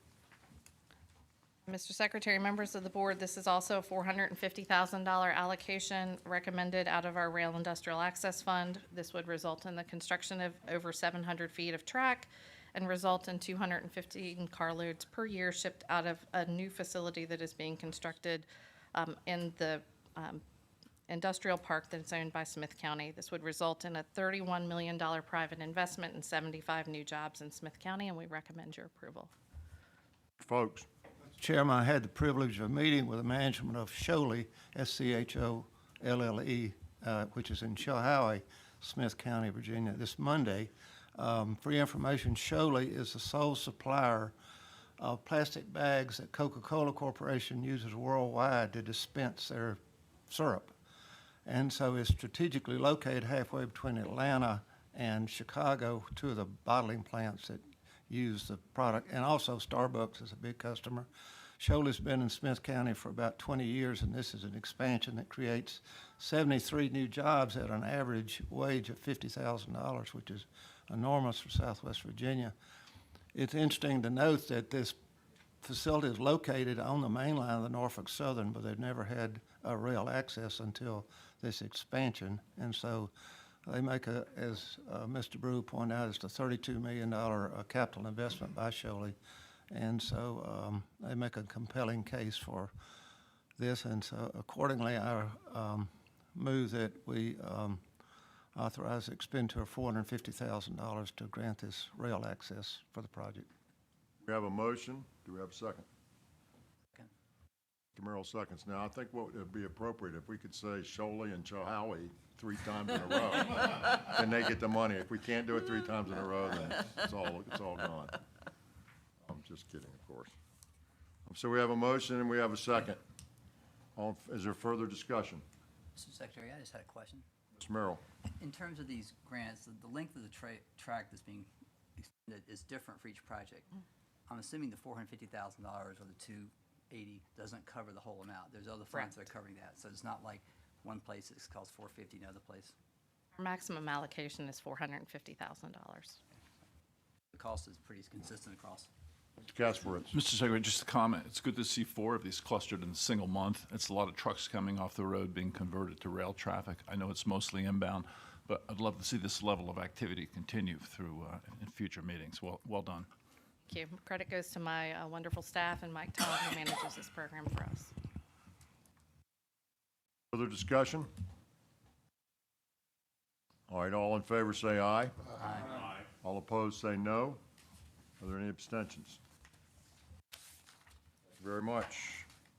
Item 15, action on the revised fiscal year 2023 annual budgets for the Commonwealth Transportation Fund, Department of Rail and Public Transportation, and for the Virginia Department of Transportation. Mr. Burrell. Ms. Farmer. Sure. On behalf of Mr. Brule and Vdot, we present to you revised budgets for the CTF, Vdot, and DRPT that walk through the recommended actions that Deputy Secretary Lawson presented to you last month and redirect the use of $69.7 million from off-the-top omnibus allocations to mass transit, WMATA, and provide that as additional reserves for VDOT related to cost escalation we anticipate this year. In May, when I came to you, diesel was hovering around $5. It's a very different situation in the last couple of months. And so this additional $69.7 million in reserves will also help us offset that in the coming months. Thank you. Mr. Burrell. And for DRPT's budget, what is reflected is a reduction of $72 million in off-the-top revenue that was originally allocated, or in the draft program and draft budget allocated to NVTC. As you heard from Ms. Mattice this morning, that had not been allocated by NVTC and was slated for future years. So what's in our budget now reflects that reduction. Our 6-year program that you approved last month already reflected that. And so recommend your approval. Is there a motion to approve? Move, Mr. Secretary. Thank you, Ms. Hines. Ms. Hines makes the motion. Second. Mr. Kasparov, second. Is there further discussion? Mr. Secretary, if I might. Yes, ma'am. First of all, I want to thank my colleagues and thank you for giving us this month to understand this action, because I think that was really important. And I want to echo Ms. Mattice's comments about the need for us all to be working together to figure out what Virginia wants to ask of Metro moving forward and how we want to assure ourselves that our dollars are in fact being spent to improve the state of the railroad. At the same time, I have the worry that you heard Ms. Mattice speak of, that 2 years from now, we may be facing a significant need for additional operating support at WMATA unless the feds really come back full force to employment at their workplaces. And so I just want to put that in the back of our minds that we can't ask necessarily Northern Virginia to take that on entirely on their, as Ms. Dominguez said, on their real estate taxes. And so we will have to have some thinking and some collaboration if we reach that point. It's 2 years away, but it's coming, yeah, unless something radically changes. So again, I thank my colleagues and you, Mr. Secretary, for giving us the time to process this in Northern Virginia and understand it. It was a good suggestion, and we followed it because of that. Thank you, Ms. Hines. Is there further discussion? All in favor say aye. Aye. All opposed say no. Any abstentions? Thank you. Thank you, ladies. Next item, Mr. Thrasher. Talk some estimating, right? Talk some bids. Affirmative, sir. Bat and cleanup today. Sir. as always. We have several different bids to bring forth to the board this morning. That's imperative about how I can work the clicker here. Okay. Our first bid is in our Northern Virginia district. It's a Roslyn Tunnel rehab. We had 4 bidders on this. The contractor who received the lowest bid was Fort Myers Construction out of Washington, D.C. They were within the range at $29.2 million. Mr. Secretary, I move approval. Sines makes the motion. Is there a second? Second. Mr. Casper seconds. Is there further discussion? All in favor say aye. Aye. All opposed say no. Any abstentions? Mr. Thrasher? Our second bid is from a plant mix asphalt in Hampton Roads District. It's in James City County. It's actually for I-64. We had 2 bidders. The winning contractor was Branscombe, located out of Williamsburg, and the bid was $5.5 million within the range. Recommend approval. Move Mr. Stan? approval. Second. Mr. Coleman seconds. Is there further discussion? All in favor say aye. Aye. All opposed say no. Any abstentions? Thank you. Mr. Thrasher? Next is a smart scale project located in Salem District. It is for Route 33 bridges over 81 and the Norfolk and Southern Railroad replacement in Rockingham County, Route 33. We had 5 bidders. The winning contractor was Triton Construction, located at St. Albans, West Virginia, with a bid of $43.4 million. Vdot recommends approval. Is there a motion? Motion to approve. Mr. Merrill moves. Is there a second? Second. Sines seconds. Is there further discussion? All in favor say aye. Aye. All opposed say no. Are there any abstentions? Mr. Thrasher? Our next bid, also again located in Staunton District, is a smart scale roundabout construction at the Staunton Crossing, located in Stanton County. We had 5 bidders. The winning bid was Caton Construction, located out of Charlottesville, with a bid of $8.1 million within the range. VDOT recommends approval. Is there a motion, Mr. Merrill? Motion to approve. Mr. Laird, would you like to second? Second. Mr. Merrill moves and Mr. Laird seconds. Is there further discussion? What, Stanton County, you said? Yeah. Brad? Well, Yes, sir. Such thing. Stanton, Virginia. I'm sorry, that's on me. Mr. Dotson, thank you for catching that. I just want to be sure. City of Stanton. I just want to be sure I y'all should know know I'm that. awake after last night, okay? Just want to be sure. Just checking, sir, to make sure you're awake. Dotson got in really late the night before, but he's on his game. Yes, Thank he you, is. sir. Thank you. Yes, he is. We have a motion and we have a second. Is there further discussion? Do a little remedial geography with Mr. Thrasher after the meeting. Sir. Thank you, Mr. Dotson. Our last bid. Well, we haven't voted gotta yet, vote Mr. yet. Mr. Thrasher. Just work with us here, okay? All in favor say aye. Aye. All opposed say no. Are there any abstentions? Thank you, Mr. Thrasher. Sir, our last bid. It is the Project 4 Charlie, which is located on the I-64 City of Hampton, widening of I-64. We had 3 bidders. Lowest bid was contractor of Shirley Branch, which will be a joint venture. The bid was $313.8 million. It's within the range of the bad weight investment. Recommend approval. Mr. Stanton. It's interesting, in our meeting with Chris Hall, our estimate was within $1 million of the actual bid. So it's something that's going right with estimating. So Mr. Hall was very proud of that bid and that estimate. So I All think very we should be proud of Mr. Kasperitz and how he's spurred us on. Mr. Malvin as well.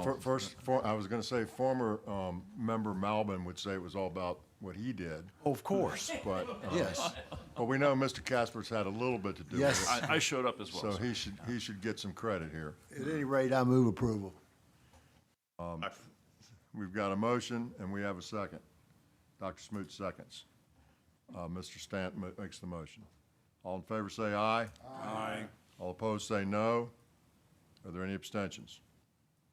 Thank you, Mr. Thrasher. I would like to add one item, just to knock on wood with what Mr. Stan said, with all the estimates, we're moving in the right direction, just knock on wood. Sir. It's a very Mr. volatile market. Kasperitz. Comment, I've in past meetings, been unhappy with the level of competition, and this is a great example of, even in a very busy market, you've got good competition on all of these. Even the asphalt contract had 2 competitors on it. So again, moving in the right direction, job well done. Thank you. I hope that continues, Mr. Kaskowitz. Thank you. Thank you, Mr. Thrasher. So we're into new business. Does anyone have any new business? I want to make a few remarks about sort of what Ms. Hines and others have been talking about this morning. And first, I'd like to thank Ms. Hines and Mr. Kaskowitz for their recommendation to delay that action from last month and give everybody a time to digest it. You know, it was a tough thing to do, a tough action, but I think we made the right choice, and I appreciate y'all's support and leadership in that. We've heard from a couple speakers today about WMATA, and WMATA is extremely challenged. It's something that we're going to face both as a Northern Virginia District, MVTC, and the Commonwealth. And suffice it to say, there's going to need to be some substantial, perhaps radical change there. So we look forward to partnering with MVTC and everybody else that has an interest in that as we move forward. There's a fiscal cliff that Ms. Hines referred to that's coming up in the operating budget of hundreds of millions of dollars, and there's no plan at this point that I'm aware of as to how to fix that problem. Ridership has been devastated on Metro. Federal government's still not back to work, and that is key. WMATA is an interesting beast in that it is, the Commonwealth is not a party to the compact. Some Northern Virginia localities represented by MVTC is a party to that compact. The federal government is a party to the compact. Washington, D.C. is a party to the compact. And the state of Maryland is a party to the compact. The Commonwealth of Virginia is not. We do have a couple contracts with them on funding of capital projects that go out about 10 years from now, 10 years or so. And you read in the papers where, you know, just a couple months ago, it was discovered that half of the train operators did not have proper certifications to operate the trains. So that really smacked of some concern. At that point, the CEO resigned. He was on his way out anyway. He was retiring, but he resigned early. The COO did the same thing and left. And they've now found a new CEO who we have high hopes for that's coming into town. His first day is July 25th, and the first time I'll meet with him is July 25th. So we're on it, you know. To the previous comments of Ms. Dominguez and Ms. Mattice, you know, the situation that we've agreed to, which we're going to need to work through, and I'm a little bit ahead of myself, Mr. Burrell, so help me if I get there. But I think in the omnibus bill, the state's contribution has a cap on it, a percentage cap into the operating funds that are subsidized by the localities up in Northern Virginia. And I think that caps at 50%. Correct? It's not in the bill, it's in our contract with NVTC. It's in our contract. So we're over that number, and we're going to have to work around that because, to their point, you know, it's a difficult situation for everybody. So I see some sort of reset that's going to happen here. The difficult part is in this compact, every party, all 4 parties, if you will, have to agree to any change. So you got to get the federal government, you got to get Washington, D.C., you got to get the state of Maryland, and you got to get our counties represented by MVTC to all agree to change anything. And that's difficult.